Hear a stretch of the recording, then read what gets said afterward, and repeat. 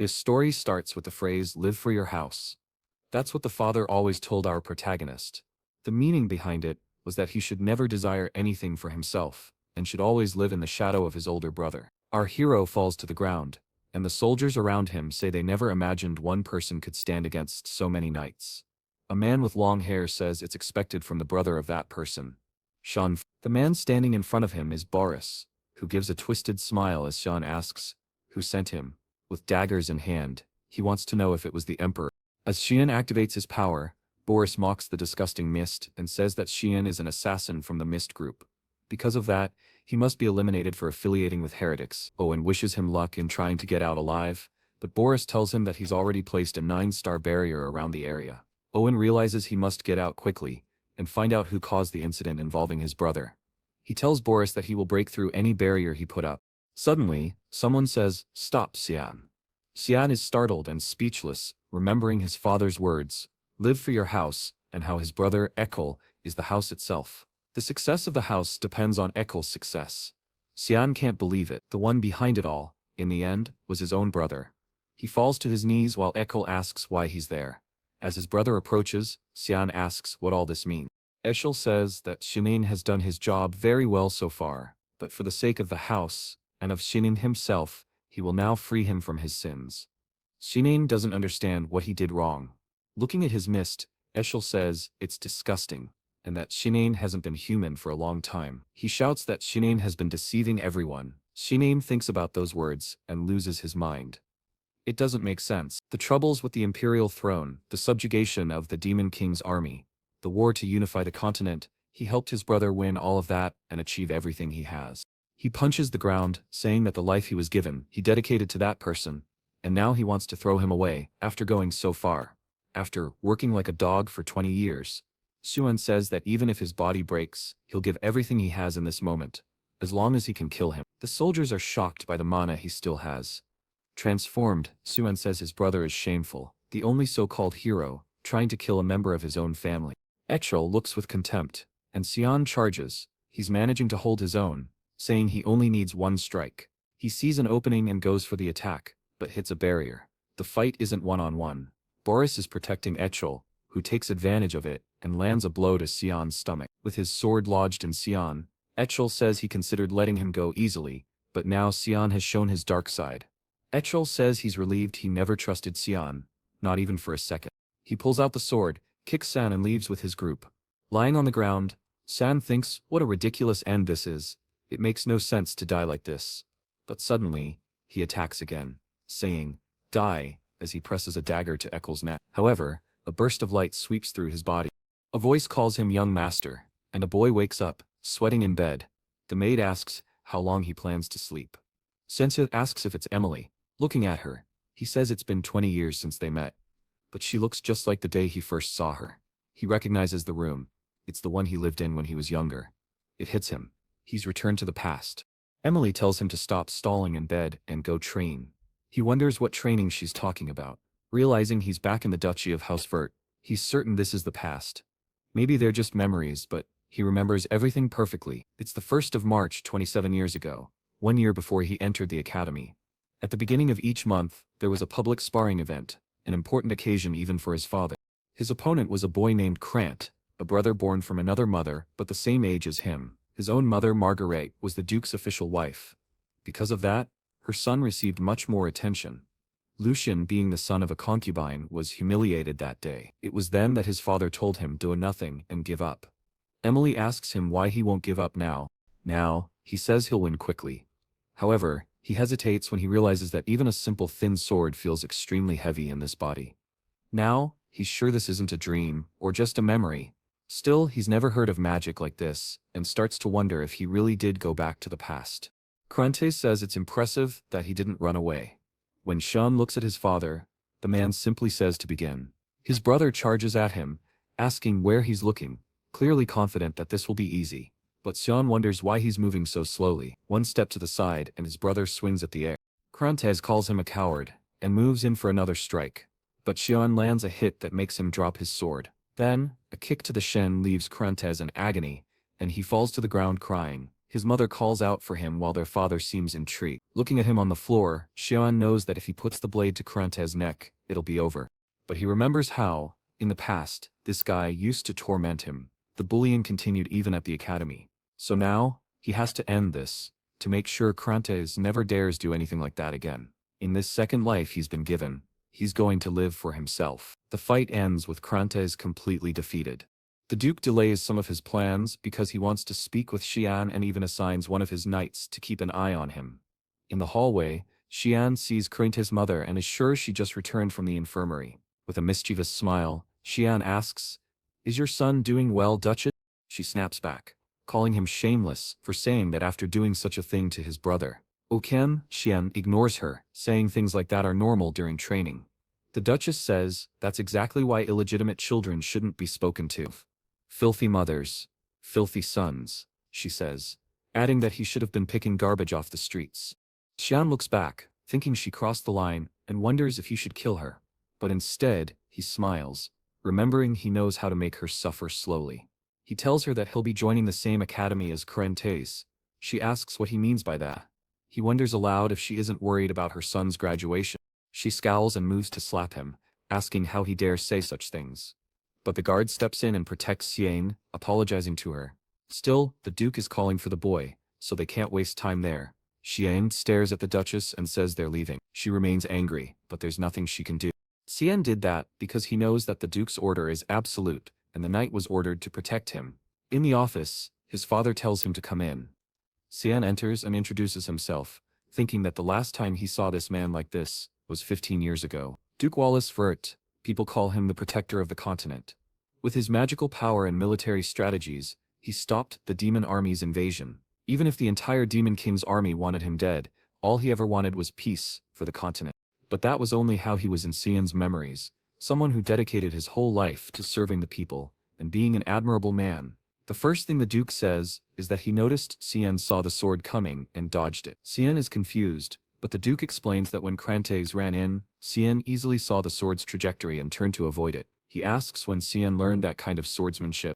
Xian is impressed by how observant his father is and says he taught himself. Wallace says that, as far as he knew, Xian had no interest in swordsmanship, or was he hiding his skills all along? Xian says he didn't want to stand out too much. Wallace replies that it's impressive that he beat Krantes even while holding back, but then he hesitates and asks why Xian struck his brother like that at the end. Xian wonders, is he recognizing me as someone strong? Then he says he wanted to prove something. Wallace asks, what did you want to prove? Xian says, even though we're brothers, I wanted to prove that I'm better than Krante. His father bursts into laughter, then says it's incredible to hear such a direct and honest answer. He hopes that one day, Suan will become a strong ally of Ekrel.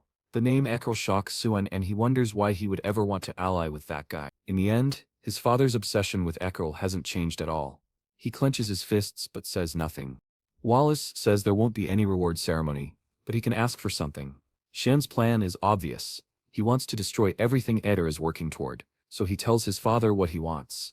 It cuts to the maid asking if he really wants to go to the warfront. He says yes. She's shocked and asks if he's out of his mind. He has no idea how terrifying that place is. It's filled with demons, monsters, and creatures.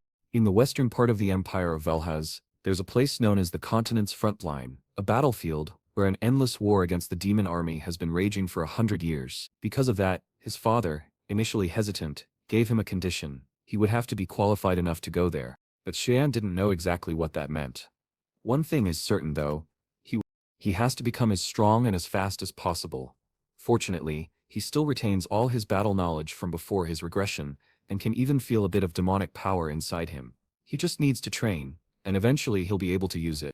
Suddenly, the door bursts open, and someone yells his name. With a hand on her hip, he recognizes her. It's big sister Alice. Whoa!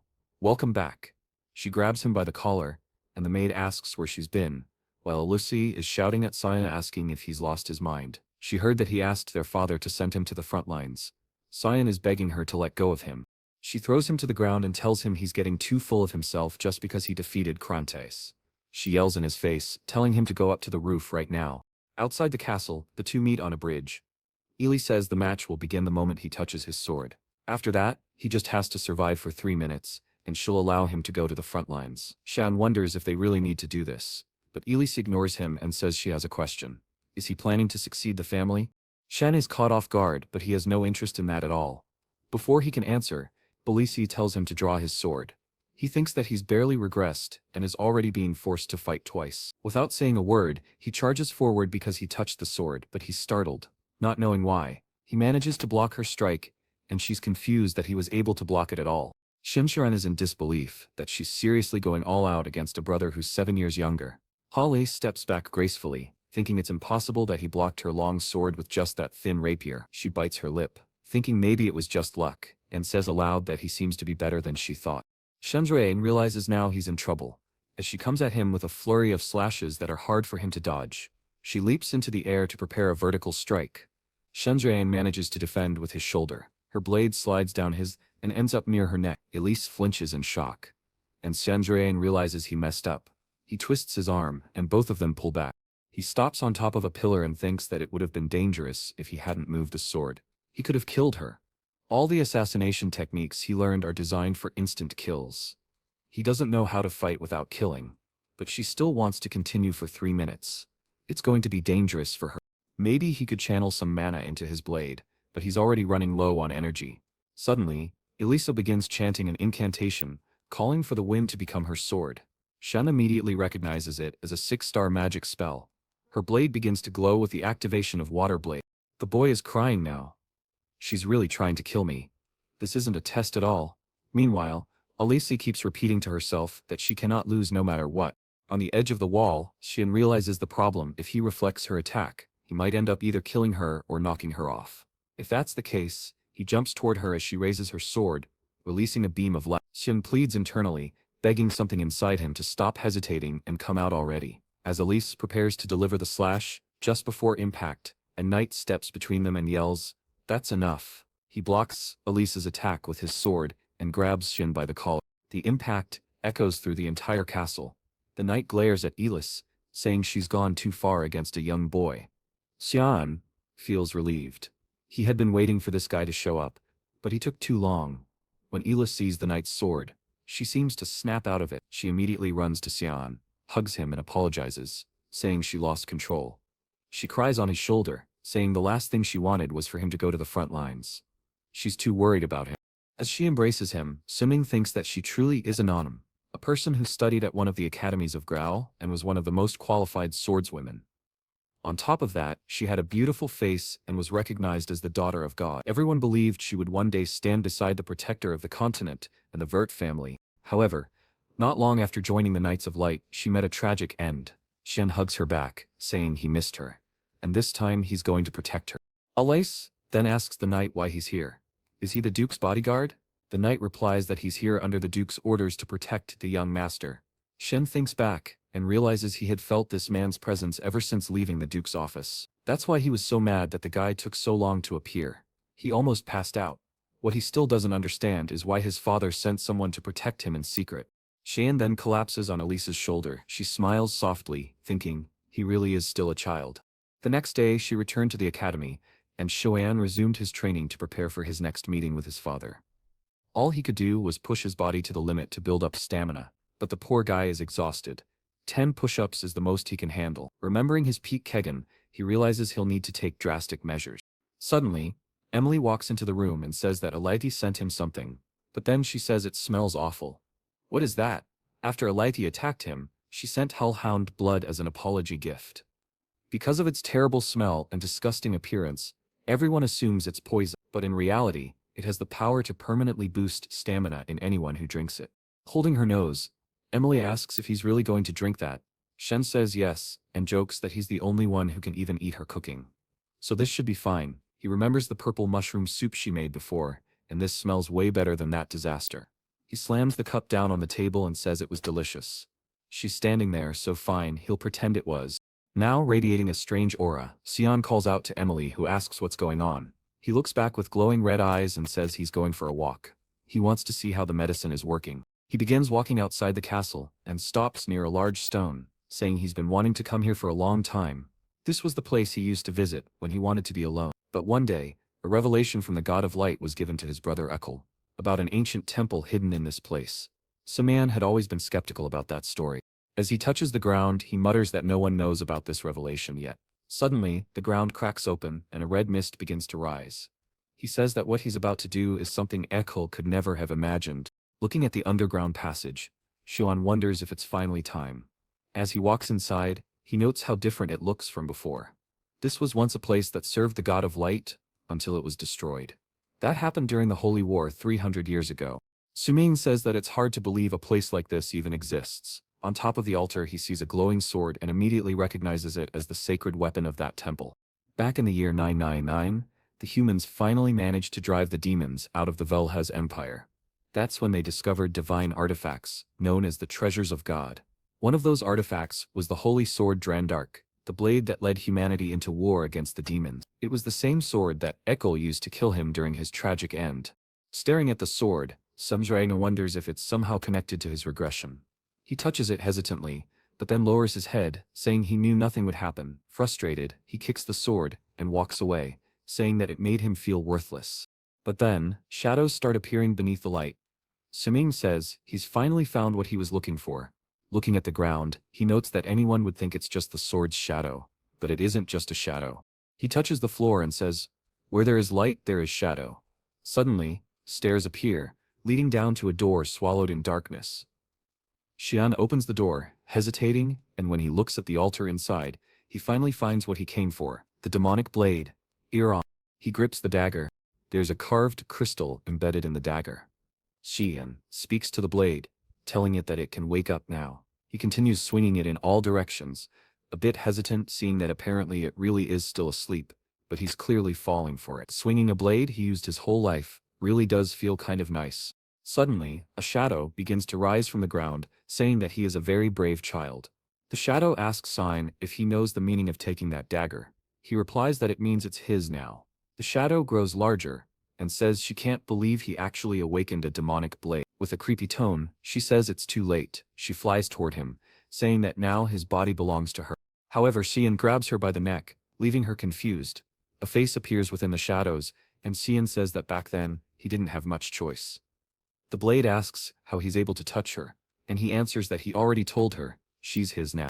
The painted pink-clawed blade slashes at him, but he dodges and steps back. She takes the opportunity to gain some distance, and wow, that's the strongest weapon I've ever seen a protagonist wield. She then asks who he is. Seeing the shadow emerging from his body, she wants to know if he's the heir, or at least, why he possesses the heir's energy. He says yes, he is the heir. Now that he's the master, she'd better behave and bow her head. Kiran is seething with rage, saying he's just a brat. She charges at him, saying she won't accept this. While defending himself, Xian knows that the blade's true purpose is to steal the body of its wielder, so there's no way around it. She's just about to strike, when he wonders if he should hold back. With a sly smile, he activates the control of the demonic blade. Kiran is slammed to the ground, unable to comprehend what just happened. He warns her that he'll say this only once, she should accept it while he's still being nice. Completely suppressed, Kiran wants to know how he's using this ability. Sumian simply activates the blade's control again, and slams her to the ground. Before she can say anything he activates it 3 more times. Seeing her buried into the floor, he asks if she understands now. She replies that she truly does recognize him as her master. He's about to use the power one last time, when she calls him my lord. With that, Shenj completes his goal there. He wonders if he should return before someone notices he's gone. In his hands, Kiran says she's looking forward to feeling the fresh air outside. She's super excited, even tossing out a little heart emoji. She's all curious, asking for his name. When he tells her, the blade asks if he really was chosen as the heir. Xian says yes, but that it happened in his past life. Now she's confused by this whole past life business. He explains that he's already died once. She looks even more puzzled. This guy is seriously unhinged. When he approaches the sword, she tells him that it's asleep, and Shin responds that its owner will show up in 20 years. Kiran wants to know how he's even doing this, but he's already unsheathing the sword. Without hesitation, he cuts the hilt. Kiran asks what he's doing. With a somewhat possessed look, Suin says he has no idea, but it's going to be an interesting future. The next morning, a carriage departs from Houseverse Castle. The promised day had arrived far too quickly. Shemdrayan presents himself before his father, who asks once again, is he truly determined to go to the front lines? Simshan responds that yes, his heart is already there. The Duke gives a nod and tells the knight to release the beast. The knight takes out a scroll, and Cyan wonders if he's about to use summoning magic. The scroll glows with a red pentagram. A creature with flames on its back begins to emerge, until a hellhound stands face to face with Cyan. Seeing the creature, Cyan is sure that his father and the knights have prepared this test well. Everyone's hands are on their hilts, ready to draw. Cyan realizes they're being cautious with his life. His father reminds him that everything comes with responsibility. He must prove his will by passing this test. Hearing the word test, the knight becomes hesitant. He was confused when Cyan asked to train with him. Our protagonist had said he had 3 days before the test and needed to prepare as best he could, so he asked the knight for help practicing combat techniques. The knight told him that if he wanted training, he should ask Kancher, someone his own age. Cyan played dumb, saying he didn't know why, but Kancher blanks every time he sees him. The knight realized he was in a tough spot. Lucien smiled when the knight agreed to grant his request, but said he wouldn't draw his sword. All he would do is defend. Cyan thanked him and asked for just one more thing. Not to tell his father anything that happened during their training. That was an order. Yukin hesitated, not understanding why Cyan made that request. Then suddenly, Cyan charged at him. Yukin was barely able to block the first. He attacked, but was left in disbelief at the strength of a mere 10-year-old boy. He realized that Cyan's movements were so fast, he had completely disappeared from sight. Cyan was already above him before he even noticed. While wondering where the kid had gone, he felt something and turned to block the attack. Kanan continued to strike without pause, but after several blows, he gave up, saying that unfortunately, he still couldn't beat him. However, he told Yukin that he did a great job, and thanked him for his help. Almost exhausted, Yukin replied that Shuyan had done an excellent job, still unable to believe that such a skinny boy could be so powerful. If what he felt that day was true, the current young master would be able to pass any test thrown his way. The hellhound stood face to face with Cyan and charged. Cyan remained calm as he saw the beast come in for a bite. Something flashed past the hellhound's eye, and it collapsed on the ground far away. Looking back, Cyan said that with his current strength, he needed to finish this quickly. The hellhound got up and decided he had to end this in one strike. He prepared for the attack, and suddenly, the slash had already landed on the hellhound's head. He leapt and drove the sword right into its cerebellum. The knights present were all stunned, while his father gave a small smile. Looking at the carcass on the ground, Lucien said it was a shame, so much blood had gone to waste. But he knew, if he started drinking it, people would think he was crazy, so he let it go. Wawiz then approached and congratulated Cyan, saying it was incredible. Given how things turned out, he said they would surely meet again on the front lines. Cyan thanked his father. Meanwhile, Kiran called out to him, asking if she was just some kitchen knife. Our boy replied no, she's a demonic blade. Then she asked why she wasn't being used. She could only regain her powers by consuming blood. As they walked toward the hellhound, she begged for just a little taste. Sanman told her not to worry, he would use her as much as she wanted. In the northern battlefield, ogres invaded, the alarm was sounded, and Walla ordered that none be left alive. The soldiers raised their swords and activated the Prison of Salvation. A massive shining cross appeared on the battlefield, and a magical circle formed under the feet of all the ogres. From the circles, cords of light emerged and bound them. With them immobilized, the soldiers seemed able to easily defeat them. One of the ogres screamed as a soldier approached. The soldier gripped his blade tightly, prepared to strike, and with a single blow, decapitated the monster. Nearby, Shemta and Emily watched the battle. Emily was terrified. She asked why he had brought her to a place like that. Strangely, Shem felt nostalgic being there. When asked him what he thought about being on the front lines, and Shem said he was a little nervous. His father warned him that death could come at any moment in that place, so he'd better not let his guard down. Shem smiled and said he would keep that in mind. On the front lines, death was a constant, with 3 or 4 battles happening each day. Strategically, the knights did their best to halt the demon army's advance. Cyan's tent was the farthest and safest one. The problem was that, since he was now being watched, he couldn't find a chance to feed Karen. While wondering if he'd have to wait until nightfall, he asked Emily what she was doing under the blanket. She was panicking, saying the Duke had warned that they could die at any moment. Shun replied, "Then pack your things and leave." But she screamed, saying it was impossible. He couldn't be left alone. There were demon monsters everywhere. If she fled, who would take care of him? Suddenly, she left the tent, saying she was going to get something to eat. Seking tried to ask her about the cloak he had requested, but she ignored him. He was annoyed, because that damned girl never obeyed him. Later, he placed a dummy in his bed, thinking maybe it would be enough. When Emily asked if he was really going to stay in a place like that, She told him he was very diligent. If the Duke found out, he'd be proud. Shiming ignored her and said he was leaving. She could sleep there peacefully. He looked back and warned her to say he was sleeping if anyone asked. She agreed. At that moment, they needed every soldier possible on the front lines, so it was only now that Xian could move freely. He activated an ability that allowed him to glide through the mist and headed toward a dangerous region, where he found a pack of hellhounds. But he was excited. This was the perfect place to test Kirin. As soon as she was summoned, she smelled the blood and told Cyan that she couldn't take it anymore. She needed to cut something. The hellhounds lunged at him, and Xian told her to feed as much as she wanted. He began slaying the hounds, activating a skill called Furious Mist Storm. After finishing off a hellhound, he pulled blood from its head and took a huge gulp, wearing a crazed expression. He said, "That's what I'm talking about." Karen, thrilled and even tossing out little heart symbols, responded with excitement. They continued hunting, and Karen said those creatures were far too weak, but she told him not to worry. The night was still young, and there were plenty of monsters out there. Karen said she was excited. A carriage made its way along a mountain path, transporting a girl with white hair. Inside, someone warned that the place was very dangerous, and they should retreat. However, the girl replied not to treat her like a child. She was a princess of the empire, and it was her duty to help her family. If the woman said one more word, she'd take out her anger on her. The woman apologized immediately. The girl then mentioned that the young master of Duke Vert was also on the front lines, and was the same age as her. She asked if the Duke had the guts to bring his youngest son.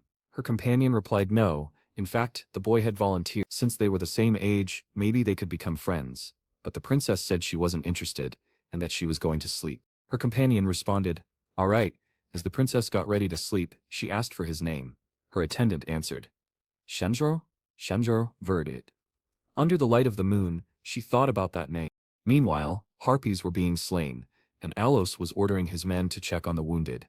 On the battlefield, dozens of harpies and griffins lay dead, and the knights were preparing to return to base. Alos looked to the side, and from atop a mark, someone drew a sword. It was Cyan, who had participated in that battle. Alos wondered if he was adjusting well to life on the front lines. Cyan replied yes. He was learning a lot every day. His father said he had expected Cyan would want to go back home, but he had stayed there for quite some time already. He told Cyan he was very proud of him. Those words left Cyan in disbelief. His father walked away, saying they had something to talk about in the morning.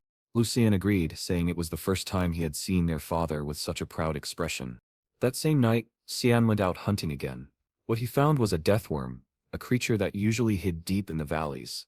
Kiran told him he looked exhausted, and asked why he wouldn't let her take over his body. Cyan replied that she was being too obvious, but Kiran insisted, saying the deathworm's flesh regenerated faster than he could damage it. As much as he didn't want to admit it, he knew it was true. He had been there for over a month, drinking the blood of countless demonic creatures every day, so why wasn't it enough? The worm attacked him again, and he said he didn't stand a chance like that, so he agreed to play by Kiran's rules for a while. Kiran gleefully said it was time to go crazy and activated the 9th assassination technique, the manifestation of the demonic blade. Numerous slashes appeared around the worm, as Shaz stood there with a darkened face. The creature writhed in agony, and our hero said he would cut it into pieces. He leaped into the air, and activated the 8 petals fluttering technique, striking the worm with countless slashes from top to bottom. The worm's mouth exploded, as our hero, now fully demonic, finished it off. Meanwhile, one of the knights touched the blood of a hellhound and noted it hadn't died long ago. It was Yuken and Wallace examining the area. They said it looked like the work of a demonic tribe. But upon inspecting the body, Wallace said those cuts looked oddly familiar. It felt like déjà vu. Yuken appeared from behind a rock and told them he had something to show them. Wallace asked what it was. When Yuken raised the torch, it revealed the death worm cut in half, leaving Wallace stunned. He couldn't believe that that organization was behind it. The manifestation of the demonic blade had taken over Xian's body, allowing Kiran to use her full power. However, if he got distracted, his mind would be completely consumed as well. The next day he woke up saying he must be insane for using that kind of power just to kill a simple demonic beast. He got out of bed saying he was lucky to have drunk so much blood, otherwise his body would have been destroyed. Suddenly, Kiran said she understood now. He looked like a 10-year-old boy, but he didn't talk or act like one. Not to mention, it was the first time he used her, yet he seemed way too familiar. He knew the geography of the valley too well and fought like someone who had mastered the mist technique for over 30 years. Kiran remembered that he once said he had died before, and now she was certain. He was a regressor, wasn't he? Cyan replied that he had explained it already, but apparently she didn't understand. The poor girl bugged out, yelling at him, saying how was she supposed to understand something that's serious when he said it so casually. Cyan said that explaining things was boring. She replied that from watching the way he fought, defeating him shouldn't have been easy. If he had the demonic blade, he must have lost to the wielder of Duran Dark, which meant either he lost a duel, or he was betrayed. Recalling the expression on his face when he saw the sacred sword, she was sure he had been betrayed.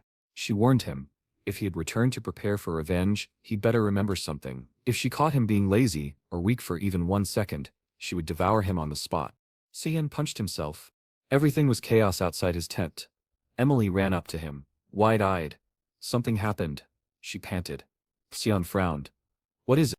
She swallowed. They found the body of a demon, a death worm at the valley's entrance. His heart skipped. You're not saying it's the one I killed? Emily shook her head. It's been ages since anyone saw a beast that powerful so close to the border. Cyan pressed on. Anything else? Any rumors? Before she could answer, a knight appeared behind him and called his name. Young Master Cyan, the Duke wishes to speak with you. He stiffened. This wasn't good. The Duke's group had shown up yesterday while he was out hunting. He'd abandoned the hellhound carcass without cleaning it up, hoping to avoid notice before entering the academy. Now there was nowhere to hide. He saluted and entered his father's tent, certain the Duke already knew everything. His father greeted him coolly and said, "Sit." Shen obeyed, steeling himself for what was coming. "Let's be direct," the Duke began. "What were you doing out here last night?" Lucien's pulse raced. He forced himself to smile. "I went to bed early, father." For a moment the Duke seemed to believe him. Then his eyes narrowed. "Strange," he muttered. "The cuts on that wolf carcass matched your blade precisely." He looked at Cyan. "Am I rushing to judgment?" Shen opened his mouth, but the Duke held up a hand. "Something is wrong. Last night's incident we're still investigating, but it appears linked to the Mist organization." "The Mist?" Shen's blood ran cold. "An ancient sect," his father explained, "with unclear motives. They once massacred noble houses, under the guise of purification. Then they vanished, 300 years ago. Yet the same mist was present on that death worm's body, and that residue of power is only left by those who worship the god of mist. In my estimation, whoever killed that worm belongs to the mist." Suming's jaw dropped. "You traced a 300-year-old group from nothing but a footprint?" "I don't know why they disappeared," the Duke said, "but be cautious. I will report this to the Empire." Lucien relaxed. It looked like his father would drop his suspicion. The Duke waved his hand. "Enough. Have you heard about today's visitor?" "I heard it's someone of the royal family," Shen said. "Correct," the Duke said with a small smile. "I'd like a favor." Cyan's heart lurched. "What favor?" A herald sounded a trumpet. "His Majesty, the Emperor approaches." Everyone in the camp bowed, as a pale regal figure disembarked from his carriage. The Emperor, looking like a noble vampire, stepped forward. "No need for formalities, old friend," he told Lucien. Then he turned to Cyan. "Is this your son?" Cyan bowed. "Youngest of House Vert, at your service." The Emperor's eyes glowed with approval. "Remarkable to see your boy on the front lines. Your children are extraordinary." Lucien clapped Cyan on the shoulder. "Present him as my son," he whispered later. In the past life Cyan had always hidden in the shadows. No one even knew he existed. The Emperor smiled. "Perfect time then, to introduce another," he gestured, and a princess stepped forward, white-haired, poised. "I am Princess Aranciris, 5th Princess of the Empire." Shen's breath caught. He remembered her as the unfortunate princess in the Academy's records. One of the Duke's requests was that he escort her. Shen was baffled. He wasn't exactly skilled in courtly etiquette. But the Duke explained, "You'll be the same age in the Academy. Better to travel together." Suming recalled seeing her once before, changing classes. The Emperor added, "It's always good to know someone from the royal family. Even if she won't stay long, this is a valuable connection." Simon wasn't thrilled, but he saw his father's intent. He wanted them to form a bond, as Lucien and the Emperor had. Simon exhaled. "Father, you've chosen poorly. That girl isn't suitable for such closeness." Lucien sighed. "I can't reveal why. I know the future. For now, you'll follow these orders." As the troops marched, Aranciris glanced at a crimson lake. "Why is the lake red?" Cyan explained. "It's called the Blood Lake. Wounded creatures bathe in it to restore their mana, hence the color." She peered down at the floating carcasses. "So it's red because of monster remains?"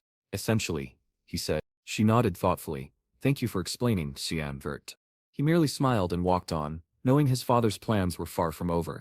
At the end of the path, Erin asked what lay beyond. Shen replied that there was a demon kingdom. She asked, "Is there a demon king there?" Shen said yes. If she kept going, she might even meet him herself. In truth, he was just teasing her. It was a silly question. Suddenly, a flash of light streaked across the sky, a yellow mist cutting through the clouds. Ervins gasped. "What is that?" Sunjui's eyes narrowed. A golden light usually means demonic creatures are entering. She panicked. "They've already arrived?" The Duke gave immediate orders to protect His Majesty and began moving the group toward the third outpost. The Emperor looked disappointed. Wallace, the Duke, wondered what he meant. The Emperor then drew his sword. "I'm not here just for a visit. I was bored," he said with a grin. Wallace bowed his head. "Understood." The Emperor announced to his men that they would assist the eradication squad in fighting the creatures. Wallace then called Cyan over. He responded immediately. Aaron was confused. "Wait, are you really going to fight those monsters?" Cyan nodded. "I may be in the background, but I always fight on the front lines." She shouted that she wanted to go with him. Shen thought, "What is she doing?" She insisted that they were the same age, so it should be fine. But Cyan warned her. "This is a battlefield, not a playground." Still, she kept insisting. Suming finally called out to Yukin, who appeared behind her and told her he would escort her to the safest area. She turned, startled. "Who are you?" "Come with me, princess," he said calmly. She yelled at Cyan, calling him insolent for treating an imperial princess like this. But Xian snapped back. "Every second you waste here will lead to more deaths on the front lines. Are you ready to take responsibility for that?" At that she began to cry. Still just a child in the end. Xumian turned away. "Go. Stop acting like a spoiled brat." The three stood there in silence. On the battlefield, soldiers were being devoured by what appeared to be demonic slugs.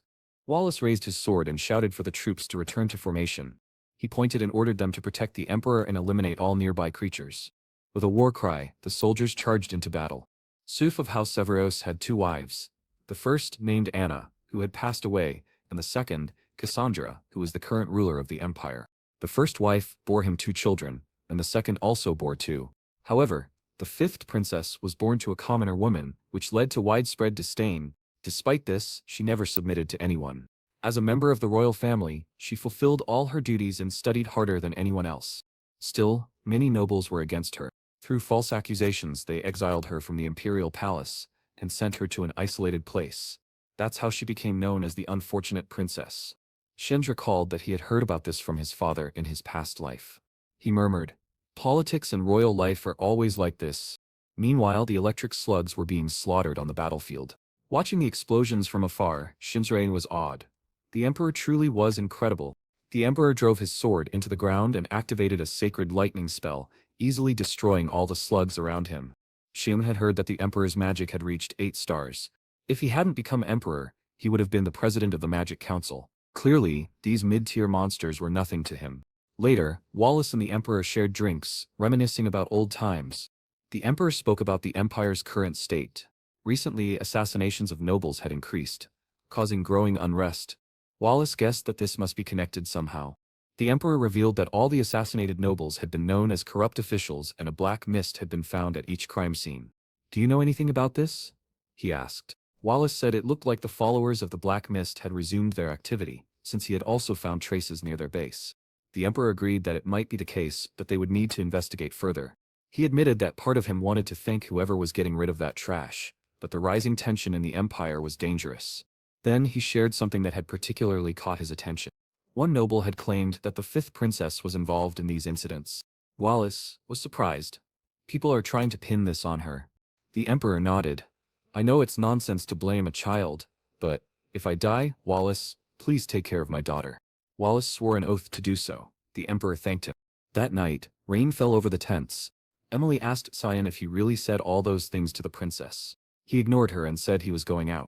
She pressed, saying if he kept acting like that he'd never get married and would live a lonely life. Cyan brushed it off. "Forget it, I'm going to train." She asked if he was really going out in the rain. He told her not to worry, and just get some sleep. But clearly, Erin had overheard everything from nearby. Erin was startled and asked who she was. She lowered her hood and asked if he was heading somewhere. However, if he wasn't busy, she wanted to talk about something. When Emily saw the princess there, her eyes lit up with excitement. Erin asked how long they had been there, and Sean replied that it had been over a month. But he wanted to know why she was there. She hesitated, staying silent, and both Emily and Sean asked to be left alone, clearly annoyed by her sudden appearance. Everyone left, telling them to enjoy their little tent moment. Sean knew he was 40 years old and had absolutely no interest in her. Erin apologized for what happened that morning. Awkwardly, Lucien admitted that he had also acted wrongly. She laughed, saying she would have done the same thing. She said she knew he was respected by those around him, unlike her. Sean hadn't expected her to have that kind of personality. She said she knew he was heading to the academy and that she wanted to be friends with him. However, Sean politely apologized and said that, unfortunately, he couldn't help her. If she had come to get closer to him, it was better for her to leave. She lowered her head, saying she only said that to break the ice, but he was cruel. Does he think I'm only a princess by name? She thought. Actually, that is how things work, isn't it? Sean remained silent. Tearing up, she said that now she understood his perspective. There was nothing for him to gain by being close to her, and she apologized for wasting his time. Maybe she made a mistake thinking they could talk. He was completely different from Lord Achel. Hearing that name shocked Sean. He turned around and grabbed her arm. She told him to let go and asked why he was acting that way. Sean asked her how she knew his older brother. She said she met him during a visit to the academy last year, and he had told her to keep being a strong princess. Sean knew his brother well. It didn't make sense for him to give advice like that. That must have been the start of his manipulation. A plan to bring down Princess Arin. Sean said he was going to give her some advice. But suddenly the tent began to shake. Emily burst in, yelling for them to run. But a pillar was already about to crush them. An explosion followed, and Emily was thrown from the tent. From a distance, everyone saw a giant ogre and realized that was the young master's tent. Emily, crying, feared for the worst. As the ogre raised its club, the emperor asked what was happening, and the knight reported that the princess's tent had been attacked by a high-level creature. The emperor immediately ordered all frontline troops to assist her and demanded to know who she had gone to meet in such a dangerous place. The giant ogre continued destroying the rear section of the base. Hidden nearby, Sean was stunned. There shouldn't be ogres in that region. They only appear in the depths of the valley. He wondered if this was somehow his fault when Emily called his name. He turned and saw her crying, saying she thought he was dead. He remembered the moment of impact. He had managed to grab Urain and dodge the blow just in time. Of course, someone capable of challenging the Demon King's army wouldn't die to a mere troll. Urain asked if the knights would be okay. Emily reassured her. They were strong. Still crying, she said that if she hadn't been there, none of this would have happened. It was all her fault. The knights said it was all right. Their duty was to protect them. Smiling, one said she could trust them to give their lives if necessary. But just then, a knight shouted a warning. A giant ogre hand was swinging down behind them. The poor man was crushed. Blood splattered as the ogre lifted its red-stained club. Sean told the princess to get behind him. The ogre seemed to sniff the air. Sean realized that, just as he suspected, these monsters were after him. He tried to tell Emily to take the princess and run, but before he could finish, Emily had already grabbed Aaron and dashed away. "Damn it," he muttered. "She's fast, especially when running." The ogre charged to crush him. Sean couldn't use the demon blade. It would expose him. He was still puzzled. Why were these creatures hunting him? What was this smell they were sensing? Karen's voice echoed in his mind. To get stronger, you drank the blood of many demonic creatures. Now, to monsters you smell like a feast. They're drawn to you. Sean was furious. That damned woman knew and didn't tell me. She laughed in his head. Did you forget? The only thing I want is your body. Sean grabbed her presence and turned it into a dagger. What are you doing? She asked, mockingly. Sean realized he had no choice. He had to go all in. He charged forward, shouting that he didn't care anymore. The ogre swung its fist. With sharp movement, Sean sliced off its arm, then dashed behind it, slashing at its neck. With just 2 strikes the beast collapsed. Now, he muttered, just need to deal with the witnesses. In front of him stood a crowd of creatures. Kagran chuckled. You're a little too excited for this festival. Sean froze. A demonic dragon had just appeared. The dragon roared to the heavens. Kairon said calmly, don't be afraid. He was still just a little cub. Sean immediately activated the manifestation of the demon blade. He pointed the dagger and said he needed to eat him. Meanwhile, the army was fighting off the ogres that had invaded the base. The Emperor and Wallace had just killed the last one, and the Emperor asked if there was any trace of the princess. Wallace apologized, saying young Master Sean was in danger because of her. The Emperor told her to calm down and explain properly. He then asked Emily if she was Sean's servant, and she confirmed. So he ordered her to explain what had happened. Trembling, Emily explained that Sean had drawn the attention of the creatures so the princess could escape. The Emperor said nothing. One of the knights said he remembered the location. If they gave the command, they could go rescue him. The Emperor yelled at Wallace, demanding to know why he hadn't given the order yet. Wallace said they weren't going. Both the Emperor and Aaron were shocked and asked what he meant. Wallace said the recovery of Her Highness was the priority. If that place fell, demonic beasts would invade the entire empire. They needed to rebuild the base first. That was the only way to prevent further losses. Emily then asked what they were going to do about the young master. Wallace said the boy had already fulfilled his duty by evacuating the princess. That's how things worked in House Verte. The Emperor and Aaron watched him speak while Aaron thought to herself, "Once again, it's all my fault." Suddenly, they heard a roar in the sky. When Aaron looked up, the dragon was flying overhead, and she couldn't believe what she was seeing. The boy was hanging from its tail, being carried away. In this world, dragons are the creatures closest to the gods and are considered the most evolved form of life. Normally, meeting such a noble creature would be an honor, so why was it flying so close to these people? Aaron screamed his name, and the Emperor asked Wallace what his son was doing up there. Wallace stood silently. The Emperor demanded to know why he wasn't doing anything. Meanwhile, up above, Sean didn't know what to do.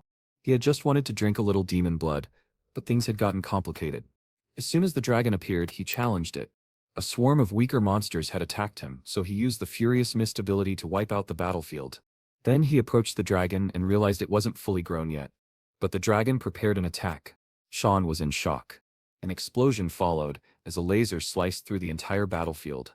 He managed to dodge next to the dragon's head, and muttered that it was just a kid. "How dare you spit at me the first time we meet," he yelled, slashing its eye. But now, suspended in midair, the dragon struck back. Just as the blow was about to pierce him, Sean smiled and activated the mist blade, using the 8 fluttering petals to slash the dragon from all directions. The beast crashed to the ground with a massive explosion, and Sean realized just how impossible it was to kill a dragon. His shoulders were already worn out.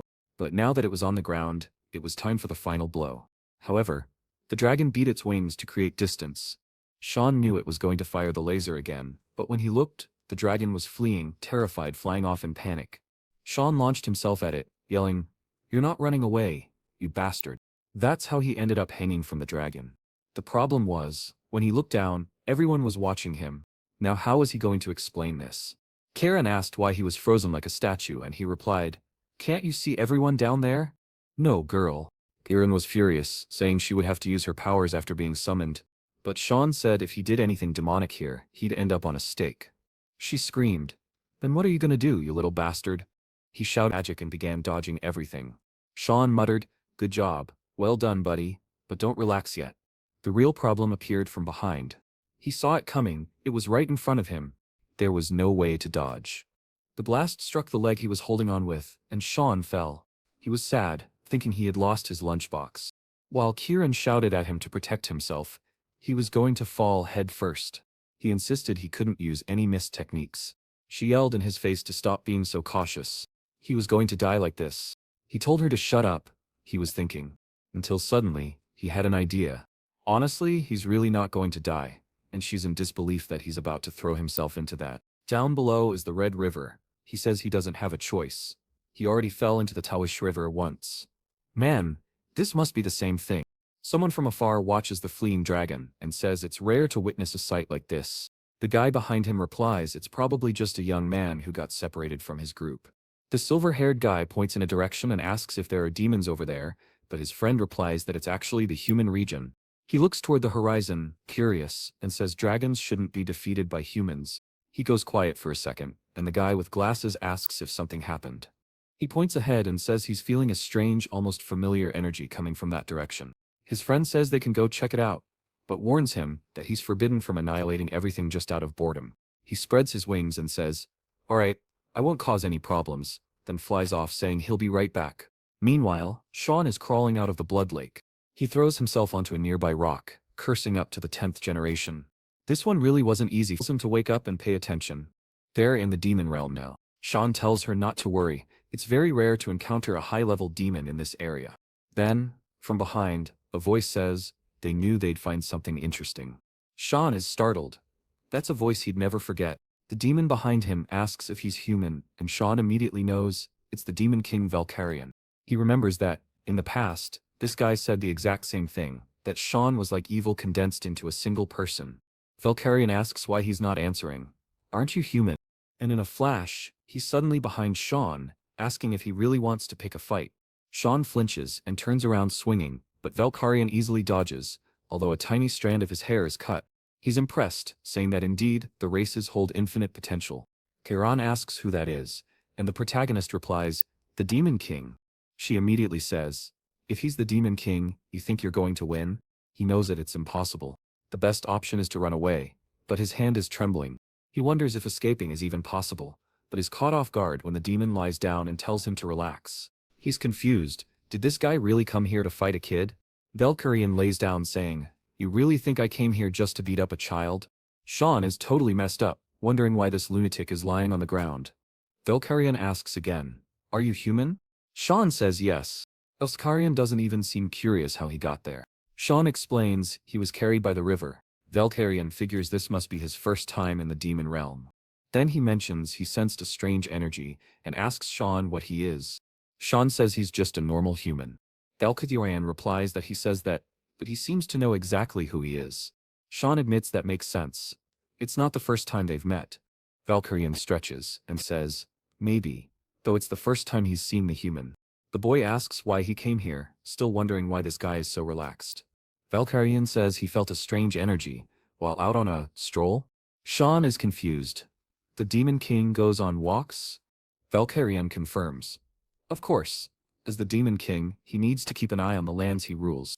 He stands up and asks, boy, what did I just say? Sean repeats, the Demon King needs to keep an eye on the lands he rules. Valkyrian points at him and says, you're not even surprised, huh? He suddenly starts yelling, are you sure you've never been seen before? What kind of kid reacts like this? Sean knows that the invasion of the demon realm is about to begin, but this guy is completely different from the one he once knew. What could have happened to change his attitude so drastically? Kairon asks, so, as Demon King, what does he want to do? Valkyrian smiles, saying it's bold to ask such a thing to the Demon King, but he adds, isn't it obvious? As long as my subordinates are alive and fed, there's nothing else I need to do. But everything changes if someone tries to mess with that. In that case, he'll wipe everyone out. That is his simple duty as Demon King. For a second, Sean felt the same demonic aura as the one who first attacked the Empire. Somehow, he has to prevent that from happening. He then asks Valkyrian if he wants to make a deal. Valkyrian asks, what kind? Sean says that something will happen to him in the future, an incident that will put all of his subordinates at risk. Valkyrian tells him to explain this nonsense. Sean says he doesn't know exactly how it'll happen, but it'll be an incident that becomes the catalyst for a war against humanity. Valkyrian crosses his arms and asks if Sean really believes that he, the Demon King, would attack the human lands. Sean says that's exactly why.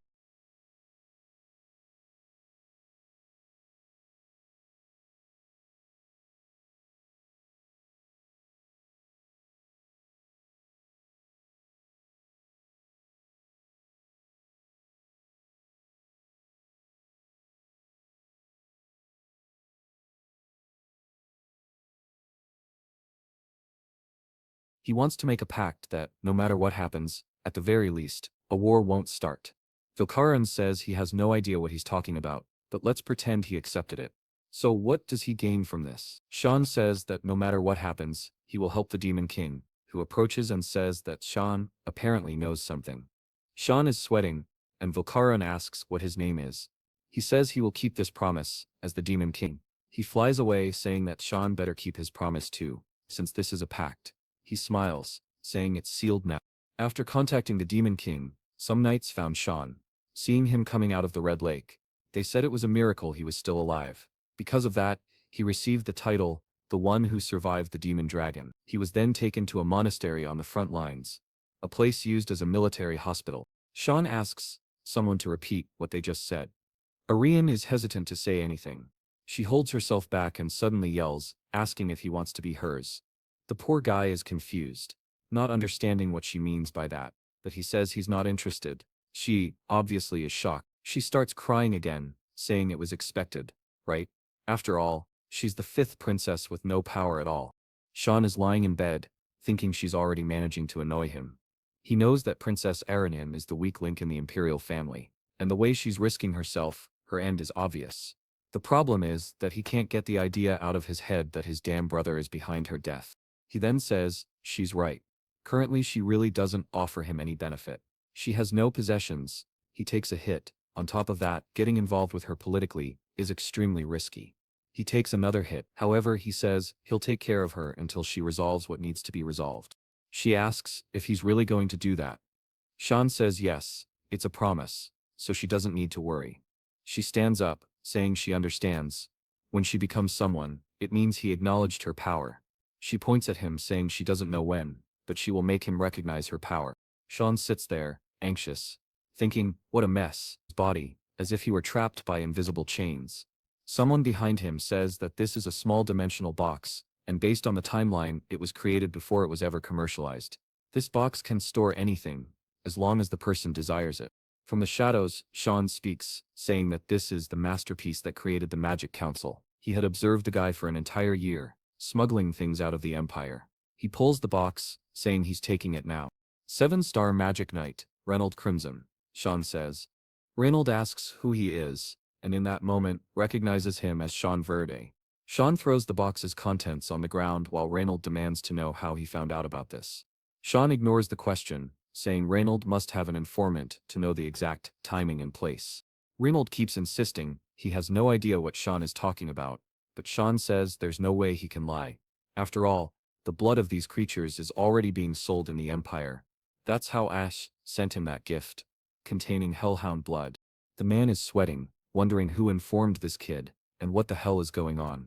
He has no idea how Sean trapped him, but if he moves slowly, he stretches out his hand, uses a fire spell and yells for Sean to die. A blast surges toward him. After attacking, Reynold says, good thing I took this seriously. Can't underestimate the son of Sirit. Seeing that nothing is in front of him, he finally relaxes, only for his hand to be suddenly cut off. He screams in pain and can't understand what that mist in front of him is. Upon seeing Sean, he mutters that he must be part of the mist, but Sean grabs him by the neck and slams him against a tree. Sean gives him two options. Either you confess and die peacefully, or you don't, and die in pain. In the western supply zone of the camp, some people are organizing boxes. They see 2 crates of potions, and are excited. It'll be enough to carry even more. One of them is just curious to know what's inside the biggest crate. However, upon opening it, they both gasp in shock. It's just the head of Reynold from the mountain. Tangoran asks if he's really going to let the others live. Sean says yes, this is enough. As a warning, that guy had been smuggling demon items into the Empire. Those items would end up in the Magic Council, a place where people would do anything, any kind of madness to understand magic. He says what they're going to do with demon blood is unthinkable, so they need to be separated. Kieran says that in this new life he's only living for others, but he replies that he's just preventing other people from using demon blood. Meanwhile, in a certain mansion in Inverse, Ale receives a letter and discovers that Cyan has just gone to the front lines with his father. He has a close female friend lying on his bed. That shameless villain sure knows how to enjoy life. She asks if that's not the younger brother from another mother. Eshel says yes, and mentions that the boy is a problem in many ways, so he's going to have to go pay him a visit. Kids, do you remember how the last chapter ended?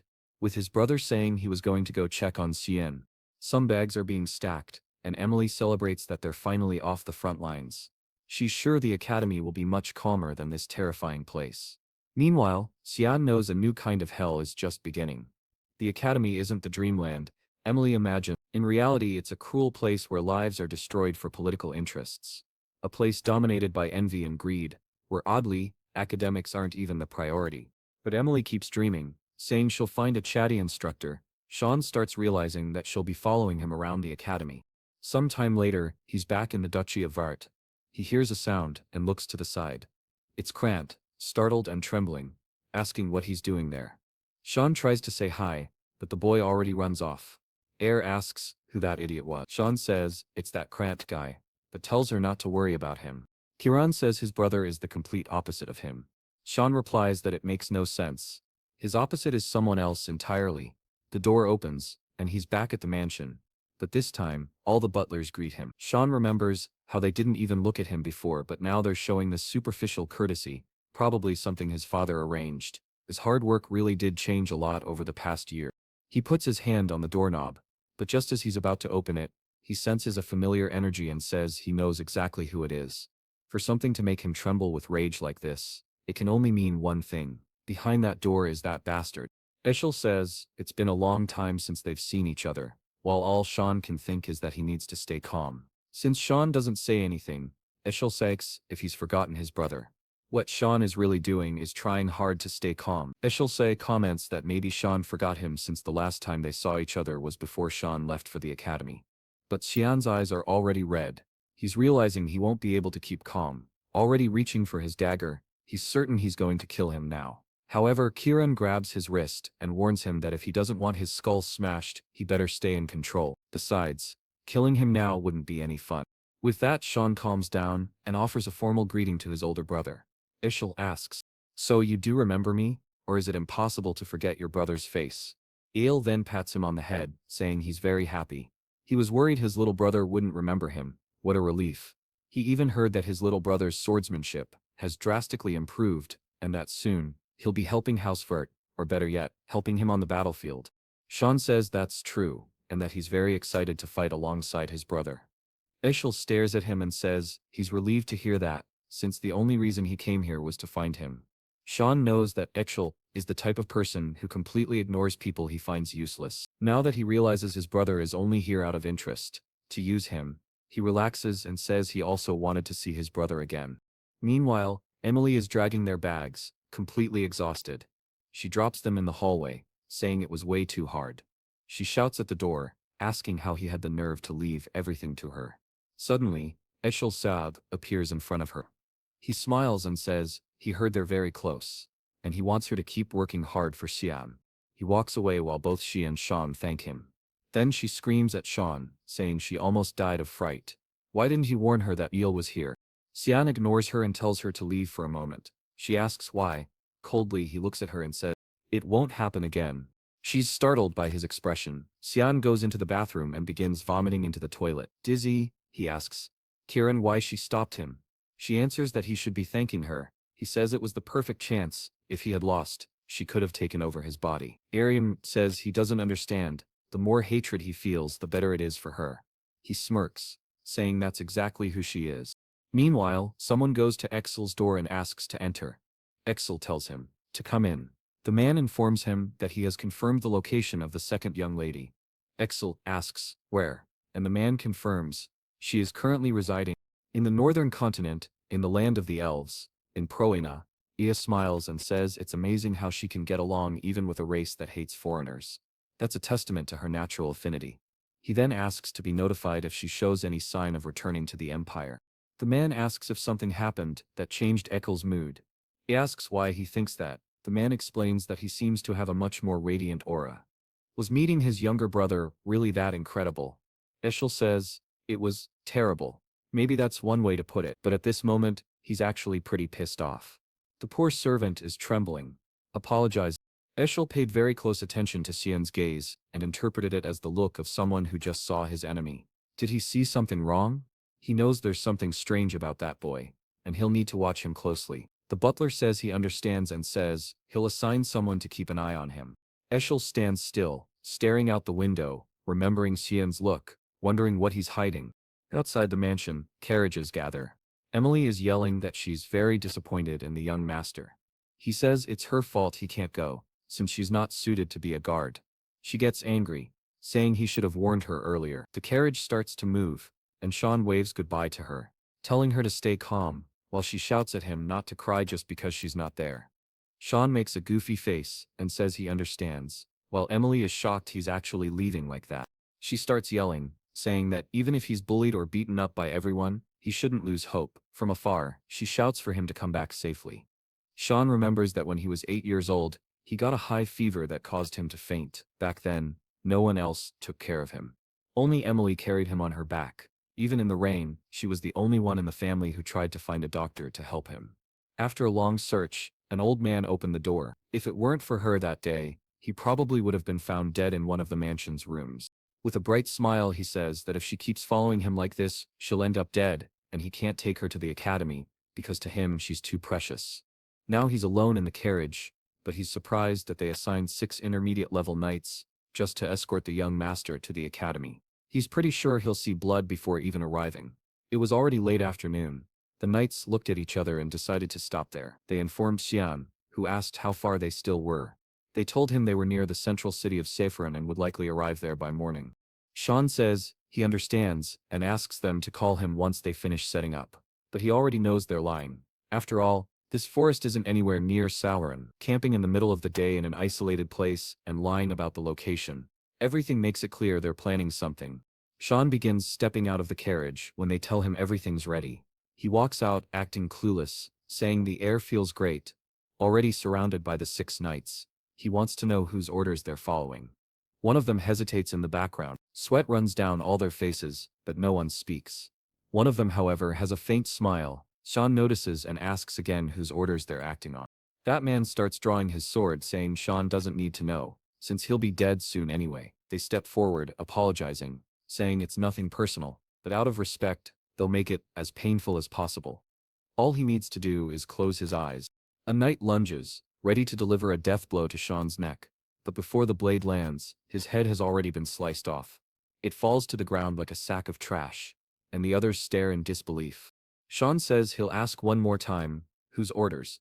Now everyone's terrified, trembling, not knowing what to do. Sean asks why they're so frozen. Did they really think it would be that easy? One of the knights can't even believe what he's seeing. Another tries to attack Sean from behind. But in an instant, Sean is already on the other side, having delivered 2 clean slashes. Another takes a cut on the shoulder and one on the arm. One tries to run but immediately falls, writhing in agony. Sean had thrown Kira, his weapon, into his back. The knight, who was standing still in shock, is now crying, wondering how a child barely 11 years old could do something like this. Sean hadn't even moved far. And yet, everyone was already dead. Clearly, he didn't survive the demon dragon for nothing. Sending intermediate knights for this mission was a mistake. The crying man collapses to the ground. Sean approaches and tells him to say who gave the order. The man immediately confesses. It was all orchestrated by the Duchess, Margaret. Sean is caught off guard. He didn't even need to threaten the guy, he spilled everything on his own. The poor man is just there, trembling and crying. Why did he talk? Simple. The carriage is already on the move again, carrying Sean calmly toward. He tells Cyan that it seems this was all the doing of young Master Krantes. He somehow asked his mother to prevent Cyan from interfering with him at the academy. Apparently this entire mission was a result of that request. Cyan remembers that coward who always runs away, and now he's behind all this. He's definitely going to need to give him some help at the academy. The man then, a little awkwardly, asks what will happen to him now. Is he going to die too?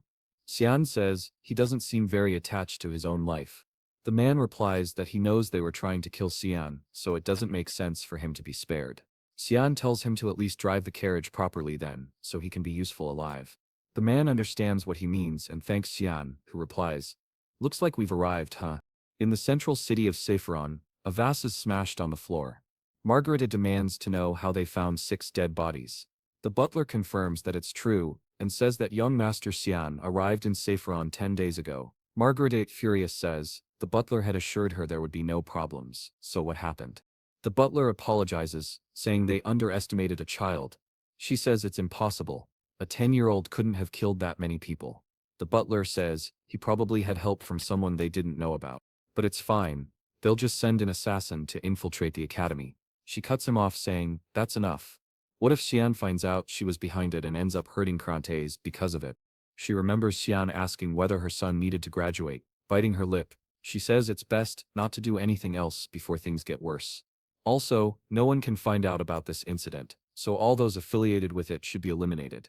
Eshel's spy overheard the entire conversation. It's been 10 days since Cyan left Sapphiron. Brian has been playing the role of servant this whole time, and he knows that word of Cyan's survival must have reached the mansion by now. At this rate, he'll probably reach the academy without any further trouble. Cyan starts to wonder whether he'll have to get rid of Brian. Suddenly Brian opens the carriage window with a smile, announcing that they've arrived. Cyan says, alright, I got it.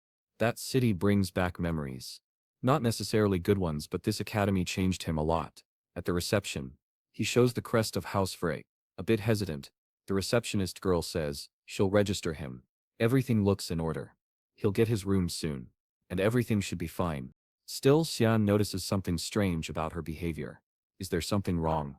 She then hands him a letter and a golden key. He's shocked and asks if she gave him the right one. Brian drops the luggage, in surprise when he realizes what room Cyan has been assigned. The royal dormitory. The best available. However, Cyan remembers that in his past life, This never happened to anyone. That must mean someone's influence is behind this. He asks Brian if that was the last suitcase, and Brian says yes, he brought everything. Cyan puts his hand inside his coat and says that now that they've arrived at the academy and the luggage is delivered, Brian's job is done. Brian, sweating, says, "Hey, wait a minute, kid." But Cyan tosses him a bag of coins. Brian, surprised, asks, "What is this?" Cyan replies that it should be enough to start over, wherever he chooses to go. He just advises Brian not to return to the mansion, otherwise he'll die. Brian stands there in silence for a moment.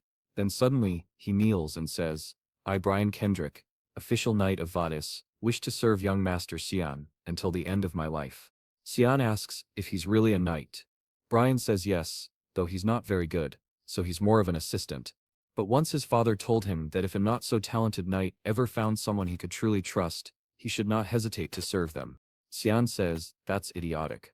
Brian, confused, asks what he means. Cyan asks if he isn't afraid of being betrayed later. Brian says that even if that happens, he doesn't mind. Cyan warns him not to do anything reckless. As they walk out the door, Cyan mentions there will be an entrance ceremony, and then they'll head straight to the exam. Brian, already sweating, says okay. Meanwhile, the academy's headmaster and a girl are talking. This year, there are many talented students. All the students are gathered in a room. In the center stands a girl surrounded by a powerful aura. She is Aaron Severa. She has a 2-star magic grade, a B-rated physique, and a 52% light element affinity. Another student named Shark is a 3-star mage, with a similar physique and a 71% earth element affinity. Stroking his beard, the old man says, "These kids are incredible, but then there's that boy, Severth. He has a 1-star magic grade, an S-rated physique, and a 92% dark element affinity." The academy instructor Sika Nigrit says that even the girl Elevert, once considered the daughter of God, only had an 88% water element affinity. The old man comments on how interesting it is that the person everyone believed had an unsurpassable talent has already been outshined by her own brother.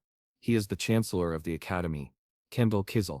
However, Sirika points out that his element is darkness, and the director agrees. Due to the nature of dark magic, there are indeed some people. They talk about how some people manifest and waste any talent they have.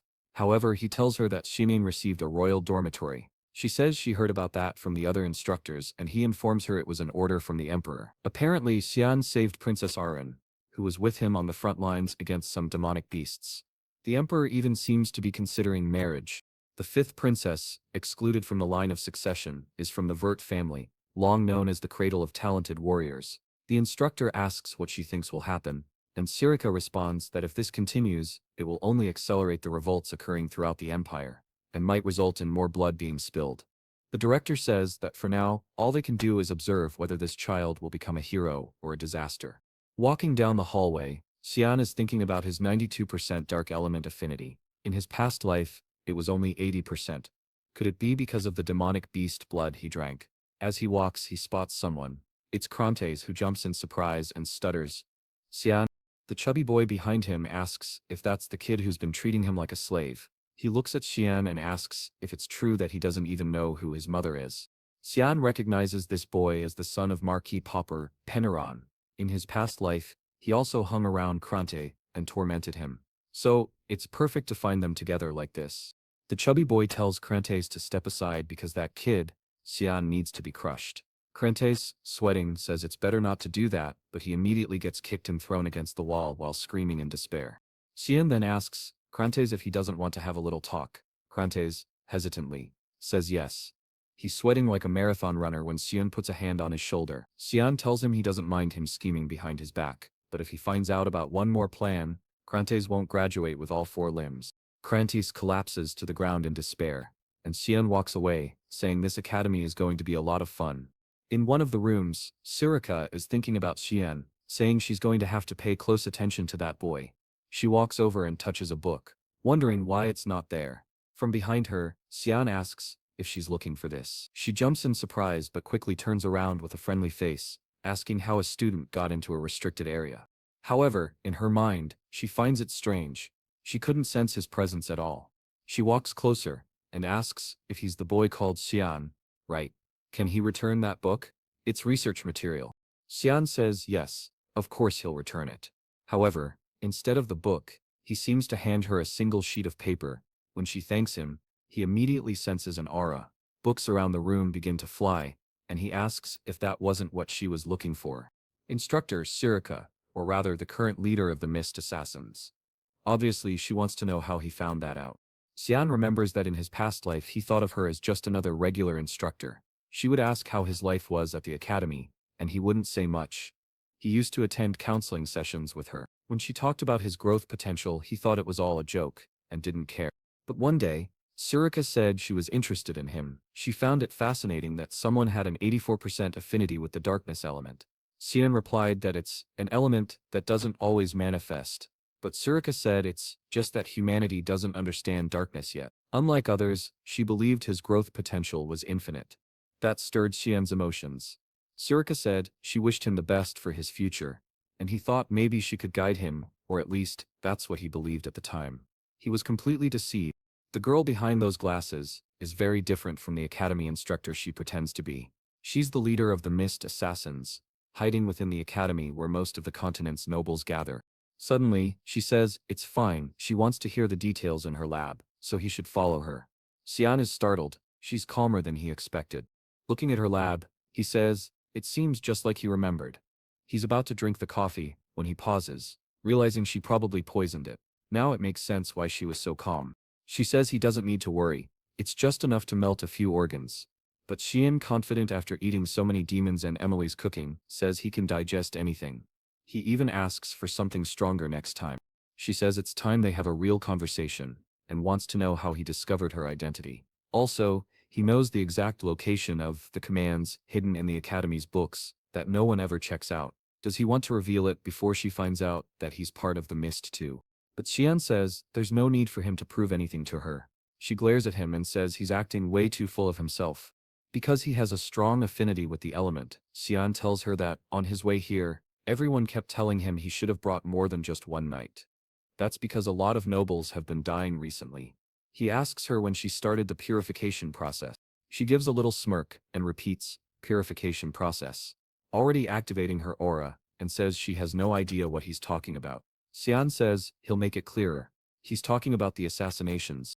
Surika says he'll regret making those threats, and he asks if she's threatening a student. Suddenly she kicks the table and throws everything at him. He doesn't seem scared, asking if that's really how she's going to act. He punches the table, she's already behind him, dagger in hand. While he says he's already proven his identity, she lunges at him, saying that, as the leader of the organization, there's no way she wouldn't recognize one of the Mist. She tries to slash him, but Xian dodges. She goes at him again, saying he's not going to escape this time. Xian pulls out Kieran thinking there's no other way, and blocks her attack. He says that if she won't believe him, he'll just have to show her, and begins to fight back. She's the one who has to defend and ends up retreating, sweating. She asks, is that blade what I think it is? The weapon that can only be wielded by those who've been chosen. The demonic blade of Kieran. Xian asks if she's finally recognizing him. After all, right at this very moment, the Mist should already be working to locate her. Siri wants to know how he knows that. Xian tells her that the heir she's been looking for is standing right in front of her. In a certain street in Huan, in an isolated house, someone uses magic to unlock a door. It's Sirika with Xian, who comments that he doesn't seem very impressed with the Mist's hideout being right here. That path over there leads to the altar he's so eager for, so she tells him he can go alone. Xian walks through the tunnels. It's a subspace created by the power of the god of mist, which is why it's much longer than it appears. Still, he remembers exactly which direction to go and all the traps along the way. Suddenly, some people attack him from behind. He says this welcome ceremony is a bit too much. He defends a few strikes and retreats. They throw a mass of mud at him, which he has to block. One of them almost dies from it and has to defend himself too.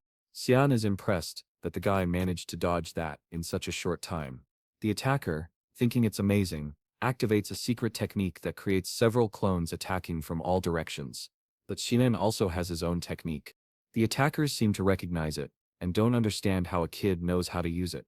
Xian unleashes the killing intent wave, a technique used only by those who have been assassins for a long time. It induces a deep fear in everyone nearby. The enemies can't even breathe, and collapse, unconscious.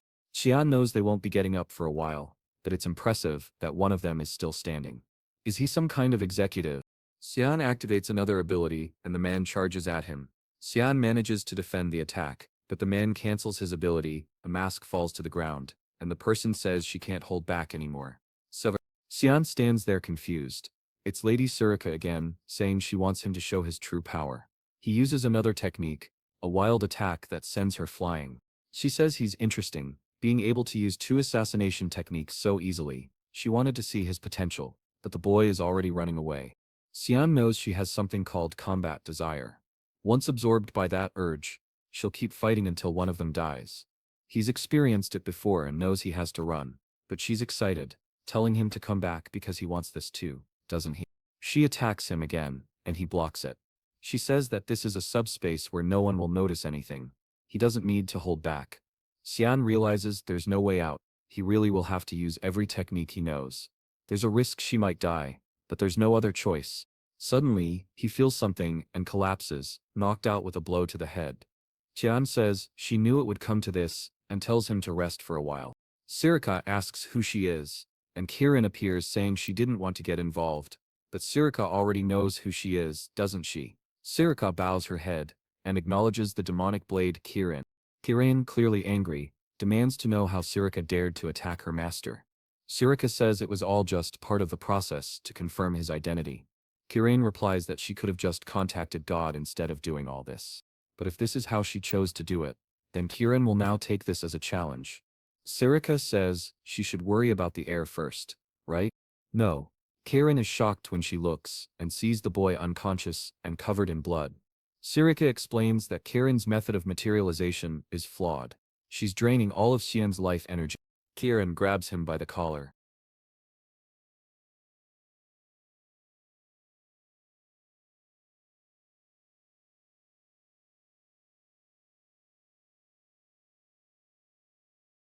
Furious, he asks how Sean can be so weak, after drinking so much blood. Surika then says that, as a leader of the Mists, she would never refuse a battle. If Kiran truly wants to be an opponent, she cannot refuse either. Kiran is taken aback, saying that this girl is really strange. Suddenly, Sean asks Kiran why she materialized. She tells him not to worry, she's only going to crush that reckless girl. Now things are really bad, because Surika is also excited, saying it will be an honor for her. Kiran tells her not to come begging later, to which Surika responds that she's looking forward to going that far. Suddenly, a voice in the hall says, "Enough," and they recognize it as the voice of Lord Air. A portal begins to open, and everyone becomes tense. The voice commands them to now send the heir to the altar, and she agrees without hesitation. Sean is excited, saying that he's finally going to meet him, the god of darkness, Air. Some people think that the god of mist is an evil being. Someone for whom murder is as natural as eating. Someone who justifies his actions under the pretense of doing them for the world. However, he claims that the deaths of those people were actually good. By paying with their lives, they became righteous. Most people believed that this was insane logic. That this god was an idiot. Someone who pretended to protect the powerless. Sean passes through the portal and finds himself in front of a throne staircase. The god asks if he knows who he is. Sean says, obviously, he's Eri, the god of the black mist. The god asks if he is Cyan Vert and wants to know what right he has to consider himself his heir. Sean challenges him, asking if he can't feel that the power of the mist is already present in him. The god says there are two ways to become an heir. The first is by receiving the mist stone directly from him, and the second is when the stone itself finds the heir. Since he doesn't know Sean, it must be the second case. He knows the stone that was on the altar disappeared a year ago. What's strange is that Sean not only awakened Kiran, but also seems to be using her quite well, and his eyes don't match his age. Because of this, the god concludes that Sean belongs to a timeline he doesn't recognize. Sean becomes curious and says he thought gods knew everything.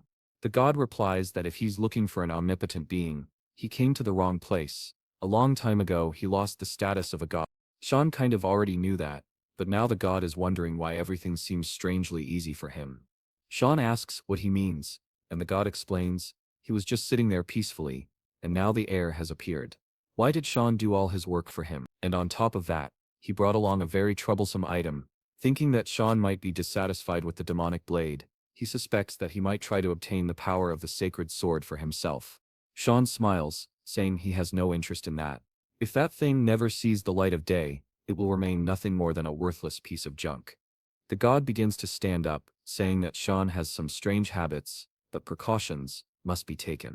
And as the rules dictate, raising his arm, he declares that now Sean will become the absolute creator, the heir who will succeed his power. He asks if Sean wants that. Sean remembers that in his past life, at that exact moment, he answered that he would live for his older brother. Obviously, that was foolish, but at that time they didn't seem to care much about his answer. When he left, the place fell apart, and Sean was left wondering whether they even wanted something from him at all. The god says there are more important things than foolish conviction. Now Sean thinks maybe the god already knew everything that would happen. He approaches, and says he no longer has any interest or belief. The god looks confused, and Sean says he will use the power in the most selfish way possible, entirely for himself. The god says that right and wrong are determined by the individual, and asks if Sean won't regret that decision. He warns Sean to answer carefully, or he'll kill him right now. Sean says he doesn't care about the consequences of his actions. He won't take orders or follow commands from anyone. He's followed his own path, and that's all he wants. The god says Sean seems to have something in mind, and asks what it is, but Sean refuses to say. The god says all he needs to do is purify the names given to him. The rest doesn't matter. Suddenly, he appears behind Kieran and says it's time to have a little chat with his daughter. He starts pulling her cheeks, saying how much she's changed. He asks if she likes her master that much. He tries to give her a kiss, saying he's so happy about his daughter's growth, while she's yelling at him to get away. The god wants to give her all the fatherly love he can, while Kieran is asking Sean for help, who pretends not to see anything. As he leans in to give her a kiss, a pentagram appears. A magic spell begins to cast, and Kieran asks what's happening. Suddenly, she assumes a physical form. Looking at her hands, she's confused. Why does it feel like she actually has a real body now? Sean realizes that he hasn't consumed even a bit of mana. Kieran wants to know what that bastard did. He says he didn't do anything, he just gave her a little bit of his power. Now that she's in a physical form, it will be necessary for her to do what? A duel with her master. It's censored, right? But I think that's what he meant. She's shaking his face, while our guy is thinking that father and daughter really are identical. The next day, in the dorms, Brian asks Sean what that was all about. Sean says, it was nothing important, don't think too much about it. Brian says, come on young master, you can't just ignore that situation, with both girls staring each other down, sparks flying. Kieran is questioning why Sirika came so early to visit the young master. People will start gossiping about a relationship between an instructor and her student. Sirika says it's nothing. She just came to deliver a book to a very studious boy. Kieran, annoyed, says that as a leader, Sirika should act better. Sirika responds by asking why Kieran is so involved in other people's business. Protinence decides it's better not to get involved and leaves the room, saying he'll go for a walk. The two girls are at each other's throats, while Brian is sweating, not knowing what to do. The city seems busy as Sean watches everything from a pillar. He finally manages to relax a bit, but suddenly, he smells blood. Someone is thrown to the ground, gets up spitting blood, and is clearly in pain. Some guys nearby say they should try that thing. It's horrible, so it'll be fun. A blonde guy forms a ball of mana in his hand, shows it to the girl, and tells her to take a look. He pulls her mouth open, and says he brought something delicious. When a friend brings something delicious, she has to eat it. She obviously shuts her mouth in desperation. But suddenly someone yells at him to stop. One of the students was about to strike a boy with the orb, when Aaron tells him not to do that it's shameful for a noble to act that way. The blonde guy turns around and declares that he's the son of Duke Rewager, and asks who she is. She introduces herself as the princess of the Imperium of Severos. The guy smiles, realizing it's her, and says he's surprised to meet the famous fifth princess of the Empire, Lady Anne. He walks up to her and says, it's an honor to meet her. Aaron replies that she's not here to meet him and demands an explanation for the situation before her. The guy says, fine, best to ask the kid. He looks at the boy and tells him to speak up. The boy, clearly scared, is grabbed by the collar and asked if he's okay. Obviously, the boy says he's fine, nothing happened. Arian points out that it doesn't make sense for him to hide it when it's clear he's not okay, given his appearance. The boy looks away and insists that he's fine, and tells her to leave, that they were just playing. Umine starts laughing, asking if Arian heard that. Apparently, she should be the one feeling insulted. Arian says, whatever, she's taking the boy with her. But the blonde guy grabs her wrist and says she doesn't understand. She demands to know what he thinks he's doing. He says the boy already told her to leave. Aaron begins to threaten him, reminding him that he's holding the arm of an imperial princess. The blonde Rick says he doesn't care. She's just the useless fifth princess anyway. But Sean had been nearby, and heard everything. Suddenly, the guy is struck hard by Sean, who has now entered the scene like a b-boy. Aaron blushes when she sees Sean. He, however, is more curious, wondering if Hashime is that kid standing in front of him. Two people are exchanging blows from the Empire of Garon at Fort Klein. Sean was fighting someone. She was the most powerful Shinin sword wielder of his era. Hashimas Klein. Man, I thought it was a boy. This is the reverse surprise. You think it's a guy friend? It's actually a powerful girl. She originally belonged to the Empire of CF, but for some reason, after graduating from the academy, she joined the Kingdom of Garon, and even changed her nationality. Sean blocks an attack, and is thrown back. Already surprised when she leaps in for a slash, he disappears and reappears behind her, landing a blow to her spine, sending the warrior crashing to the ground. At first, I thought they were training, but in reality, he killed her under orders from the Empire. The mission was to assassinate her through infiltration, but she found him first. They ended up having a kind of official duel. For Sean, there was no particular reason. He simply saw her as an incredible person, someone who had reached the peak of swordsmanship on her own, and didn't want to kill someone so talented without giving her a chance to fight. His friends start calling for Beretta, while Hashimus is in shock.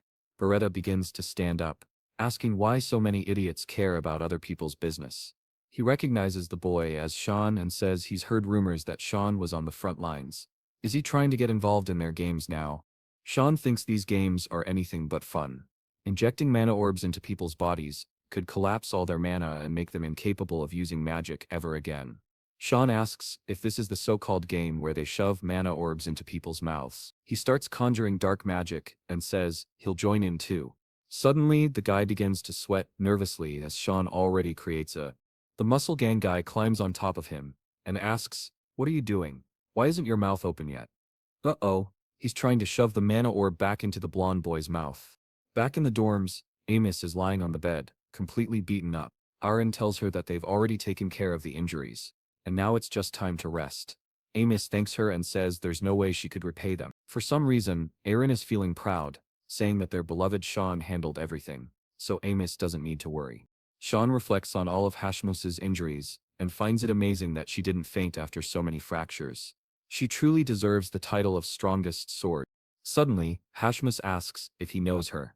Embarrassed, she says she noticed him staring at her a lot. Sean replies that he thought she was someone he knew, but lets it go and apologizes for making her uncomfortable. Oren watches him speak and glances at the other girl who now says it's okay, though clearly a bit awkward. Suddenly, Aaron asks Hashmus where she's staying, and what if those guys come back to hurt her again. Hashmus says she's in the common dorms. Aaron then asks if she has no noble title. She replies no, she only got in through a special admission by instructor Vayan, who had promised to help her when she got into the academy. But right after she arrived he was expelled.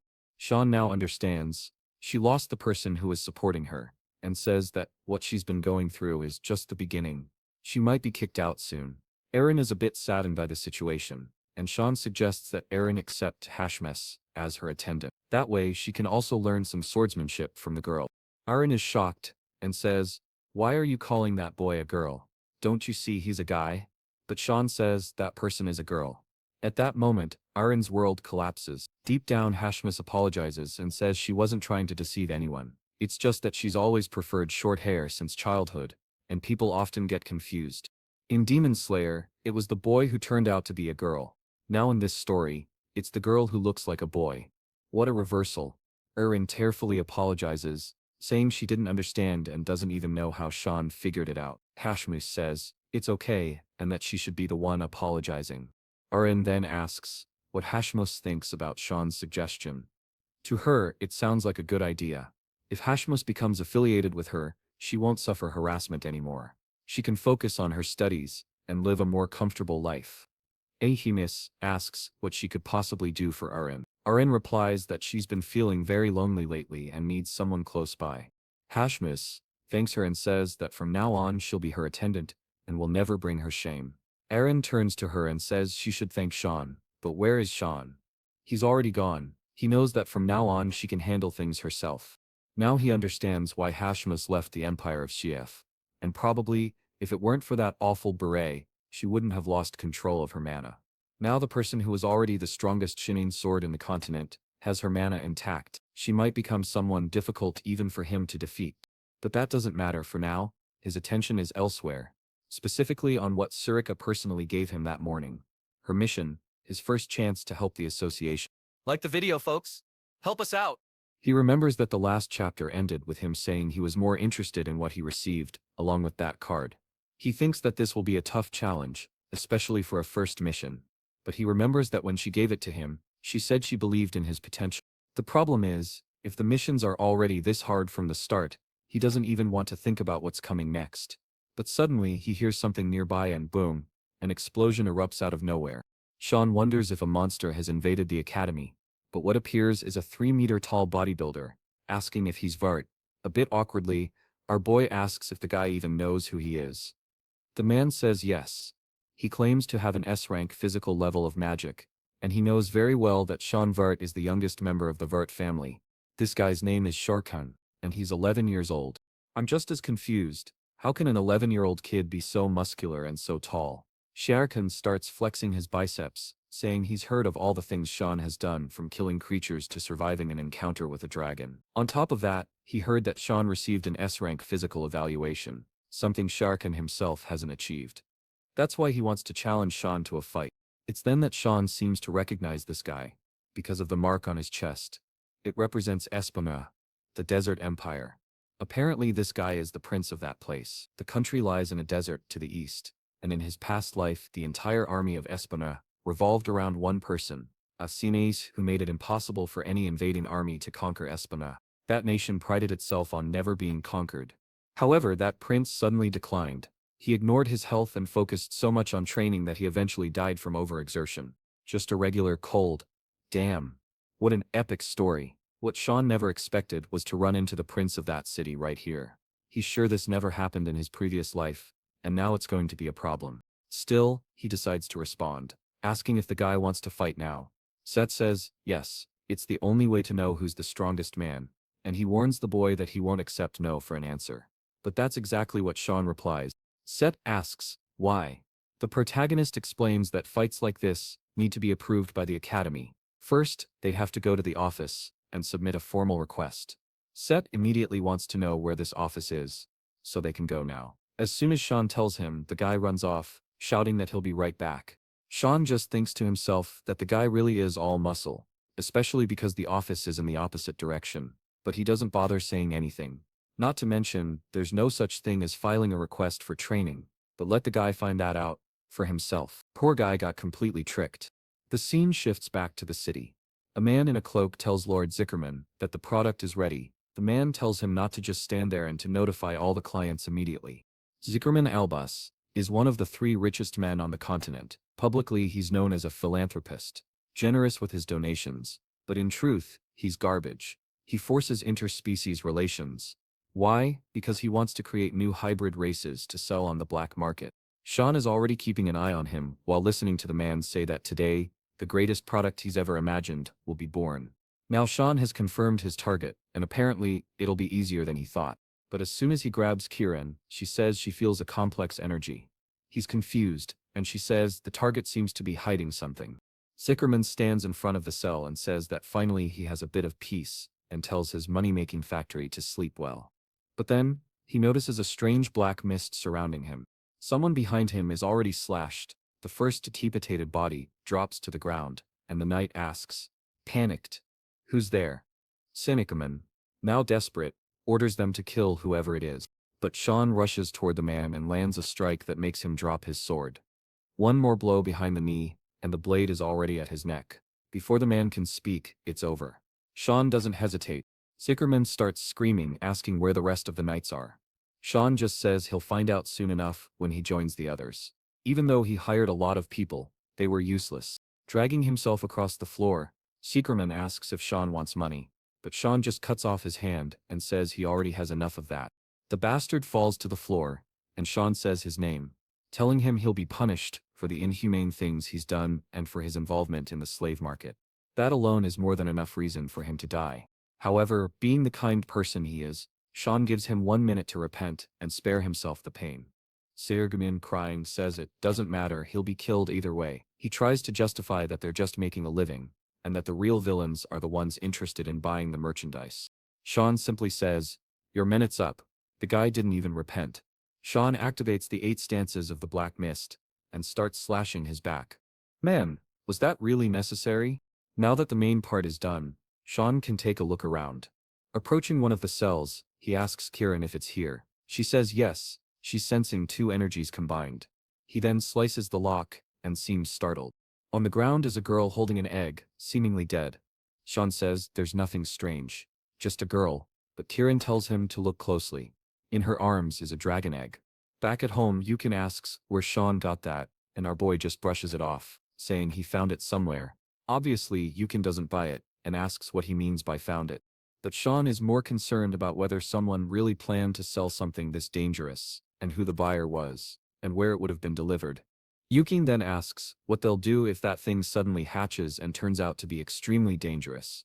But Sean tells him not to worry, since a dragon is essentially a mass of energy that requires specific attributes. The egg will only hatch if it's continuously infused with the correct type of magic. However, right after he says that, they hear a crack. They both turn around, and the egg is starting to hatch. That's when our idiot realizes he might have messed up. A light begins to shine, and finally, the egg cracks open. From inside it comes a little girl. What did you think was going to be born? A raging dragon?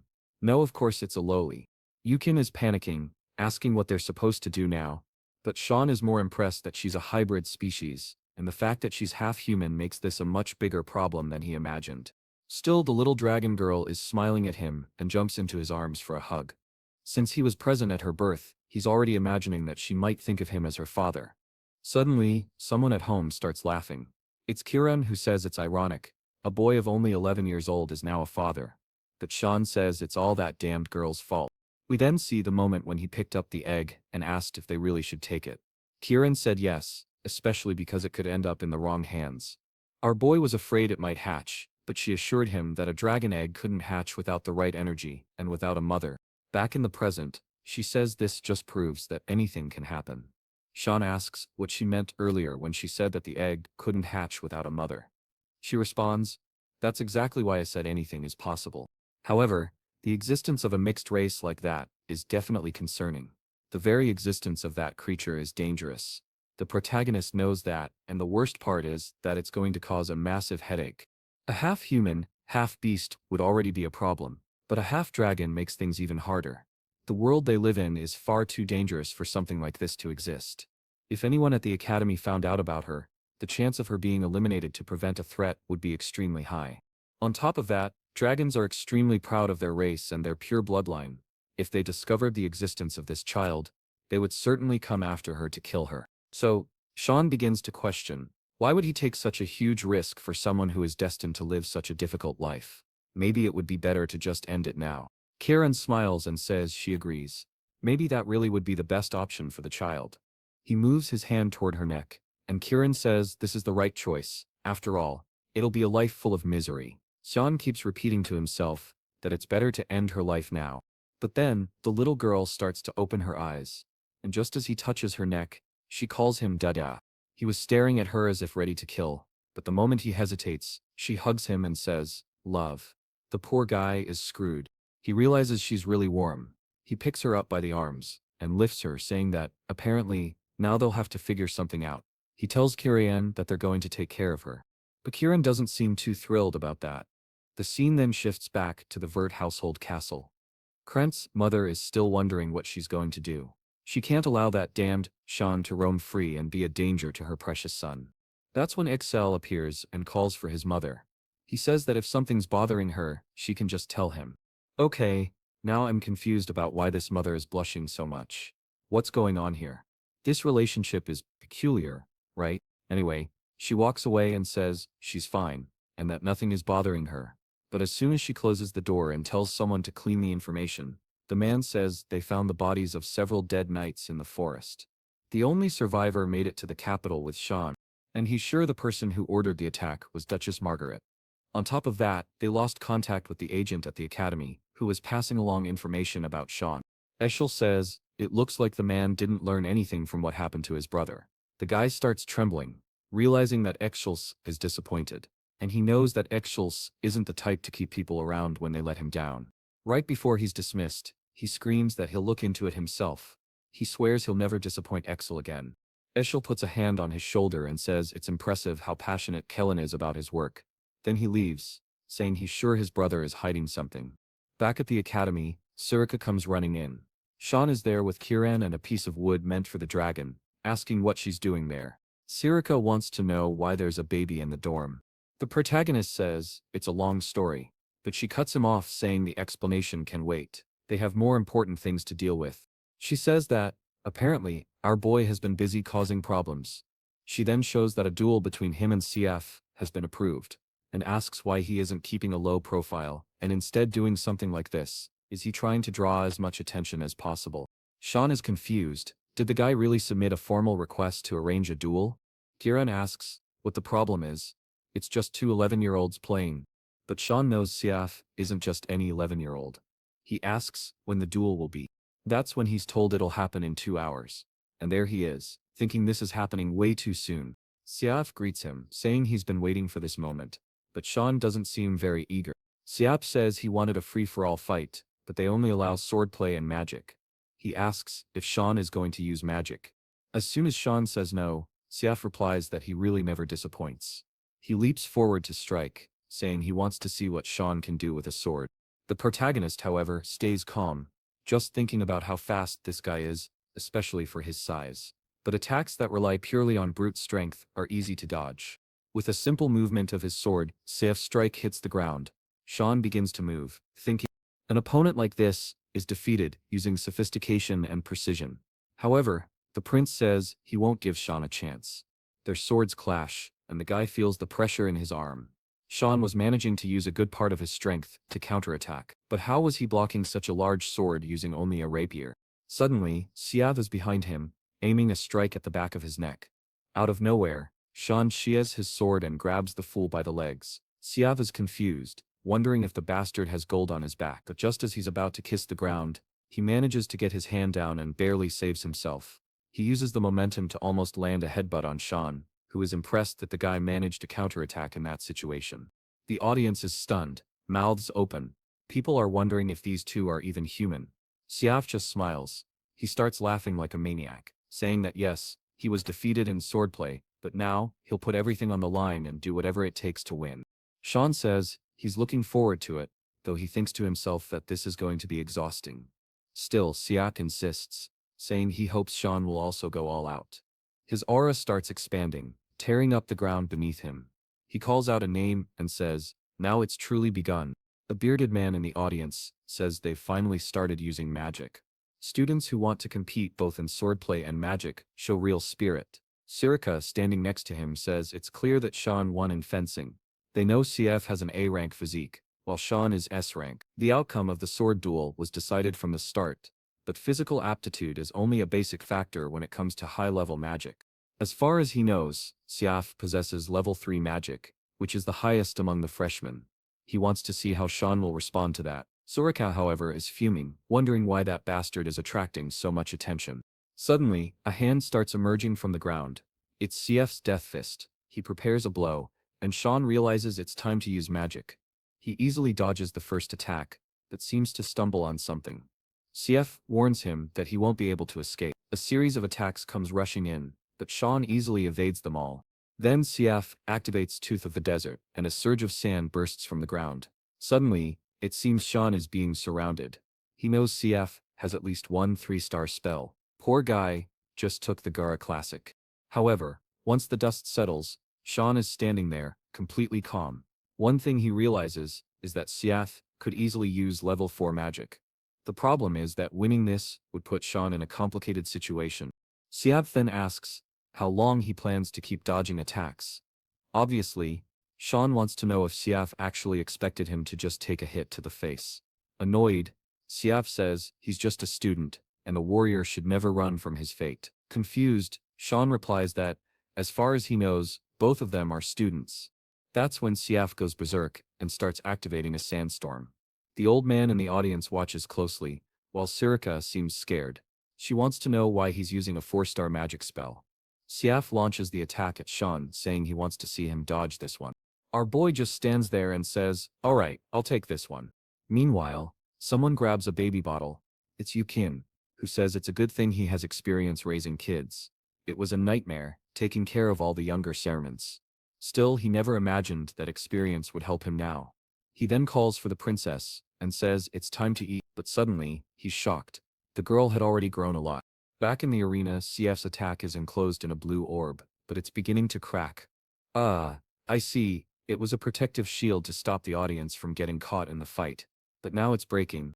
Oscar from the barrier team can't understand how a student is doing all this. The CCA tells the chancellor that it might be best to cancel the match, but he says he wants to wait. He feels like something big is about to happen. Sean then activates a secret art, Void Sphere. Obviously Surika didn't want him to use something like that. Suddenly, Siaf Sam's storm begins to be absorbed. The professor laughs, saying the kid is impressive, while Surika wants to kill him for letting everyone witness this. Siaf's attack continues to be absorbed, and the sphere keeps growing. Then, after a moment, Sean closes his fist. Siaf is left confused, not understanding what happened, and people in the crowd wonder where all that power suddenly disappeared to. No one has any idea what that black energy sphere in the middle of the arena was. Sean then asks Siaf if he still wants to continue, but the poor guy is exhausted.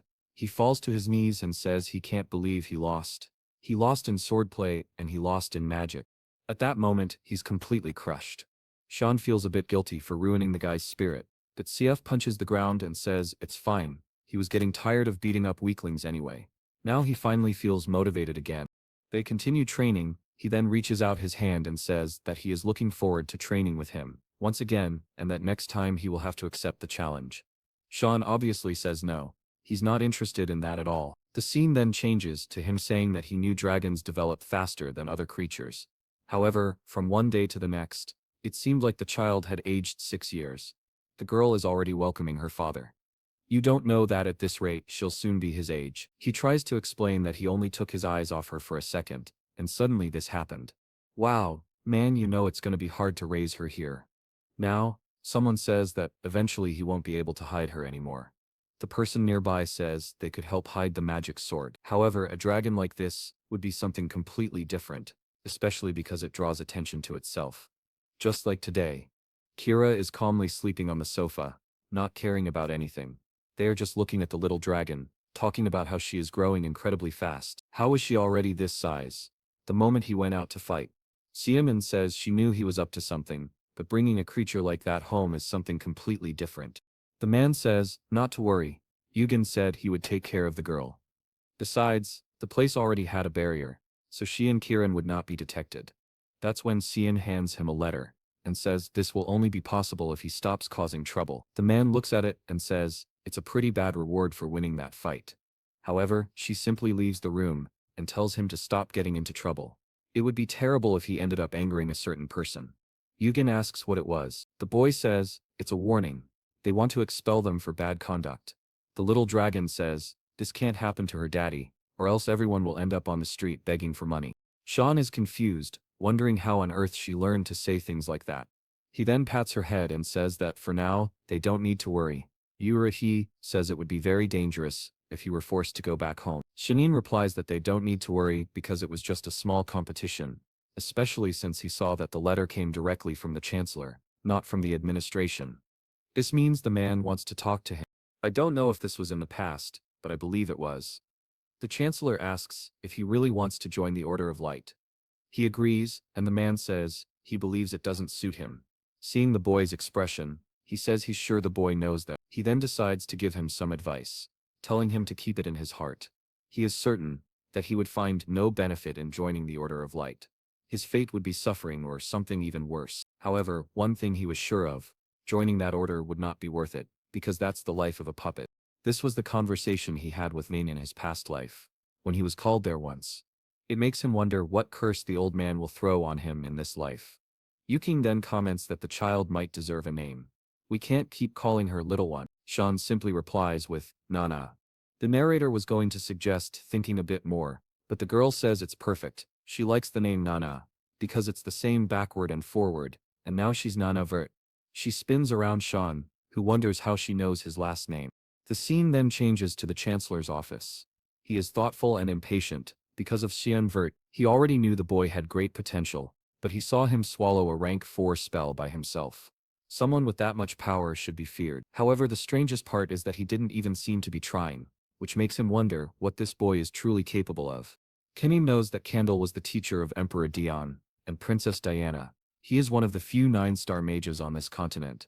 After Princess Diana's death, he decided to dedicate himself to cultivating new talents at the Royal Academy. But what leaves Xian confused is that he always saw this man as a pacifist. So why in his past life did he suddenly get involved with the Empire's throne affairs? He pauses for a moment and is sure that man was still a trickster. As always, hitting the wall, he notices that it had a barrier, not just any barrier, but a 9-star one, even knowing he was coming. Apparently, the man wanted to test him. He was eager to pass this test. Candle was smiling, curious to see how the boy would deal with the barrier. Then, the troublemaker breaks his window, lands in front of him and calls for the Chancellor, introducing himself as Cyan Vert, a first-year student. The old man realizes the boy did the obvious thing, but he has to admit defeat. He then asks if he received the competition notice. The boy says yes, he received the notice from the Chancellor, but he was sure of certain things as soon as he saw the barrier. That so-called notice was just an excuse to test him. Candle admits it was, and that his method was quite ordinary, but it's undeniable that it worked. Because of that, however, the warning would not be removed, unless he tries to convince him. The old man then says, "You may ask me something." Sean questions whether the old man prefers the prosperity of the Empire or the honor of his own family. Candle remains silent, saying it is quite a bold question, but neither of those is his problem. Sean then asks, if should Emperor Dion and the third princess show ambition for the throne, he would simply stand by and offer no support to either side. The old man replies that this is not only boldness, but already recklessness. Meanwhile, Xian thinks that this man, in his past life, told him he would become a puppet, but right now he was no different. He remembers that, in his past life, the Chancellor played an important role in helping Prince Lionel ascend to the throne, a prince known for his violent nature and for having killed all his brothers. On the day the Chancellor questioned those murders, he was imprisoned for treason. Now the old man slams the table and says, "This doesn't make sense." He asks if Xian really believes that the peace built over more than 100 years could end so easily. He thought the boy was talented, but apparently, he is nothing more than an ignorant child. Xian ignores the insult and says that both his daughter and the second princess have already died from illness. Furthermore, the third and fourth princes are forces that cannot be ignored, and the house of Empress Cassandra is beginning to hunger for power. They would be capable of anything to take the top of the empire, especially since the peace in this place is barely holding together. And when all this happens, it would also mean the end of the academy. Kendall is impressed that an 11-year-old boy knows the entire current political scenario. He then asks what Xinyan's intention was in saying all this. Sean says he is here to make a deal that will help bring peace to his family and to the academy. All he asks is that the warning be removed. The old man, however, looks at him as if he were a fool. He summons a magic circle and asks what strength Xinyan will use to resolve this. He points his finger downward, saying Xinyan will be crushed along with his arrogance. The chains of judgment appear, and pull Xian upward. Sean immediately realizes the Chancellor is trying to test him again. The old man says that Xinyan may be powerful, but he will not easily escape such an ability, and accuses him of being overly confident. The boy then asks for permission to show what he is capable of. At that moment, the old man is startled. Xian has activated an adaptation of the void sphere. The chains seem to be getting swallowed, and the old man is in disbelief that a level 1 ability is consuming his magic. The energy continues to be absorbed, and the sphere grows larger, making the old man wonder what the limit of this boy's potential is. Finally, the attack dissipates along with the chains. Sean asks if he has proven himself enough. Immediately, Candace says he will remove the warning, though he doesn't believe that is all the boy wants. Sean replies that it is. All he wants is for there to be no trouble at the academy. The old man asks if he is sure. He says yes. The truth is, he really does not want to see the academy fail again. Meanwhile, in the city at sunset, someone says they bought a lot of sweets, but that's what happens when you have a child at home. It is Ken, who is happy just imagining Nana eating all of them. However, he suddenly feels a chill. The place is strangely quiet, or is he just imagining it? He slowly walks, while looking around, until he senses a presence in the shadows, and tells it to show itself. Someone begins walking toward him, and Yu Ken is startled, dropping the sweets to the ground. Honestly, I thought he would react, but the poor guy simply vanished. Sean had promised the chancellor that as soon as he left there he would attend all the classes. However, at that moment, he is tired and stuck in that place. It's boring to study everything he learned 30 years ago. Since he has no missions to do, maybe he'll go train. But that's when someone appears behind him and asks where he thinks he's going. It's Arin, who says the class isn't over yet. He casually says he's just going to the bathroom, but she calls him a liar, knowing that isn't the right direction. Meanwhile, a man named Rashimo stands behind her, calling her Lady Aim. Sean then asks if she allows him to call her by her personal name. She tells him to stop changing the subject, but says yes, only in private. However, she wants to know why he is still so formal with her. The boy says it's because she is royalty, and he is just a common citizen of the empire, so he cannot be too familiar. Someone then approaches in the middle of their discussion. He calls for Ironin, and suddenly she appears. Startled, Sean looks to the side and sees a man on the stairs, saying it's been a long time since they last met. It is brother Fabian and brother Nerobian. Apparently, someone likes Bian. Aaron greets them, and they ask why she is surrounded by commoners, or if those people are her servants. Sean knows that the members of House Nero always belittle the princess. They then ask if the boy is Cyan Vert. Sean simply replies that it is a pleasure to meet them. They meet, and Sean introduces himself as the youngest of House Verde. The men reply that he doesn't need to introduce himself because they saw his duel, and it was incredible. They are certain he will be invited to the next social gathering. They say they should talk more and not remain strangers. Sean notices that Harin is being completely ignored. The men place a hand on his shoulder and say, "This is an opportunity few people get." Arin just stands there until Nerobian puts a hand on her shoulder and says that without this person, the princess should not think too highly of herself. Someone like her should know her place. As the men walk away, Resamos asks if they are really princes. Eshel says, yes. And that, just as the saying goes, blood is thicker than water. But Sean says he doesn't think that's what's happening in this situation. To them, she was clearly worse than a stranger. Water and blood meant nothing when it came to power. That's what she needed to understand. The fact that they treated her so coldly showed that they had some fear or concern. He tells her not to be shaken by it, but the poor girl is already blushing. Sean leaves while she remains there, red-faced from his words of encouragement. Back home, Nana is in bed. But Sean finds it strange that he doesn't see either Kieran or Yukin. Then Kieran appears and asks if he can't see that the little girl is sleeping. She asks what he wants from her. Sean tells her to find Yukin. She looks confused and asks if he thinks she's some kind of dog to go around hunting for him. But suddenly she starts sniffing the air and says she smells blood. In a nearby alley, Ken is lying on the ground, being attacked. Some men are laughing while a blonde man says he should have responded when they first called him. Now things have gotten complicated. It's ironic, he says, that the boy has only one night, and he's terrible at his job. He then announces that it's time to cut Ken to pieces and deliver him as a gift to their master. He could thank his boss later. This is the price he will pay for crossing Barrett of Luimela. But Yukin, still on the ground, simply replies that it's fine. The man is confused and asks what he's talking about. Even beaten, Yukin tells them to go ahead and do what they said. Barrett then tells everyone that it seems he has lost his mind, so it's time to finish it by killing him. But suddenly, from above the alley, someone asks what they are doing. Well, if it's who I think it is, the narrator says, I think you're all going to your next life. Sure enough, a man appears, sword in hand, and it turns out to be Sean. Yukin sees him and, in his injured state, hears Sean comment that it seems they've roughed up his poor boy. Barrett, however, is excited that Sean appeared on his own. This is exactly what he had planned. Sean only replies that he's looking forward to seeing what Barrett will do. He charges toward them, activating the 8th instance of the violent barrage. A tap to one man's neck, a flick to another's forehead. Soon everyone in the alley is being thrown aside. Barrett cannot believe that all the men he hired are unable to defeat this boy. What kind of monster is this? He starts cursing Cyan Vert and says he's going to kill him, but before he can use magic, he's already been kneed in the stomach and thrown against a wall. Sean tells him he hasn't changed at all, and asks if tormenting the weak is really that fun. Barrett says that what he does in his free time is none of Sean's business, and asks if Sean plans to kill him. Sean remembers that, in his past life, this man, the eldest son of House Yaneb, became the most powerful figure in the kingdom of Garin.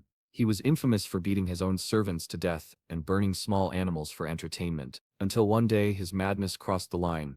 He killed one of his classmates and claimed he was just practicing magic. he was expelled, and Sean was given a mission by the purging squad to eliminate him. Sean will never forget what he saw that day. When he arrived at the man's mansion, in the basement was a pile of servants' corpses. Naturally, Sean tortured him to give him a painful death. But even while suffering, the man kept smiling and telling Sean to get it over with. That was because he was already bored of his own games. Now Sean realizes that killing him in the past was not truly a punishment for a monster like this, especially since he had already done everything he wanted. It was a completely inadequate price for the lives he had taken. Sean grabs him by the mouth and draws a mana orb. Barrett asks what he's doing, and warns that Sean won't get away with this, because he is the future of the kingdom of Garen. But Sean just shoves his hand into his throat and says, Barrett likes to talk a lot. His biggest mistake, Sean says, wasn't insulting him. He could say whatever he wanted behind Sean's back, but what he should never have done was hurt. Barrett begins writhing on the ground. A strange purple aura starts to leak from him, and someone above is watching everything. It's none other than Exhal's informant, who thinks he needs to report this urgently. This will definitely interfere with his plans. But then Silica puts a knife to his neck and says she's found the one who's been following her boy. Sean approaches Yukin, who apologizes, saying he has brought shame to his lord. Seeing him in such a state, Sean thinks it's truly pitiful to see the poor guy like this. He then asks why, as a servant, Yukin would get involved in a fight he knew he couldn't win. Was that his idea of loyalty? Sean understands what he was trying to do, but the best choice in this case would have been to run away. He didn't need him risking his life in the name of loyalty, so he tells him not to do anything so foolish again. The poor battered Yukin only asks for forgiveness. Sean then says that the leader can show himself. Suddenly, a group from the purging squad appears, asking if it was that obvious. Sean replies that it's obvious when so many people show up together. At that moment, Circa appears, saying she has brought him a gift, and throws Kelly to the ground. Immediately Sean recognizes him as the one who has been following him recently. She seems impressed that he already had that information. Sean says he had a hunch. She replies that, as always, he is very capable. Not only is he much stronger than any other assassin of the mist, but he can also negotiate directly with the Chancellor, and he has the mental fortitude to wield the magic sword. Truly, he deserves the title of successor, but the problem is that he keeps causing trouble. Sean says he's noted all of that, but warns that he will always refuse to be just a victim. Whoever dares hurt the people close to him will be crushed. Circa takes this as him saying he wants to protect those people, and says she understands. He then says he's leaving, and trusts in the successor's decisions. But before that, she tells him not to forget to deal with that person. Kelly asks what Sean plans to do with him, and if he's going to kill him. Sean replies that he's learned death is far too easy. Desperate, Kelly says that if Sean thinks he'll reveal anything, he can forget it. But Sean says he knows Kelly is none other than Kelling, the right-hand man of ill. Kelly is shocked, wondering how this bastard already has that information. Sean remembers this man very well, always at his brother's side, filled with jealousy when they were close during the wars. Still, Kellen was a real problem. Perhaps the best option was to kill him now. The problem was that doing so would send certain information to his brother, meaning it was time to use this man in his plan instead. Kellen, desperate, asks what Sean is doing.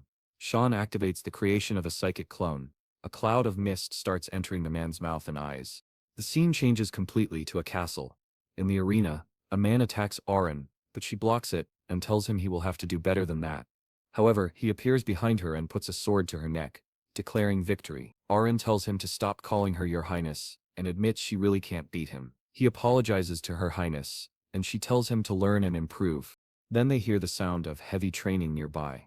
It's Yukin, taking a hard blow to the stomach, a kick behind the knee, and being thrown to the ground. Sean is impressed that he can take such a beating, considering he was just an ordinary worker. On top of that, he has good stamina, so maybe he could be useful in the future. Sean asks, is he's okay, and Yukin, spitting blood, says he's fine. Sean knows training must be hard, because at any moment they could be attacked again, just like with Barrett. Yukin then brings up Kellen and asks if he's going to be a problem. Sean says there's nothing to worry about, now he's on their side. Sean recalls the moment he absorbed that energy. Yukin was right beside him, and Kelling's body fell to the ground. Sean felt exhausted since he hadn't used that technique in a long time. The Shadow's Psyche is a level 9 darkness attribute. It creates a new shadow personality inside a person, allowing Sean to control them. Even in his past life, he had only used it once. He then tells the man to say who he is. Kelling introduces himself as Kelly Diegos, a guardian knight of Velius. He had been ordered to come to this city to observe Lord Xian. Sean is pleased with how obedient he is, and asks who his master is. Cyan says he originally served Lord Ieli, but now he wishes to serve Lord Cyan. Sean agrees, and says his first mission is to return to Shell and report everything. Sean tells him. Kellen agrees to obey. Ken is watching with determination, and Sean finds it unsettling how well that magic worked. Aaron asks if he's there training with the knight. Sean humbly answers yes, but admits to himself he could have just said he was there to play cards.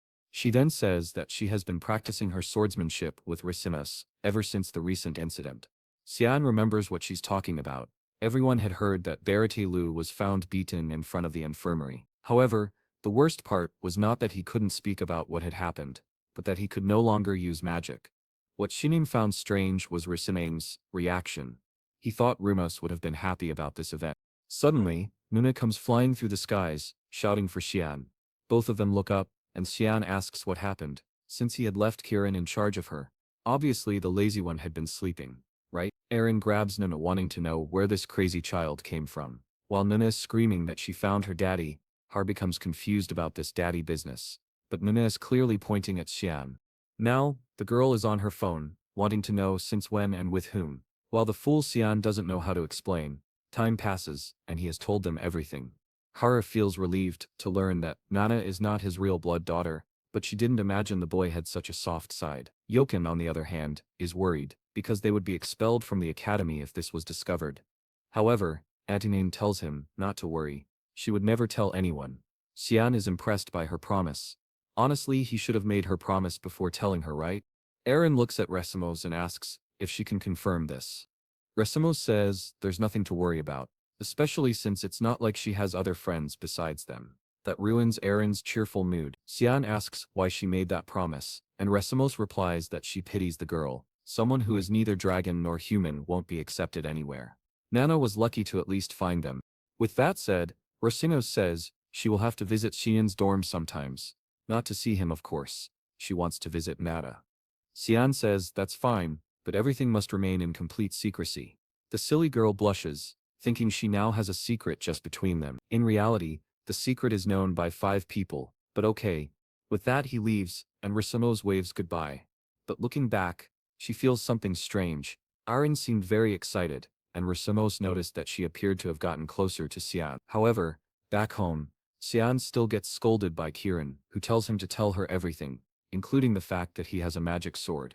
Xian tells her to be quiet, especially since all of this happened because she was sleeping. Yokin suggests that maybe they should go out more with Nana. Perhaps she ran off because she had been stuck indoors for too long. Xian thinks that might be a good idea. That's when we see 2 people flying with wings.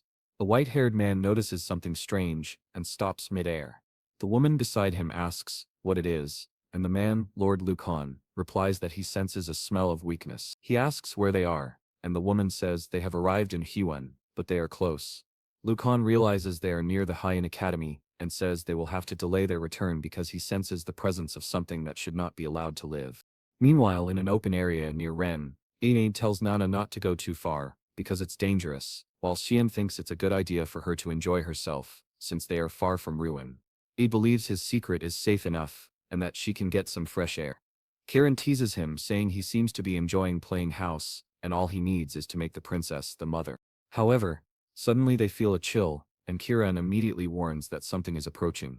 Lucan calls it abominable. Yukan shouts for Nana to be careful and barely saves her from being hit by a laser. Xian sees they are safe and tells everyone to stay behind him. The 2 land from the sky, and the group wonders what they are doing there. Superior dragons, and 2 of them at that. Lucan then says he now knows where the stench is coming from. The existence of such a thing is revolting. The red-haired dragon asks how such an abomination came into existence, questioning whether Xian owns this half-breed and how he has a magic sword. Kirin is furious at being treated like a mere object, but Catalina tells her to stay quiet, saying she has become a human's toy. Burin responds by asking if Catalina wants to die, and just as she is about to attack, Lucan stops her. He explains that he has no interest in this fight, since they don't enjoy battling inferior creatures. However, they would have to hand over the half-dragon girl to them. Such a half-human, half-dragon existence would be worth valuable study. If they handed her over, everyone's life would be spared. Xian tells them all to shut up.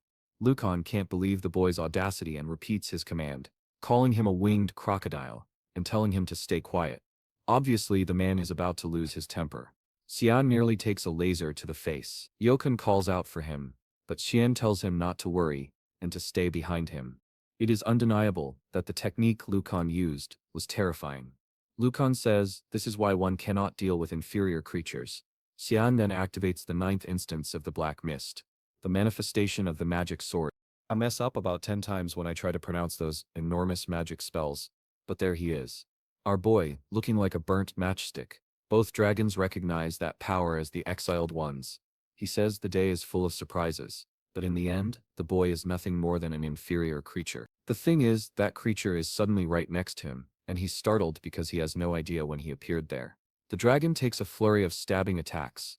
He calls the boy a reckless human, slashes at him, and stretches out his hand, activating a shockwave. A magic circle forms above Xian, and he takes the attack head-on. However, he activates one of Vamasa's techniques, appears behind Lucan, and summons another blade storm. The dragoness, Catalina, is forced to step in to defend. Lucan tells her not to get involved because this fight isn't hers, but she simply says not to worry. There's no way she could lose. That fire barrier she's using has been refined for over 1,000 years. It should be impossible for a human, who doesn't even live 100 years, to break through.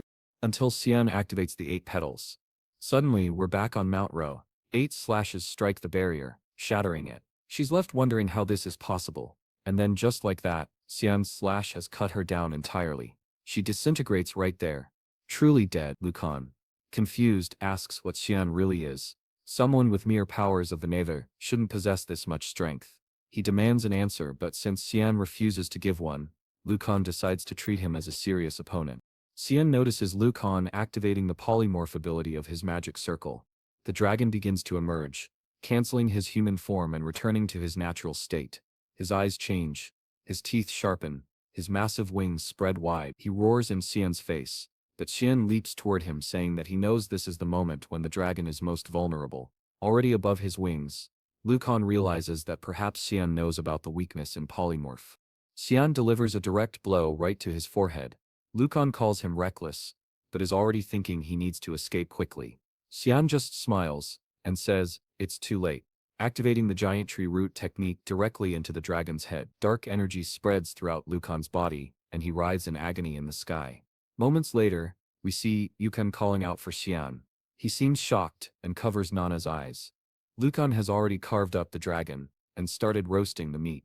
Dragon meat of this kind is rare. Nana says she wants a piece. At that moment, Xian's brother learns that he's working with a mysterious group.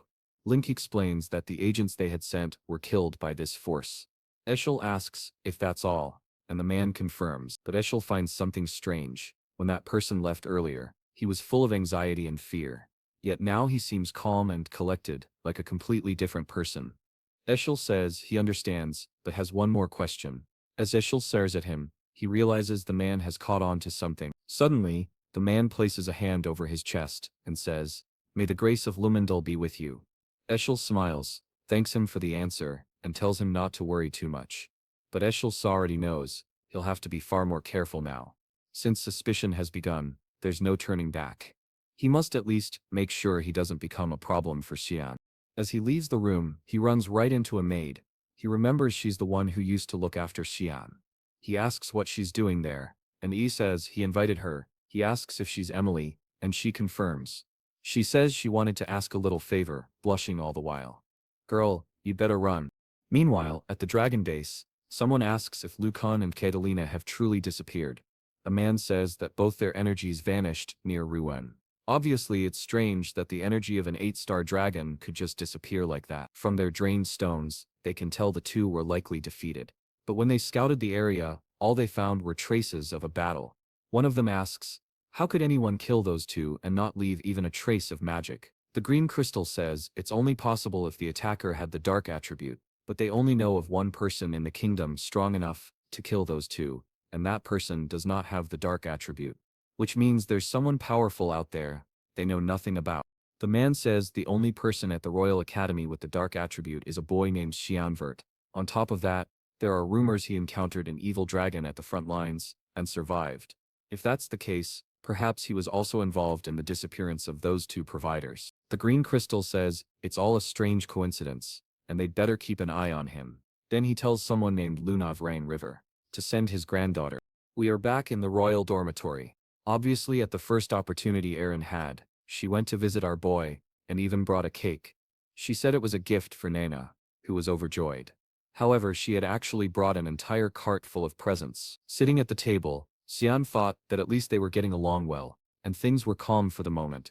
But if the dragons could really detect Nana, it was only a matter of time before they attacked again. Still, he would never allow them to harm anyone close to him. In this life he had decided to live for himself, and of course put an end to all of their plans. Suddenly, Aaron looked over at him and said he had a big smile on his face, asking why he was so happy. He replied that he had just thought of a great idea. The scene then shifted to the garden of House Vert. Someone said it was the first time seeing him since graduation. It was Prince Lou Nelsos, who said the exalt was looking great. The man replied that it was all thanks to His Majesty. The prince then told him to say how long he planned to keep wasting his time on those borders. He had heard that she was moving across the continent. Exalt smiled and said yes. He was very concerned about what she was doing. However, the prince asked if he wasn't worried that she could be a threat to him. The man grew angry and asked if the prince wasn't being a little indiscreet. Savolos replied that there was no need for discretion between the two of them, and asked if Xian wasn't his brother, explaining that his father was interested in the boy and was even considering marrying him to Aaron. He simply couldn't understand why the prince cared about this, especially since he thought that girl was useless. Oshel, however, replied that he shouldn't be so quick to judge. She might gain influence and interest if she proved useful. The prince said he liked how their conversations were always productive. The relationship between those two was quite peculiar, to say the least. Soon there was even a kiss. The prince offered him some wine, but Oshel remarked that the prince's knight seemed to be someone new, he had never heard of. The prince replied that he was a jewel he had found while passing through the slums. Oshel took a look and said that even among jewels, this man looked like the highest quality. The man introduced himself as Boris Driptiel Helm and said he was at his service. Suddenly, 2 years had passed, just like that. Our boy said he had kept a low profile, and just when he was sure he had adjusted to the academy, Elise returned. She was good in combat. This woman was strong. In another part of the castle, someone knocked on the door. Elise had gone to visit Candel, who said it had been a while since they last saw each other, and asked if she enjoyed her trip. She replied yes, and that she had gone to the city of Perona. The chancellor said it was a place where humans were not welcome. She agreed and said it had taken her an entire year just to start adjusting. However, she wanted to understand the meaning of harmony he always spoke about. He always said that wherever she went, prosperity would follow, and that was why she was careful about where she belonged. I didn't understand a thing, but Candle apparently did, because he said she had reached some conclusion. She replied yes, and that she wanted to join the Order of Light. The chancellor said that apparently she wanted to preserve the family name, and she answered that it was a burden someone had to carry. She cared about her younger siblings, especially Xian, who was extremely shy. The old man burst out laughing, leaving her confused. He simply remarked that he found it amusing to think of Xian as shy. Just then, the boy appeared, saying that was a very insensitive thing for the chancellor to say. Elise turned and saw him. He looked older now, though it was really just that he had grown taller. He looked like he was holding back a sneeze, but said he missed his little sister. Walking outside together, she commented that he had changed a lot since the last time they saw each other. Now he was already as tall as she was, and soon he would be even taller. He said he was sure she had gotten shorter, but she told him to stop lying. It was July 2nd, 1998, a date he always remembered, because it was the last time he saw Alice alive. She said the semester had ended, and asked if he wasn't going to visit home. He replied that without her there was no one to welcome him. She seemed confused by that and asked if that was why he hadn't gone back for 2 years. However, he knew the real reason was the presence of Exil, and of course the Duchess, who wanted to kill him at any moment. The worst part was that his father did nothing to stop it. Going back would basically be an act of suicide. Come on, boy, you've killed 2 dragons already, but now you're saying you'd die to a Duchess. Well, fine, maybe Exil really is dangerous. Elise then asked if he was getting along with Kranz. He replied that it was impossible. She asked why, and he said it was obvious from the way Kranz had always treated him, always trying to take his life. She had no idea about any of this, until someone stepped forward and confirmed the information. Our boy then explained that this was his guardian. Poor thing, she had only just found out. She had thought he was just some crazy guy following them around, because he looked so weak. Some time later, she understood what had really happened. He told her that while all this was going on, she had been in Puruna without the slightest idea, but he reassured her not to worry, because this problem was created by the Duchess and Cran. They were the real villains. Still, his expression seemed to change. He asked her what was wrong, and she snapped out of it. He then asked if she had told anyone else about this. She said it was all in the past, and that Cran had shown no remorse. Suddenly, his big sister pulled him into a hug, crying emotionally, telling him that he didn't need to carry such a heavy burden alone. Whenever he needed, he could count on her. Cyan replied that from now on he would protect her. But suddenly, she said she couldn't stay any longer because something had happened that she needed to resolve. She told him to take care of himself while she was gone. It was then that Yukin sensed something strange. She hugged him tightly, thanking him for looking after her brother. Yukin was about to say he didn't take care of this lunatic, but Shinin quickly signaled for him to stay quiet. Some time passed, and she seemed to be leaving. Even though he was smiling, he knew it had been a long time since he'd seen her so serious. Then the scene shifted to the past. Xian was taking sword strikes. Cran asked if he was already tired, and ordered the motherless brat to get up. Xian, weakened, replied that there was no point in saying that, since Cran had already won.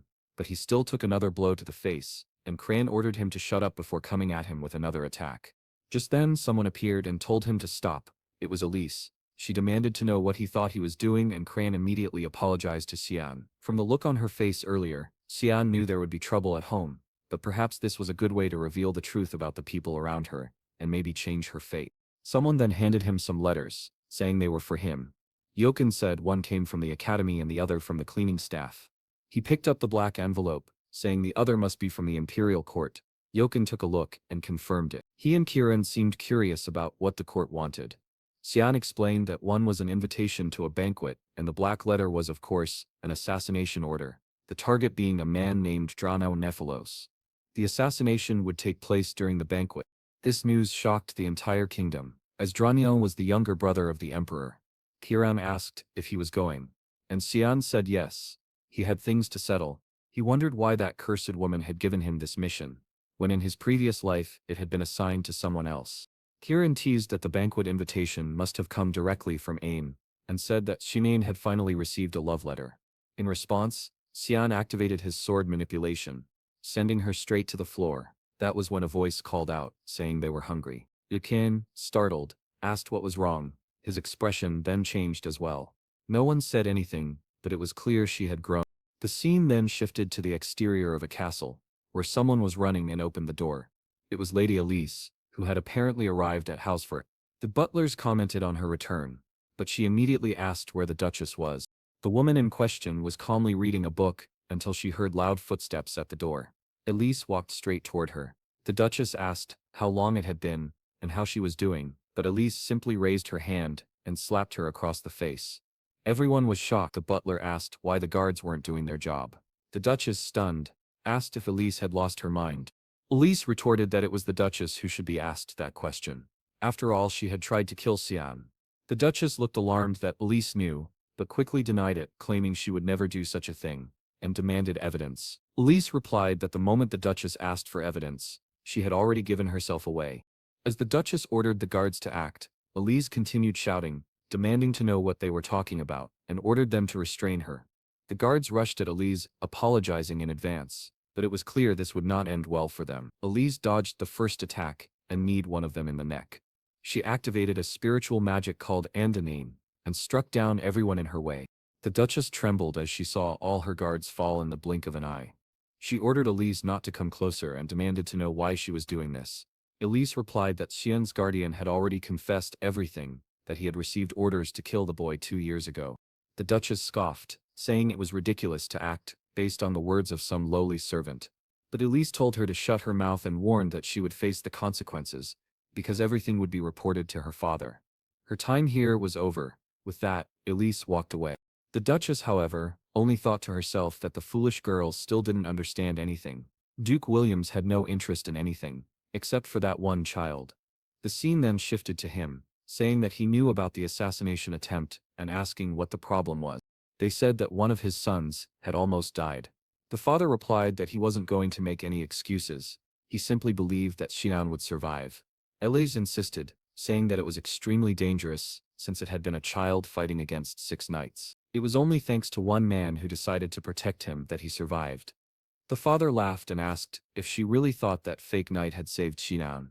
That man had been nothing more than a simple worker. Elise then asked if he was saying that Xian had defeated those men on his own. The father walked toward her and said that, apparently, she knew very little about her little brother. He handed her a letter and told her to take a look. She asked what it was, and he said it was an invitation to the imperial banquet. He wanted her to go in his place. It would be a good opportunity for her to clear her mind and stop worrying so much about Xian. He was far stronger than she imagined, and soon she would realize. Bang! The door shut in her face. She walked through the halls, wondering how she was supposed to stop worrying about her brother when he was only 13 years old. Someone then called out for the young lady. She seemed happy to see Cecilia, who welcomed her back warmly. Cecilia rushed in to give her a hug, asking how she had been and why she had stayed away for so long without even writing a letter. Cecilia, Luzanate, was a knight of the High Squadron of the Order of Light. From the very beginning, she had been Luza's supporter, teacher, and friend. Luzis asked her what she thought about a change of scenery. It was time for the two of them to go to the imperial city. The scene then shifted to a carriage. Inside, Nana was looking out the window, saying she could see a servant. The boys kept insisting that she needed to learn how to hide her tail. She focused for a moment, and everything seemed to vanish. Cyan thought to himself that his life was at least a little easier when she could conceal it. He then asked if she remembered what he had told her. She said yes. For now, she was just his maid. Still, he felt nervous. He was certain she would cause some sort of trouble. It was then that they heard something outside. Cyan asked Yukane what the problem was. Yukane said there were some mountain bandits. Just looking at their faces, Cyan thought they didn't stand a chance. He told Yukane to deal with them quickly. Before one of the bandits could even finish speaking, he was struck in the neck and collapsed. The others shouted for their leader and rushed toward Yukane, but he calmly unleashed a series of consecutive strikes. Moments later, all of them were dead. Now Yukane was truly a force to be reckoned with. Cyan told him to return to the carriage as they were leaving. Elsewhere, someone slammed a sheet of paper on the table, the guest list for the banquet. Surika thanked her and was asked whether the plan should be postponed. She replied that it shouldn't, because the target needed to die. The woman then asked why there was such urgency in killing Durni and Niphalos. Esdri explained that he was a disgusting predator who used his power to pursue married women. The sooner he was gone, the better. And on top of that, he was her fiancé. A plot twist, indeed.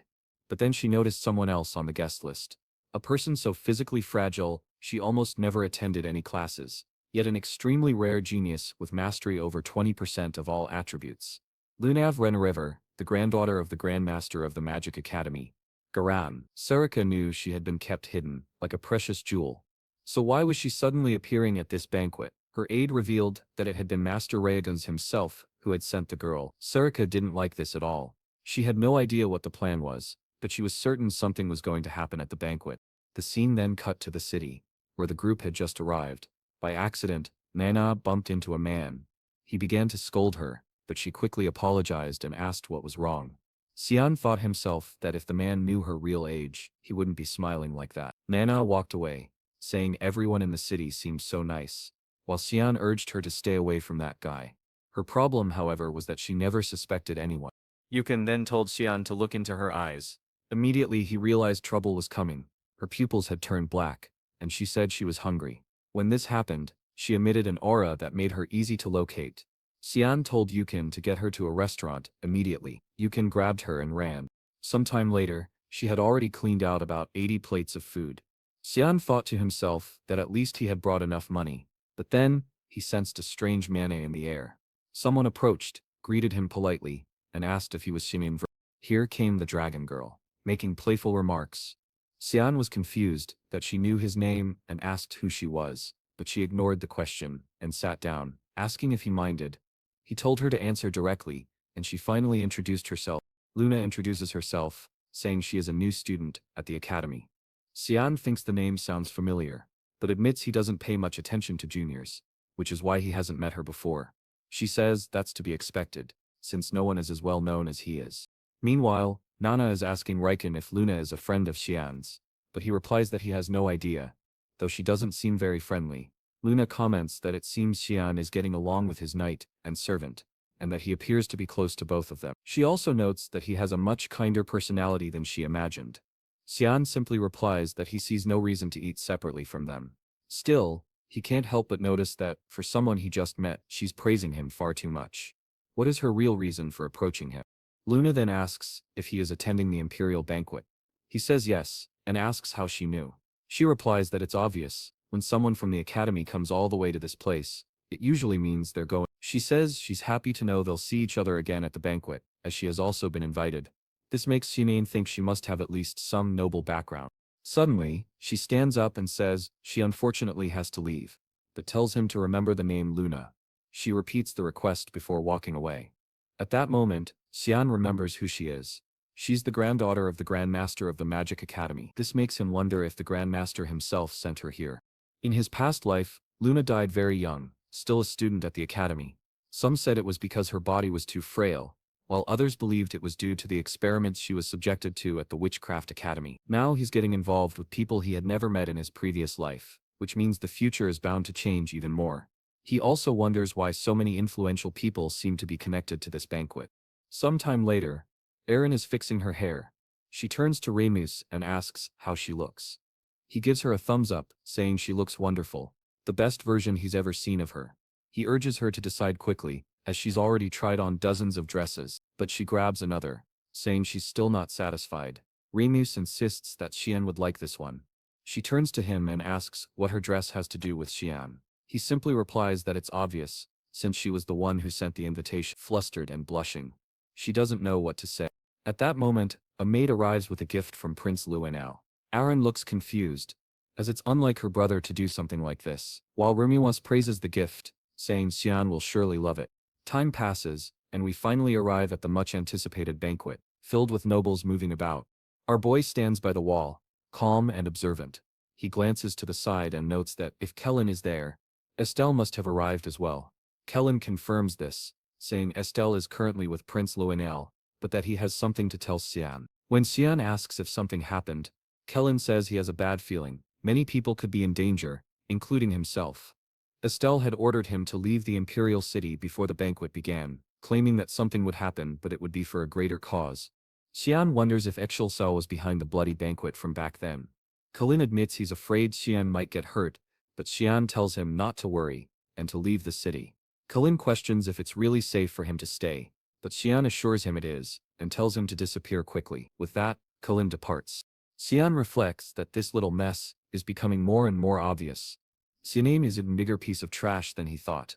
Kiran asks if he's concerned about the lives of innocent people, but Xianame replies that he's not. He just finds it amusing what this man is doing. The most important thing, however, is that today's assassination will have to be postponed.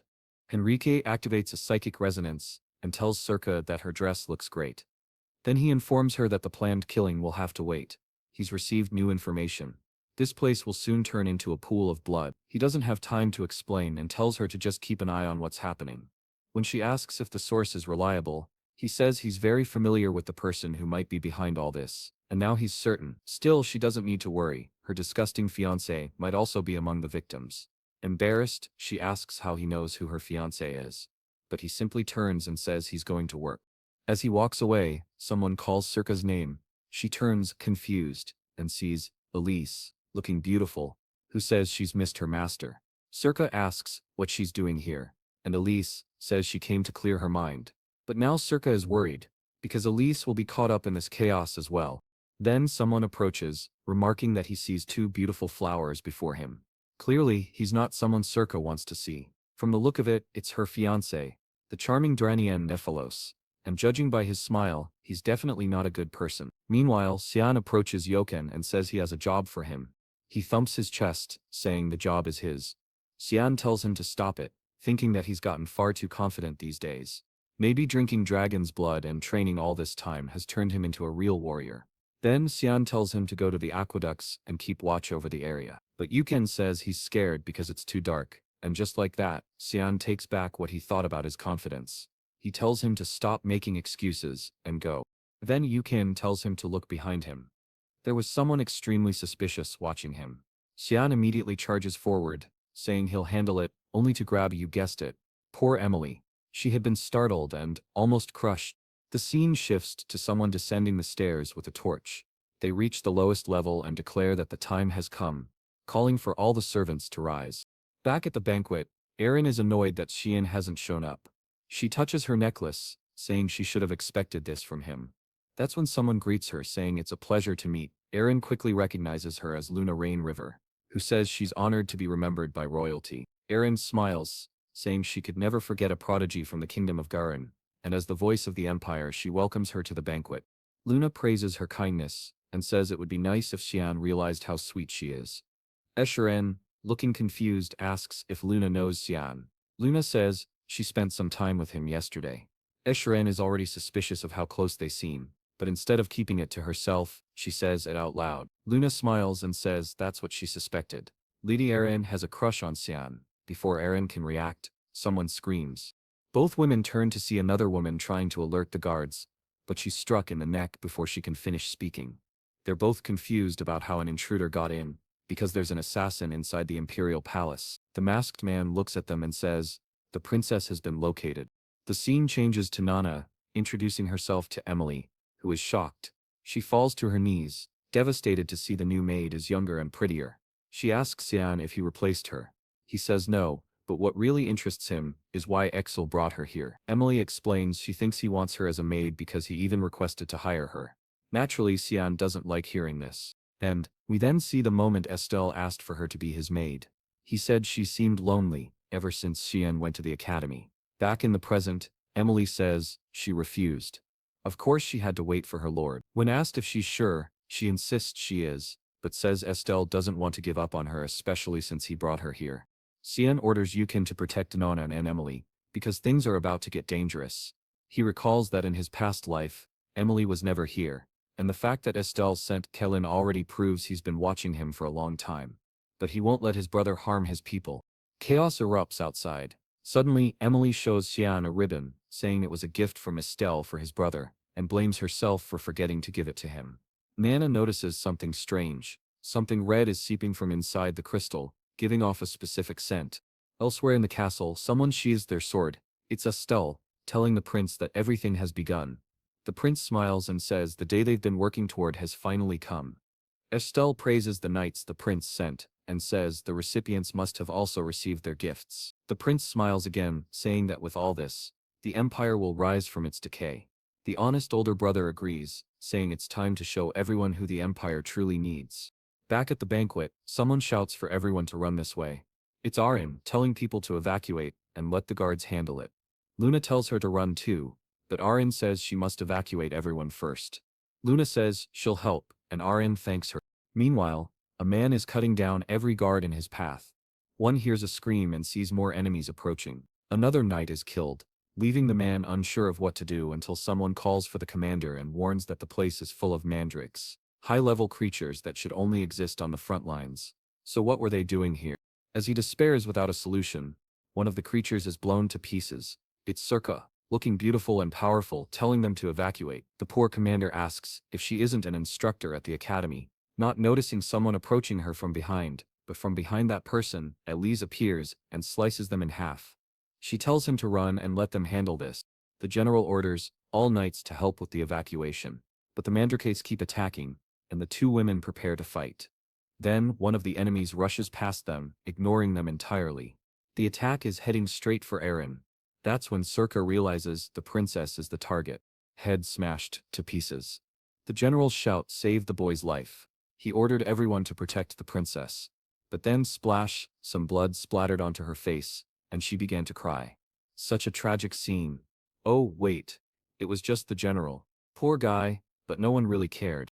Still, Erin felt sad that Captain Morris, dear God, was gone. She begged him not to die, saying enough of this. But she saw that he had already passed away, his serious expression still frozen in place. She began to blame herself, saying it was all her fault. Meanwhile, Luna activated a combined water explosion with a wind explosion, sending a massive tsunami forward. Erin was impressed that a second-year student could use fusion magic. Luna told her it was too late for that man, and that she needed to evacuate as quickly as possible. Though still saddened, Erin knew the mandrakes were getting closer, so she had to run. The guards told her to go, promising they would handle things. They wouldn't let the captain's sacrifice be in vain. Luna started shouting at her to move, while Erin closed her eyes and vowed she would never forget his sacrifice. Suddenly, the knights were surrounded by a golden aura. Yaren announced that he had placed a temporary barrier around everyone to protect them from the mandrake's poison, since even a touch could be fatal. With the princess's order that none of them die, the knights smiled and thanked him, though their expressions said they still expected to die. They charged into the mandrakes, slashes to the torso here, slashes there, but then one knight took a heavy blow to the chest, sending everyone flying. Elise shouted for everyone to get out of the way, launched a freezing attack, and ran toward Arin, telling her she had to leave immediately. Arin had no idea who this woman was, so she introduced herself as Eliz of House 40. The mandrakes screamed, only for Circa to leap in, cutting everything down. The problem was that no one from the academy could know she was a dagger user, otherwise they might start associating her with the Mist group. But given the destruction around them, it wasn't the time to worry about that. She used an attack our boy had once used before. 8 petal strikes. The mandrakes from the Vile pack finally stopped moving. But what the knights didn't notice was the assassin right behind them. Or rather, there was one, until it was sliced in half. Circa told them to stop letting their guard down because there were still plenty of enemies nearby, while simply asking them to please ensure everyone evacuated safely. Yet deep down, what she really wanted to know was the source of that terrifying presence she felt. She was feeling it, running through the corridors. Running was more worried, because she was Can's sister and began to realize that she had no idea where he was either. That's when the wall exploded. A creature appeared right in front of them. They started to find it strange that the monsters were showing up exactly where they were. The problem was that a creature was a high-level night monster. The little spider activated a chain trap, while Luna used a fire spear. The beast had its feet trapped, and was forced to defend against the spear strike. They were impressed that those two girls were not weak at all. She realized that she had to show the Academy juniors that she was strong too. The creature let out a roar and launched a blue attack in their direction. Luna activated a protective barrier, and they appeared from behind. However, before attacking, she obviously had to say something incredible. She declared that she was a knight of the House of Vertia, and would make the creature regret crossing her. She activated a water blade and cut off the creature's arm. Back in the hall, Circa had finished the fight. She finally seemed to have killed the last one. She went to remove her mask, thinking they seemed like monsters, but something felt wrong. That's when she was startled. Those assassins were actually puppets, controlled by a forbidden spell that allowed the manipulation of dead bodies, and to control so many of them, it had to be someone extremely powerful, who had been preparing for a long time. Something on this scale was certainly not done by a single person. Perhaps someone was trying to start a war. But some of the assassins were dead, and a man asked if those were the last ones. He collapsed with his sword on the ground, and suddenly 2 imposters appeared behind him, asking if His Majesty was all right. He told them not to worry. At least he still had the 2 of them close by. Exel offered his help, saying he would assist His Majesty, while Lionel only observed. That blonde bastard told them not to worry, that the knights would take care of the rest, and that the king did not need to be concerned, because they would keep an eye on him. The crawler was finally killed, and she wondered where all these monsters were coming from. But then they were surrounded again by a group of assassins. Back at the moment when Emily gave Ely's gift, Yukon said he found it very strange. That was because Exel had never sent a gift to Cyan. He had always noticed that his boss kept a kind of resentment toward his brother. It seemed to be something much more serious than a simple sibling rivalry. Then Nana warned them that they needed to run. Something extremely dangerous was coming their way. Emily, confused, asked why the girl's eyes looked like that. Suddenly, the wall behind them exploded. He turned around and told her to hide, yet another high-level creature had appeared there. In another part of the castle, the rest of the guests were desperately trying to escape. Even Circa's foolish husband, who was scared to death, he managed to be one of the first to escape. But at the door there were many assassins waiting. He could not afford to die there in any way, because he was eager to spend some quality time with his future wife. He asked Carolato if the back door was really safe, and Carolato said yes. But the moment he tried to ask for more reassurance, something struck his head. He was brutally split apart. People screamed in terror as his body fell to the ground like trash. Everyone thought that was the end, until a blue drop appeared and Elise unleashed a water explosion. She called for Lunevi, who cast a freezing spell, creating ice stakes that pierced through all the assassins. The knights stood there stunned, not knowing who these 2 were. The bold girl introduced herself as Elise of the House of Vertas. She loved saying her name. One of the knights spotted Aaron, and rejoiced that she was alive while Luna was trying to get up, telling them not to worry, and that she would recover soon. She warned that the next attack would begin shortly, and they needed to escape. Some knights stepped forward and declared they would protect the princess. The nobles behind them were all begging for victory, but Aras told them not to worry. She would give everything she had to stop the enemy. She had already realized that no matter how many times they killed them, the assassins kept appearing again. It was as if they were tracking something among them. What could it be? That necklace around her neck didn't seem suspicious at all, right? Back with Emily, Bermulf entered the room. She begged Hukem to do something, otherwise they would all die, but he couldn't understand why high-level monsters were appearing in the Empire. Still, after being protected so many times by Cyan, it was now his turn to protect someone. The only problem was that Emily was holding him far too tightly. Bermulfo let out a roar and Hukem told her to step aside. The creature launched an attack, which he managed to deflect with his sword. He felt excited, thinking he might actually handle this, but then he was hit with a brutal sequence. Emily asked if he was sure about this. He said yes, that he would protect them until the beast lunged at both of them. He immediately realized that this was his end and apologized to Sia. He took a punch to the face and fell flat to the ground. Shocked, Emily asked, "What is that?" Obviously, you already know, Nana was transforming back, because of course, that was her true form. Meanwhile, in another part of the castle, the assassins continued attacking Aaron. The knights were handling some of them, while the rest fell to her and the others. The problem was, it didn't seem to end. Whoever had orchestrated this had planned everything extremely well. At the pace things were going, the knights would soon begin to fall. Aaron needed to find another solution. That's when one of the attacks struck a face. The mask fell to the ground, and Alice realized the truth. They were fighting puppets or undead controlled by magic. She began thinking about the most efficient way to deal with dark magic. The first thing that came to mind was the light magic of the god Lendl. She knew there was only one way. She called to the little priestess and asked her to bless her sword with light magic. The priestess tried to explain that this would mean the knights would lose their protection, but they told her not to worry. They could hold on for a while, even if by the time the blessing was complete, one of them might die. But now Elias's sword was glowing with divine power. Combining elements, like she had once done with Luna, was difficult. However, merging magic with a spiritual being was far easier. It took time, but finally, she was ready to give everything with that strike. And as for where Xian had gone, he had better be doing something important. Sure enough, look who was slaying puppets and dark creatures. Our dear Xian. He already understood this was meant to aid Xian, in some way. He was certain that Boris had begun working for his brother. Kieran remarked that he never imagined there were still humans capable of necromancy at this level. He explained that someone who practiced such magic usually had another favorite method as well, using the stones of empowered creatures to create new monsters. A second voice then said he could feel that magic coming from that direction.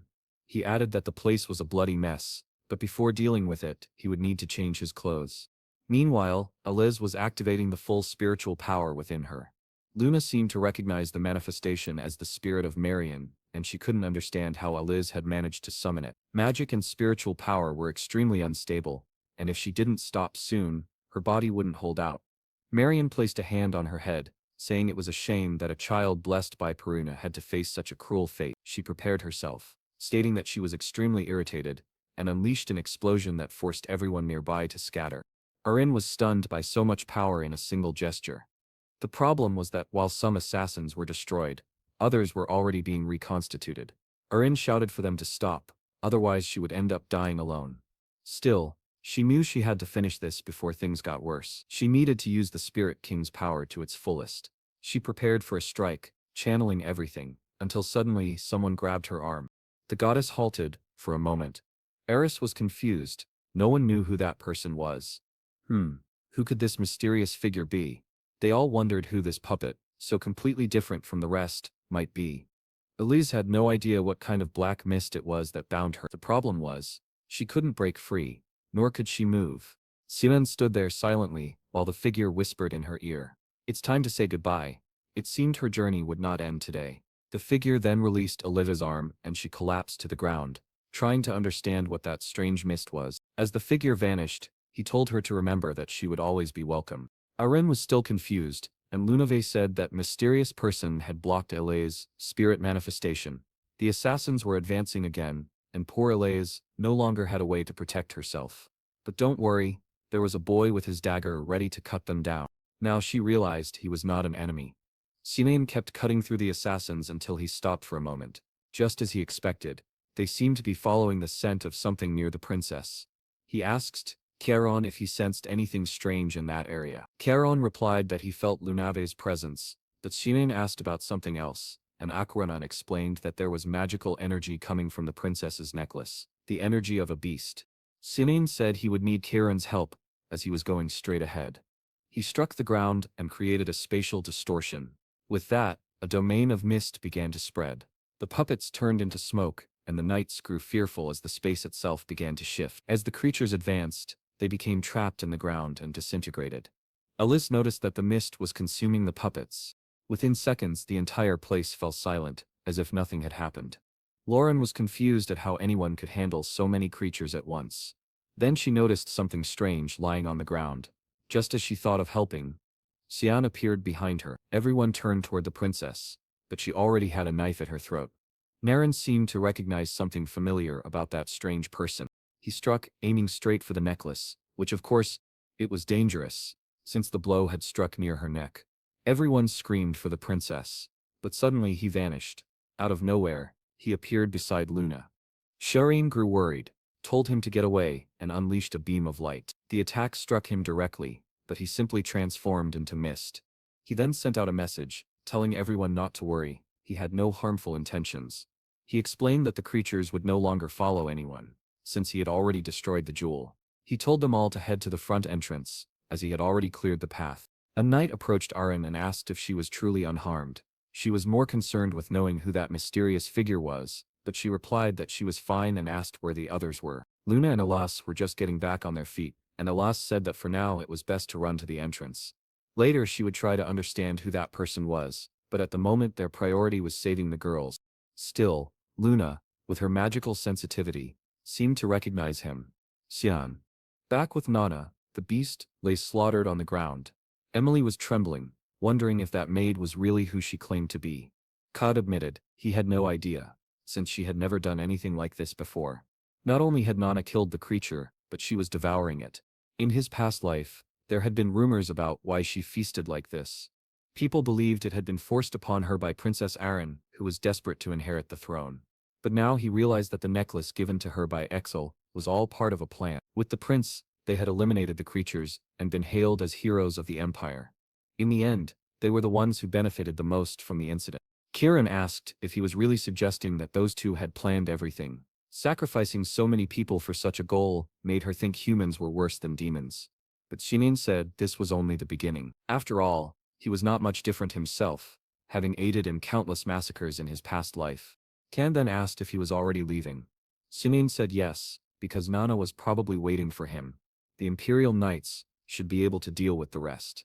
At that moment, Tanaran said something was bothering her. When asked what it was, she explained that she sensed the same scent from the princess's necklace in the one Emily had brought. Back in the room, Nana said she smelled something delicious on Emily.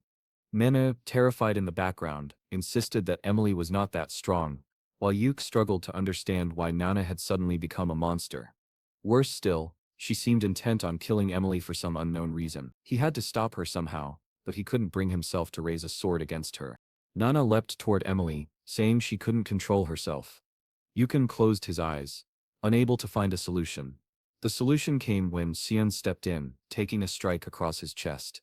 Kewin moved behind Emily, and Cyan told her to resolve this quickly. With that, the necklace was removed and thrown to the ground.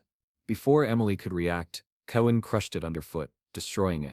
Karen then told the child to wake up to reality, reminding her that her father was there. Slowly, Emily came back to herself and asked what had happened. She saw the wounds on Cyan's back and asked if she had done that. Cyan reassured her, saying it was fine, that it didn't hurt, and it wasn't her fault, but she collapsed to the ground, crying, saying she hadn't wanted to do it. Yukon and Emily didn't know what to say, while Cyan simply told them it was best to leave quickly, as the place was a mess. Back with the crown princes, one of them was questioning the meaning of all this. The corridors should have been filled with monsters, yet there were none left. The king declared that the creatures had vanished, and one of them celebrated, saying they were fortunate. But Exil had already noticed something was wrong. That was when they heard a voice calling for her father. It was Arin and her group, who had made it out alive. By the look on Exel's face, he clearly wasn't pleased. Aran embraced her father, saying she was glad he was safe. That's when she noticed her brother, Luenel, was right beside him. The king said it was thanks to Luenel that they had managed to remain safe. Salos added that it was good to know Aran hadn't died. The poor girl replied that she felt the same way, though she had many questions she wanted to ask him. But it wasn't the time. The group that had protected Aran greeted the king, who thanked them for protecting his daughter. Then Aran noticed Eshel whispering something into the ears of the crown princes. She knew they were plotting something. Suddenly Eshel smiled and placed his sword at Lunave's neck, declaring that he was certain of who was behind all this. It could only be the granddaughter of the great master of the Academy of Spells. He announced that from this moment on, she was under arrest. Elas was confused, not understanding what the prince was thinking, while Exel remained silent. King Aran ordered him to lower his sword immediately, and demanded to know what he thought he was doing. But the prince declared that the situation was obvious. All of this was caused by the kingdom of Garan, who wanted to bring down the kingdom of Yusuf. He said Luna had been sent there to create chaos, and to assassinate the Marquis. Luna asked what proof he had for such accusations. Suddenly, Eshel told the king that they had sensed a strange magic near the region where they had been the day before. The king asked if it was true, and told them to explain. The prince only said that they had invited her in good faith, but had always kept an eye on her, and considering the evidence they now had, it was only a matter of time before the truth became clear. The king simply replied that he understood, and one of the princes told him not to worry, that they would take care of it. Poor Luna realized she had fallen into a trap. She only wanted to know if this was part of her grandfather's plan. With that, Luna and the entire group from the Academy of Garan were arrested. Esem, who had been separated from Aren during the confrontation, was now with the noble knights. The following day, a funeral was held in the capital for all who had died in the massacre. Cyan had managed to greatly reduce the number of deaths compared to his past life, but the day was still remembered as the bloody banquet. Some time later, he was passing through when Eluz found him. She insisted on treating his wounds. He told her she didn't need to, but she silenced him, saying it was the least she could do. He admitted he was glad he had managed to escape the dangerous monsters. He added that if it hadn't been for that man, she wouldn't have survived either. But Eluz wanted to know who he was. She said what struck her as strange was that the man was exactly the same height as Xian. What a coincidence. She then remarked that his physique had improved quite a bit, judging by his injuries, proof he had been training hard. He only turned his face, confirming he had been training, and she teased him by asking why he seemed embarrassed. Flustered, he ran off, telling her to stop making fun of him. Just then, Shelly appeared, remarking how close the two of them still were. He asked if Shinain was doing well. Xian replied that he was, and thanked him for the concern. But he quickly noticed that Shelly was prepared for something, and asked directly how the investigation was going. Eshel self wondered if Shinain also sensed that dark side of Shelly, the one that gave her chills. The blonde one explained that he was there precisely because of the investigation. They had found a bracelet in Lunive's room, and inside it was one of those stones that had attracted the creatures. She had said it was given to her as a gift. Simain remarked that if that were the case, then they needed to pursue the true suspect. Eshel Sim asked him if he too had received any gifts. Xian replied that he didn't remember receiving anything, and asked if they had identified who had delivered Luneve's gift. Oz said there were claims it had been given by a merchant who frequented the palace. However, that very same merchant had been found dead earlier that day. That was why they were working so hard to uncover everything. For that reason, Eshel pressed again, asking his brother if he had received anything. Xianin already knew this was no investigation at all. They were simply hunting for someone to blame. Meanwhile, Emily was sitting on a bench when a man approached. Xianin immediately realized she was in danger. Suddenly, someone inside the room complained of a headache. It was Xianin. He said he hadn't recovered yet and needed rest. Elise told Shelly that Xianin's back wound was still bleeding heavily, and that he needed to go to the infirmary. Shelly acknowledged it and said he was leaving. But then, Xian spoke up, saying he had no memory of receiving any gift. After all, if Joking had approached him, he wouldn't have survived the massacre. Eshel thanked him for the answer, thinking to himself that he was lucky that girl hadn't delivered anything to him. At least it spared him the trouble of having to eliminate yet another person. Still, it angered him. Xian was supposed to have died in the banquet. Suddenly, Har called out to Xian and patted him hard on the back, telling him to lie down. Blood dripped to the floor and a maid nearby asked why he was doing this. She said she had done everything he had asked, that she had delivered the necklace to Princess Aran. She swore she wouldn't tell anyone. But the man told her that her role ended here, and now he had to complete his task. After all, The whole situation infuriated him. Given all the preparations, he struck her down, telling her to rest in peace. Then he paused, remembering something. He opened his grimoire, muttering that he had to learn how to get rid of all the bodies. Strange creatures with many eyes emerged. He ordered them to devour. It resembled the power of that sly librarian. He had taken the book. Back with Emily, the man was approaching when she turned around, but then it was our dear Brian, bringing her some apples. Damn, these people really loved making dramatic entrances. He sat down, saying the weather was great, but Emily wanted to know how long they were going to stay there. Brian replied that they would remain until Cyan gave the order to return. At that moment, we saw again the moment when Emily had received Excel's gift. As soon as Khan saw it, he immediately understood what it was. He destroyed it, and told her to listen carefully. Not even the Imperial City or the House of Vertus would be safe for her. She had to hide until further notice. He called for Yuken, explaining that he was extremely busy and would need him to protect Emily, and of course, also take care of Nana. He warned her that for a while they would have to stay apart. And now Brian realized something strange. He had never seen Cyan smile like that. Emily asks if Nana is doing well. He says that she is having difficulty sleeping, but it seems like she is recovering. She then says that, apparently a lot has happened since Sean came to this place. It's crazy that his maid has a dragon's blood. However, this only makes her want to help Sean even more. Brian agrees, saying that he feels the same way, but at the same time he remembers the moment when she grabbed his arm. He turns red, wondering why he is remembering that moment. She then says that together, they will do their best for Sean. Embarrassed, he smiles, and says yes. The scene then shifts to the son asking his father what he means by that. He says the evidence is undeniable, and they cannot let the suspects escape like this. However, the king tells him to calm down and says the decision has already been made. The son responds that he is being weak and won't be able to maintain dominance over the continent. Ending this way, he almost gets struck when his father tells him to be quiet. The king says that his ambition to dominate the continent may sound noble, but he must remember that the Yusuf Empire doesn't only border the kingdom of Garin, it also borders the demon world Espania and Prina. If they start a war against Garin, they will be weakened on all other fronts. And even if by some miracle, they conquer that continent, it would cost countless lives. That monstrous path is not the one he will choose as emperor. Sivalos, however, insists and says that very clear evidence has appeared. The father asks if he is talking about the obscuring stone, which leaves Sivalos confused, since the king wasn't supposed to know about it yet.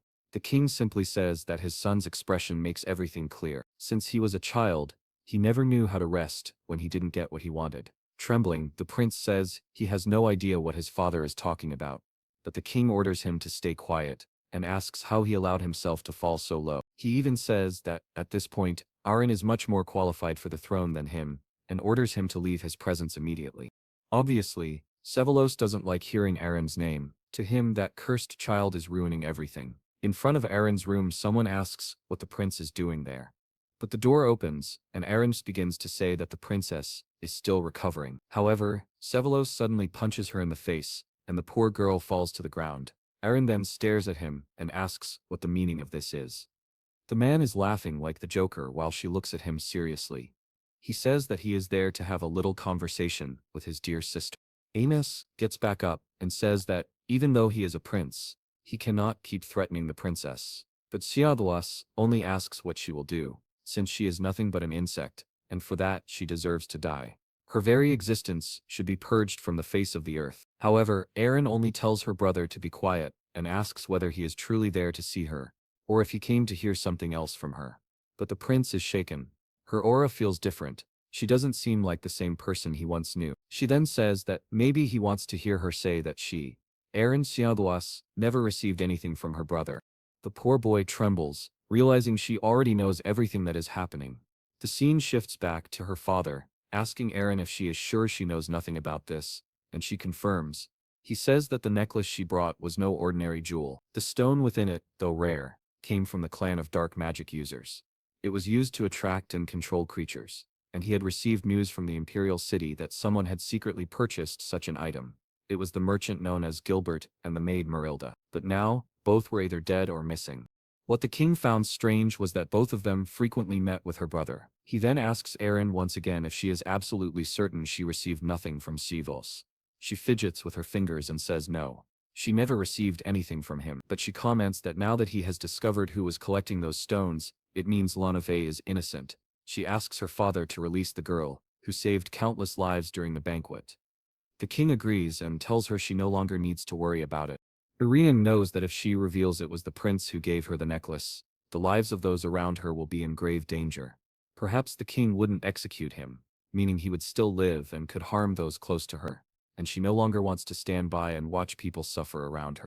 Back in the present, she asks Savers if he is satisfied with this. He says yes, just as she stated. He never gave her anything. She confirms, saying that's exactly what she told their father. But then he asks what kind of attitude that is, saying that if anyone overhears this conversation, they might think he did something wrong. He even suggests that they sew her friend's mouth shut.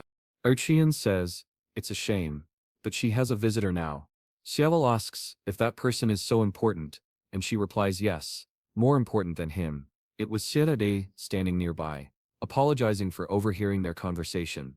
The fool hadn't even noticed him, wondering why he was there, but the sickly-looking boy warns that he heard everything.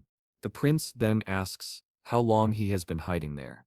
Xierade answers that it's not that he was hiding, he simply doesn't have much presence, but he had been standing there the whole time. He was not in the mood to play around and said that it was unusual to speak to a prince in that way. However, Sean only questioned what he was going to do about it. Was he perhaps thinking of silencing him as well? Eshel Veselo then wondered if the rumor about those two being engaged was actually true. Wait a minute, it was. The boy quickly calmed down, realizing there was nothing to gain from becoming an enemy of Cyan Vert.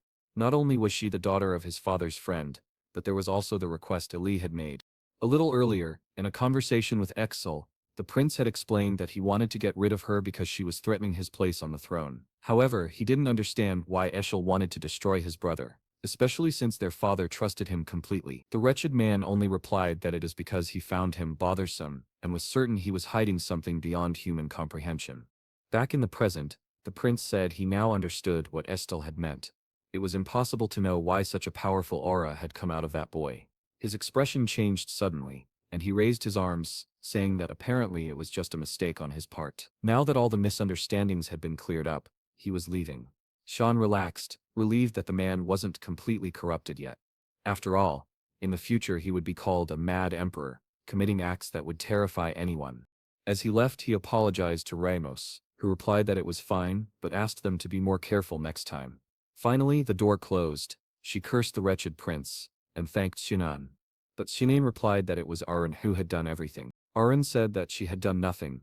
She had only acted confidently because she knew he was nearby. Sitting down, she asked what he was doing, and the boy simply said he was tired of standing.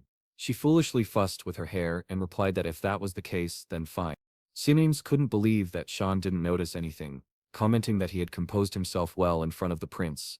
But Sean was already leaving, saying that now that the prince knew they were associated, she wouldn't be at so much risk anymore. Eshel said goodbye, realizing that he had only come on business, and soon he was gone. The scene then shifted to the prince, who was asking what he should do now. He swore the plan had been perfect, yet all the people they intended to kill were still alive. Not only that, but he had also lost his father's trust, he who was supposed to be the sacred savior of the empire. At that moment, however, someone said the plan hadn't gone so badly. It was Bose, who said he had completed his assignment. He apologized for appearing late, explaining that he had been handling a mission for Lord Shelley. Then Luro mentioned hearing that Emily had gone into hiding and asked what this fruit business he was referring to was about. Boris explained that they had greatly underestimated the people around Princess Arian. The prince asked if he was suggesting they sit around reflecting on their actions. Boris apologized and promised to explain. He revealed a crystal, saying it contained all the magic that had been used by the princess's allies. Most of it seemed ordinary, but then a dark mist began to emanate from it. Boris explained that this was an extremely rare magic. Some would even consider it a form of dark magic. It was the power of a magical sword, and it was blasphemy that one of Princess Arian's allies possessed something so demonic. The scene shifted again to a strange blue creature on a plate. Yuk asked what kind of gratin dish this was supposed to be, while Xinian and Nana calmly ate it without concern. Emily, delighted, told them to eat slowly. Yuk, however, wondered if the food was really moving. Sean said he had already eaten enough, and was very full. He apologized, saying he needed to leave before Estelle discovered this place. He had only come to check on the three of them, but the danger was still high. That was why he had stationed people around the house, making it the safest place for now. He smiled, but Emily asked him to swear that he would return. He told her not to worry, and asked Brian to take care of the two of them in his absence. Brian, disheartened by the food, assured him that he would take good care of them. Sean left the house, only to be stopped outside by Silica, who remarked that it must be nice to have free time to wander around. She demanded he explain the blood banquet and the death of her fiancé. She wanted to know how he had been so certain all of that would happen, but he needed to be careful in his response, because she could very well become an enemy. Once again she asked, who exactly was Cyan? Sean only asked why it mattered so much, since the Marquis had already been a target. Silica replied that it was extremely important, since he could be a spy for another organization. He then asked what she would do if he was. She began drawing her sword, saying that the answer was obvious. She lunged at him, but Cyan intercepted, protecting him. Silica demanded to know if she was really going to stand in her way, and Cyan asked if she hadn't learned her lesson the last time. She would not allow anyone to touch her master, and so their favorite battle began once again. The two of them clashing fiercely, their swords clanging as the fight escalated. Cyan then created an energy sphere. She raised her red blade and said she would show something interesting. Seika seemed excited, saying she was ready for it. It was the attack of the relentless black mist, which seemed to follow her. People. The only person who could survive such a direct attack would be the Demon King. Cyan then ordered her to prepare, as the warm-up was already over. Of course Sarika became excited, saying she was about to go all out, until Siri activated her sword manipulation, and struck her to the ground. She complained, asking to be allowed to enjoy herself, but Sinan ordered them both to stop this commotion, because otherwise there was no point in him hiding. Sinan agreed, saying that made sense, and suggested he should move elsewhere. With that, he left, telling the two damned girls to clean everything up. He slammed the door behind him and waved goodbye to Rambus, who just stood there looking like a fool. Inside he announced there had been a change of plans and ordered everyone to prepare to leave. Suddenly, someone greeted him. It was Luna. She said that it seemed his family had grown quite a bit since the last time they met. He was stunned, unable to understand how she had crossed the mist barrier, and asked how she had found them. She replied that it was simply a talent of hers, and he had nothing to fear, since no one else knew she was there. She then asked what the mess outside was about. He brushed it off, saying it was nothing important, and only wanted to know why she had come. She answered that she was there to thank him. Our protagonist replied that he hadn't done anything worthy of her thanks, but Luna said she had known everything since the day he had entered her. Everyone looked at him, trying to understand what she meant. Of course, what had entered her was his aura back when she had been unconscious. She then demonstrated that she could now summon fire and water, and even combine and modify them. She was even able to use a type of magic that could locate specific people. She asked if he didn't think this was an amazing gift she had received from her grandfather. The young man replied that it looked more like a curse, noticing that her body was still wounded. She grew flustered and insisted she was certain he was the one who had entered her. He then told everyone else to get ready to leave, saying he needed to have a private conversation with her. Emily asked where they were going. He replied that they would be heading to Ruin Academy. Emily was overjoyed, saying she could now take care of him every day. Brian, however, looked disappointed, remembering the kind of food he would be forced to eat there. A little later, Luna revealed that she had spent her entire childhood in cold, dark places, used as an object of study for countless painful experiments. She endured it all because she believed it was her duty as the granddaughter of King River. She asked Sean if he also felt a sense of duty. He replied that he did not. She then wanted to know why he saved everyone but did not want anyone to know about it. He said it was simply because it would cause more trouble otherwise. She thought for a moment, and then said, she understood. Of course, it was because of his magical attribute. For a moment, she had thought it was darkness. She explained that she had gathered some information when he touched her at the restaurant. Sean himself had never imagined she would be able to discover someone's magical attribute simply through physical contact. Luna told him that on the day she collapsed, he had placed his magic inside her. She wanted to know what it was, because she was certain it was not of this world. He answered that, now he understood why she had approached him, and asked if she intended to report this to her grandfather. She dismissed her magic and replied no. She knew it would only cause more trouble. Sean smiled and asked if she was rebelling against Sunain River. She simply said that he must already know her reasons. Then unexpectedly, she hugged him, thanking him for freeing her from such an old burden. Sean explained that her body was like a burning cauldron, overflowing with different kinds of magic of various attributes, constantly mixing. Someone had placed a kind of lid on that cauldron to prevent her from losing magic, but at the same time, it caused the heat to build up excessively. What spilled out from that cauldron was, in fact, extinguishing the fire of her life. All he had done was create a small hole in that lid, so she could release the excess. He said he did not want her to live as someone else's puppet. However, he added that she had no reason to thank him, and if she had nothing more to say, she should leave and keep their secret. But she was not to overexert herself, since that would be dangerous. Luna, however, thought to herself that he was adorable. Just as she imagined, Sean truly was a good person. Meanwhile, in the halls of the Garan Academy of Magic, her grandfather slammed his fist on the table, demanding to know what they were discussing. The butler reported that she had been cleared of suspicion and released, then asked if they should begin a petition against the Decifi kingdom. Her grandfather answered no, saying that was not the problem. What he wanted to know was how she had dared to pass through somewhere else. Before returning there, it was best to find her quickly, and of course, give this video a like. Do you remember how the previous chapter ended with the old man saying they should now find Nine? Meanwhile, our boy was riding in the carriage on his way back home. He wanted to know why Emily was so excited. She said it was because she would finally be able to serve him again. He found it strange, since he had heard that maids were not allowed in the academy. He explained that the director would probably make an exception for him, but we already saw the headmaster saying there was absolutely no way. Our protagonist tried to argue, saying he would make sure no one noticed her, and that all he wanted was to bring Emily with him. The director demanded a good reason, so he promised that if Emily were allowed, he would not skip classes anymore. The old man slammed the table, shouting that attending classes was the bare minimum. And to make things worse, he wanted to bring 2 maids with him. That was unacceptable. The director wanted to know if this had anything to do with the blood banquet. He couldn't believe Sean would request something so outrageous for such a petty reason. But just by looking at the boy's reaction, he became convinced. Sean said he would tell the truth if he was granted permission. The director, already frustrated, told him that no matter what he said, he knew the boy would bring those girls anyway. Sean sighed, realizing it was difficult to explain. The only thing he clarified was that he was not behind the blood banquet.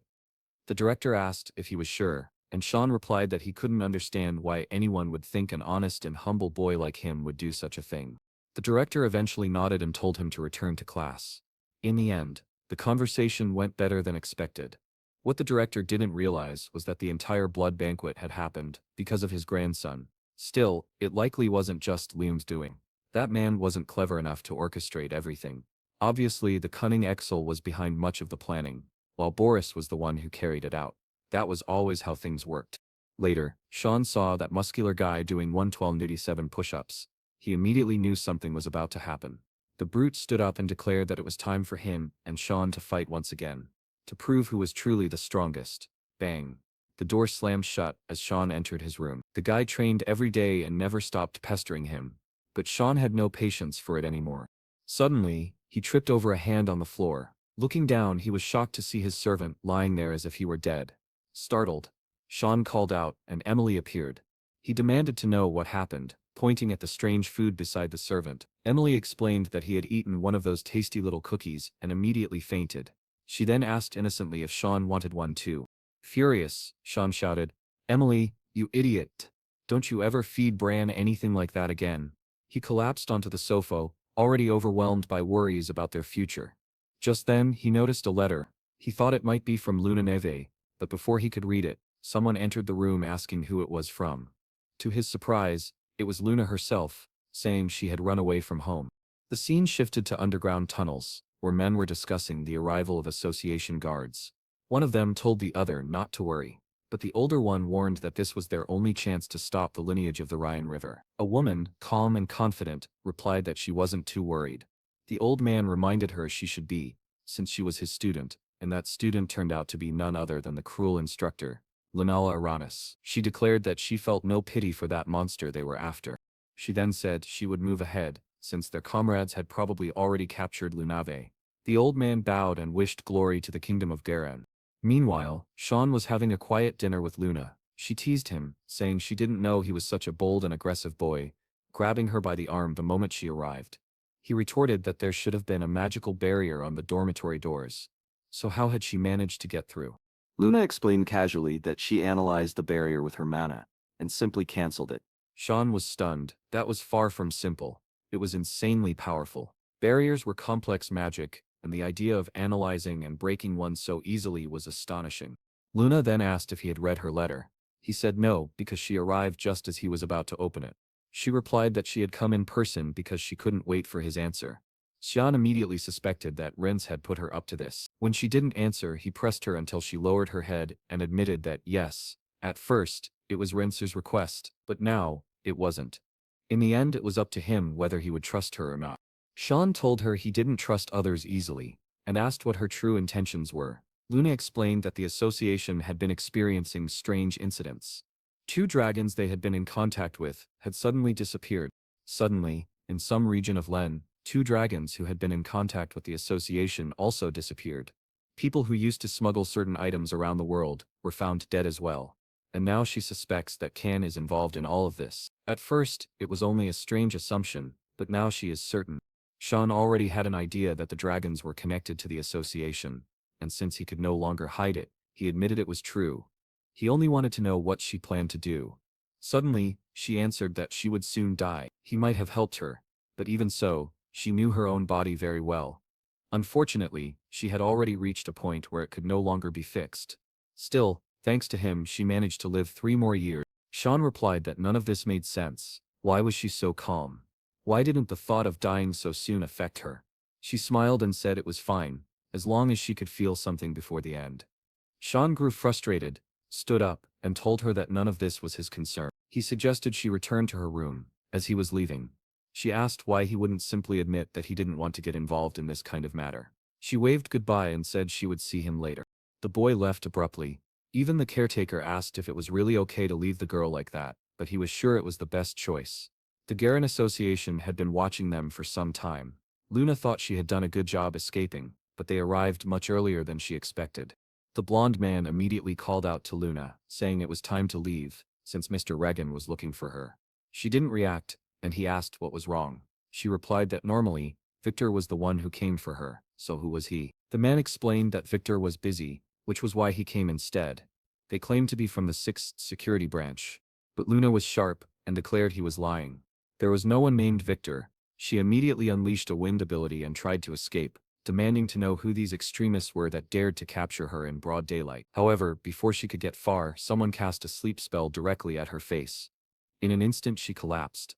One of the men said he had imagined it would be this easy, while another added that they had been discovered too quickly, but it didn't matter. They only needed to throw her into the carriage, and it would be over.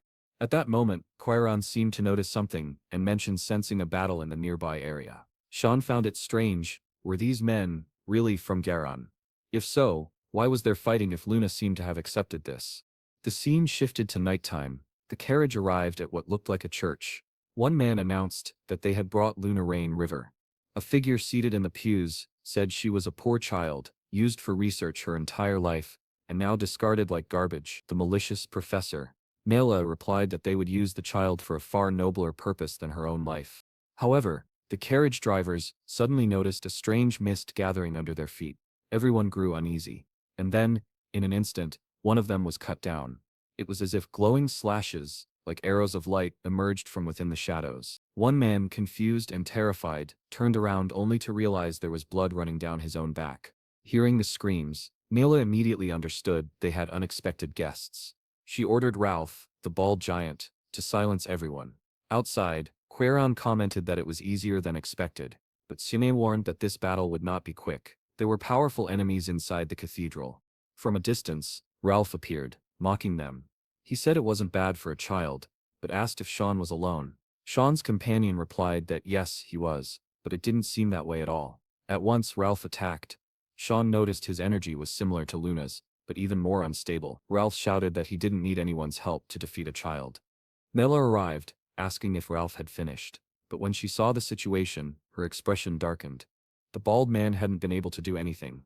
The poor fool was struck down, and Sean only asked if the last one had arrived. But before that, he wanted to know why they were trying to take Luna.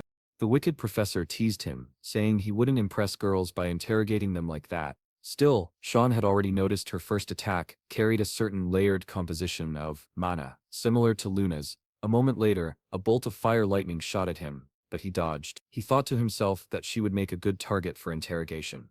The woman couldn't understand how he was blocking her attacks with just a dagger. But in the blink of an eye, Sean closed the distance and declared that he had caught her. However, the sly woman used an aerial leap to escape. Realizing how dangerous the boy was, she decided she couldn't let him live. She tried to fire a charged spell at his back, but Chiron warned her that she had left herself open. Sean grabbed her by the shoulder. The spell misfired, tearing through the floor and shaking the entire church. Sean realized that she had an enormous amount of mana. Now she was already remobilized, but still saying she would not reveal anything. Sean told her to stop struggling, since no human could break such a restriction. Then he stepped closer and demanded, "Who ordered the kidnapping of Lunava? And how many of you are still out there?" Anella laughed and said he was a funny boy, especially because he would find out soon enough. They would all come after him, and together they would see each other in hell. She was putting on all this drama, but Kieran calmly explained that this was simply the effect of the heart restriction. Sean already knew what that meant, an artifact that kept the user's mana sealed inside their heart, which is why she could not transfer it into her body. Now they were certain Lunave had something similar inside her. The woman, however, could not understand how they had figured this out when she had not said a single word. Sean then remarked that this monstrous organization conducting such experiments believed it to be the path of evolution. The woman's expression changed, and now she wanted to know who he was to have such information. Sean smirked and replied that she could find out for herself in hell. She begged not to die like this, but too late he struck her in the stomach. In his past life, Sean had found a text in Garen's laboratory describing how to use a certain artifact called the heart restriction, how it was used to control experiments, and even how to destroy it when it failed. Now with the artifact in his hands, he realized it was still active. Kieran asked how he planned to use it. Sean simply told her to take Lunave out of the carriage. When she hesitated, he warned her to obey, or he would have to force her. Reluctantly, she complied, setting the girl on the ground. Sean admitted he had never tried this before, but in theory it should work.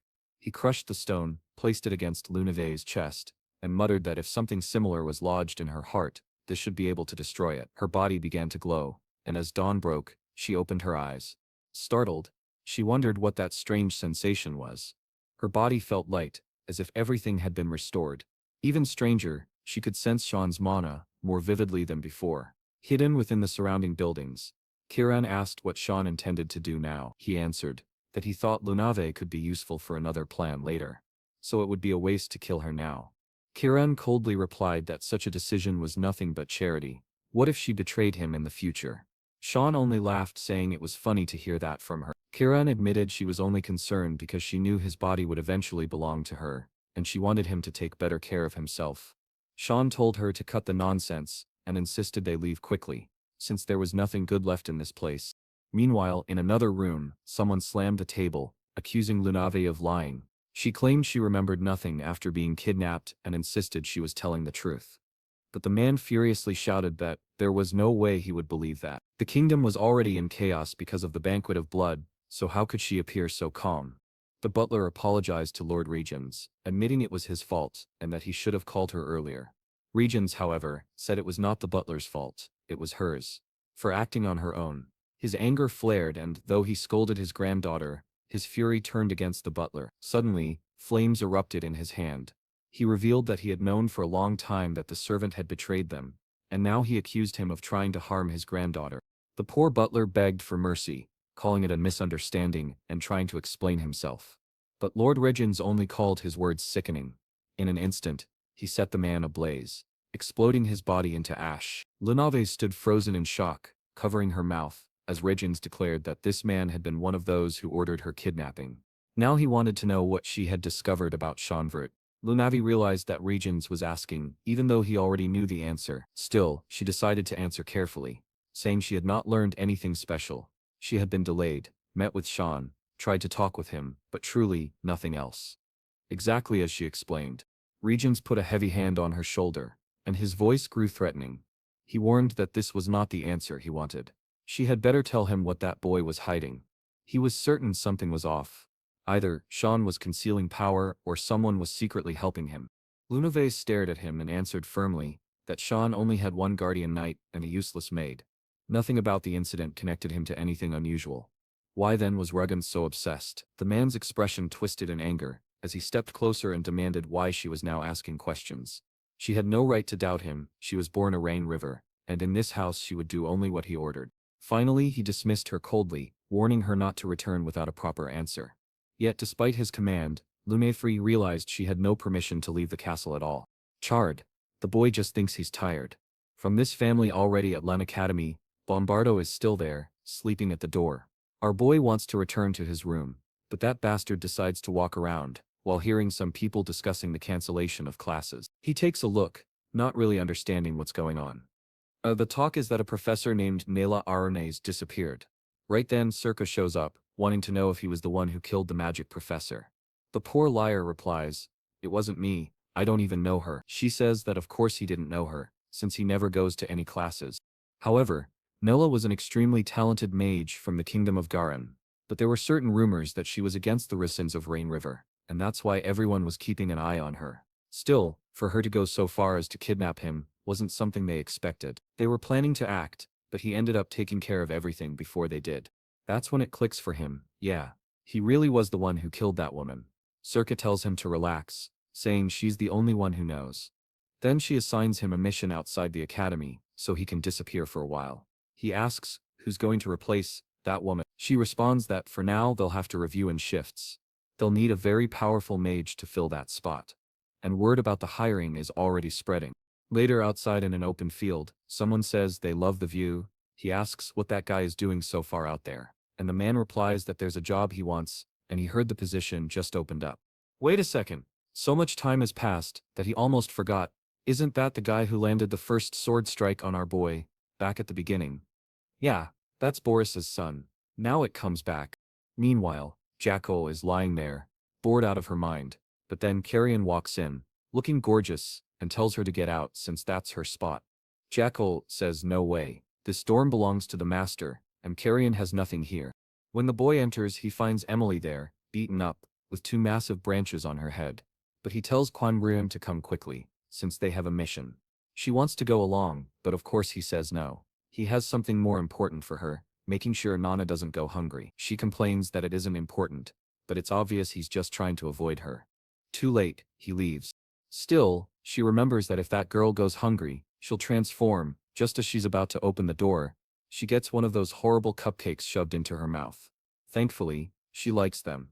Emily reassures the boy that she'll take care of everything. He replies that he believes her, but begs her never to feed Brian again, since it takes him too long to recover. All right then, where are they going this time? He says it's the southeast of the Xi Empire, a region known as Lambaster, a place ruled by crime, money and violence. A real family-friendly place, right? Already, a crowd of humans is placing bets, shouting not to disappoint them.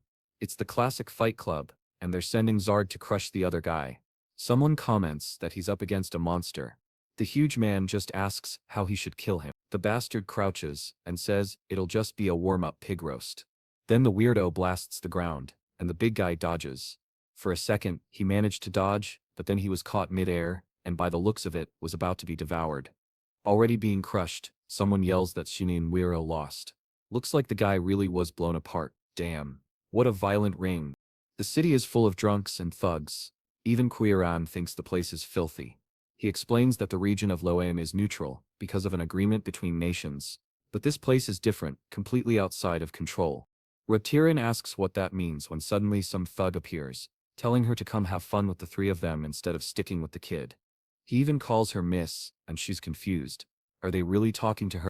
The lunatic says it'll be hard for her to endure them, since they're too rough, and the boy better leave. Hearing this disgusting nonsense, the boy keeps calm and just beats the three of them down, leaving them on the ground. I thought he was going to kill them all. He throws a bag of money on the table, asking for the best room. The woman wants to know how old the kid is to be bringing women around, but he just tells her to shut up and hand over the key. Disoriented, she just gives a polite welcome. Upstairs, looking out the window, he notices some people arriving, which means it's time for him to leave. He heads downstairs and asks if she's Lisa. The girl says yes, welcomes him, and asks how she can help. He tells her he's interested in using the cage. She replies that she understands, but new clients aren't allowed. He gives her a sharp look, asking if she's sure, while thinking that he knows these bastards are selling drugs there. Then he asks what happened to all the clients who were in that place before. By any chance, was he the only newcomer? She gave him a sharp look, and he felt the killing intent, but suddenly she apologized, saying she was just doing her job. He laughed, finding this girl quite interesting, and wondered why she was being so cautious. Out of nowhere, Mira drew her weapon, but Saedig leapt toward him. Amused, he crouched down and deflected the attack with a coin. The woman was shocked that the killing intent she felt came from this child. He even commented that she was a difficult woman, and that she had wasted his golden coin. The poor girl apologized, but he wanted to know why he was attacked. She was clearly unstable, admitting she hadn't really wanted to attack him. He replied that he wasn't happy at all, and that she would have to take responsibility. The girl thought it was better to just show him the way out and handed him a license, saying that the VIP plaque was his best option. Only special clients had access to that, and basically he would be safer with it. Even though she didn't quite understand why he was so eager to visit the cage, she warned that he shouldn't go down there unless he had countless lives to spare. Still, since he was determined, she wished him luck. He, however, reminded her that he would never forget how she threatened him. Kieran wanted to know why he didn't just order that woman to bring the owner of the place. The message on the letter was for a woman known as Linz Nyla Hoff, another dark, gothic villainess type that he liked. He explained that this woman was extremely secretive, the true owner of the place, and that it was very difficult to find any trace of her. Kieran asked why the rules they received were so vague, but he only replied that they would soon find out. He had visited this city several times in his past life, at least before the place collapsed due to a civil war. She wanted to know what actually happened there, and he said she would soon discover how things really worked inside the true cage. Then the scene shifted to a group of humans smoking, gossiping about whether it was true that a kid had beaten them up. It was the same guy who had tried to flirt with Kieran, admitting that the strange kid had beaten everyone down out of nowhere. The long-haired man found it odd, wondering why a child would be so interested in the cage. The blonde man said he had no idea. They just did what they could to survive and now were passing the information along. Another man asked if the boy was perhaps the son of a noble family. The poor beaten-up one said he wasn't sure, but it seemed so, and he begged for help from Lord Gunter. The man couldn't even appear in public anymore, since everyone was laughing at him. Gunter stood up saying things were getting interesting, and that he would personally check out this boy. The scene then cut back to the cage, where people were being kneed in the face, while the crowd roared in celebration. A muscular girl was the fighter of the moment. From afar, Kieran commented that she now understood why the city was such a mess. He agreed, explaining that the place was so lively because people loved betting on fights. That was exactly why they were there. Since reaching Linz Nyla Hoff directly was almost impossible, they would have to lure her to them. Kieran didn't fully understand until someone called out to the boy, warning that this wasn't a place for children. Sean smiled, saying the perfect opportunity had arrived, and began beating down the men with punches to the stomach. Another thug rushed in asking what was happening, but our boy grabbed him by the dreadlocks and slammed him in the face. Luckily for Otari, he was bald and couldn't have his hair pulled. Meanwhile, Sean simply asked where he could sign up to bet and enter the arena fight. The crowd was outraged, saying the cage had sunk so low that they would even accept such participants. It was ridiculous, as if the hosts were mocking everyone. Of course, they reacted this way, because Sean was now in the middle of the arena. Someone even shouted that they hadn't expected such a special event. The opponent was excited, curious to see how he would kill the boy. The announcers said the organizers had gone insane, since this fight was far too one-sided. But the bearded man cheered, saying it would be fun to finally see a child get beaten up. The brute lunged forward, saying the best way to win was to crush him. He tried to end the boy with a single finger strike, but Sean quickly broke his finger and leapt toward his face, punching him so hard that his nose caved into his skull. The giant fell to his knees, then face first into the ground. The entire arena was left speechless, wondering what had just happened. It seemed that Sheenan of Leia had won. That was the peculiar alias he gave himself. Our boy insisted he couldn't let his real identity be revealed. Kieran found it strange, asking why he was worried about that when he had just jumped into the spotlight. He replied that he had an active skill to deal with it, so she didn't need to worry. She already suspected it was something granted by that hooded god, the one with the power to conceal authority through masks and disguises. Basically, no one could see his true face unless they directly greeted or interacted with him. This is getting really boring. She's about to fall asleep. Suddenly, someone up on the stage calls out for Simon of Lamia. It's that guy Gunder, who announces that he will accept Simon as a challenger, and warns him not to disappoint. Well, you don't go back to that inn with the girl at the entrance who wants to know what's going on. Suddenly a woman from the red light district shows up, saying she needs to get straight to the point. She wants to know where that boy who caused all the trouble is. She knows he's here, so it would be better to bring him out now. The receptionist says she has no idea what that crazy woman is talking about. However, Dalek warns that things will get ugly if she puts all of her people to work. She'd better not get involved in problems that appear in that territory. But the receptionist already pulled out her FAR and warned that she won't tolerate any action against the guests. There, Dalek immediately orders everyone to attack. Meanwhile, the girl wants to know what exactly that strange boy did. At that moment, the young man himself appears, asking if they're looking for him. The receptionist is surprised because she didn't even notice him appear. He walks up to the blonde woman and tells her to deal with him instead of threatening the receptionist. Strangely, she sees him as if he were a prince, apologizing for displeasing her. He starts explaining that someone provoked him, but she grabs his hand and says it's all right. She only wants to know his name. He tells her his name is Simon, and she caresses his hand, saying the name is beautiful, though not as beautiful as his face. The receptionist is horrified. There's a crime happening right in front of her. This boy is underage. She urges him to run away, but he says it's fine. He'll take care of it. She insists he has no idea of the danger that woman represents. Misa Delkia then pulls out a warm little card, saying that whenever he wants they can have a deep conversation. Simon reads it. The card says Delkia's pleasure room and offers satisfaction for any taste. She leaves, but he realizes she's even crazier than he thought. Strangely enough, she's still at the door, insisting that if it's him, she won't even charge. The two of them stand there, confused. He rips the card apart. The receptionist then asks if he even heard the warning she gave him before he got into trouble. He tries to apologize, saying this city is full of lunatics. She replies that his reaction is understandable, considering the fights he's been in, and won. Still, she warns that he won't be able to win the fight inside Delkia's pleasure room. He shrugs it off, saying he's not even thinking about that fight. He's leaving. At that moment, another dark, gothic-looking woman appears, saying it's a good thing Delkia backed off. The receptionist looks to the side and sees Limaine Helov, the owner of the cage, who immediately orders her to stay close to the boy and take good care of him. The receptionist agrees, promising to treat him like any VIP guest. But Linsini notices she was even giving advice to the boy. She explains it wasn't personal, just that he's only a child. Then Gunter shows up, saying she's underestimating him far too much. This place was falling apart, and in need of change. Lindy reveals that she was the one who called Gunter there. The receptionist wants to know why, and Lindy explains it's to arrange a fight with Gunter, but apparently, that's forbidden, since he was expelled from this place long ago. Still, Gunter steps closer, demanding a fight with Simon of Lamia. The scene shifts to a room in the red light district, where someone is screaming behind a door, insisting this isn't what she wants. Some men outside comment on how noisy she's being tonight. One of them laughs, saying she can't get that boy out of her head. Another, with long hair, replies that it seems she'll do anything to bring him there. The man in red agrees, saying she always gets what she wants. He feels sorry for the boy. Fortunately, they're tougher, and she doesn't seem as interested in them. At first, it seems like something wild is happening inside that room, but instead, she's just drawing. It turns out she's trying to remember his face, but can't. Suddenly, she goes into madness, screaming, desperate, crying, demanding to know where that beautiful face is. It's as if her mind were clouded, everything blurred, but that only makes her want him even more.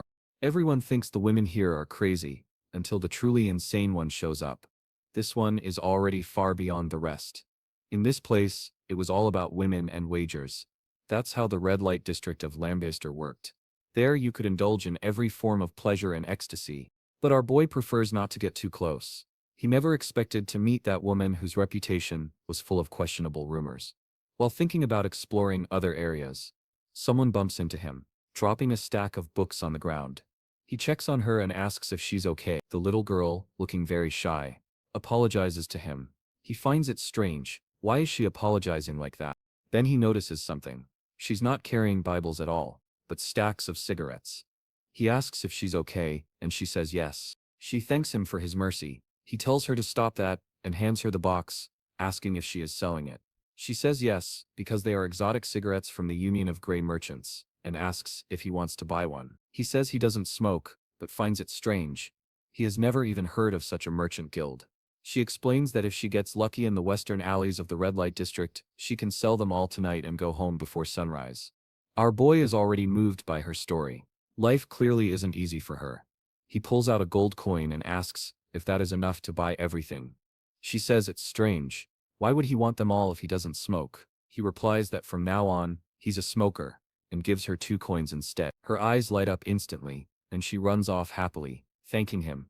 He only burns 1 cigarette, obviously, while Kira asks why he's doing charity. He answers that in that direction lies the city's garbage dump, and that he's going to follow her. Kira asks why, and he just tells her to keep her eyes open. Soon enough, the girl is knocked to the ground, and the men surrounding her demand to know where she got those coins. They're sure she's lying about selling cigarettes, and must have done something terrible. One of them even admits he needed a way to vent his rage, because of that bastard Simon. The girl tries to explain that she didn't steal anything and begs them to believe her. At that moment, the young man himself appears behind them, asking why they don't trust her. A gang of bearded thugs, stealing money from a little girl. It was pathetic. You'd think they'd be afraid of him, but instead, they grow angrier, shouting that the bastard came to their base of his own accord. This time they wouldn't lower their guard, yet, before they know it, one of them takes a stomp to the head. The fools are beaten down quickly.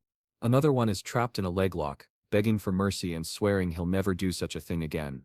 The boy says, it's just a hold, but he enjoys torturing bad people. And then snap, it looks like he broke the man's leg.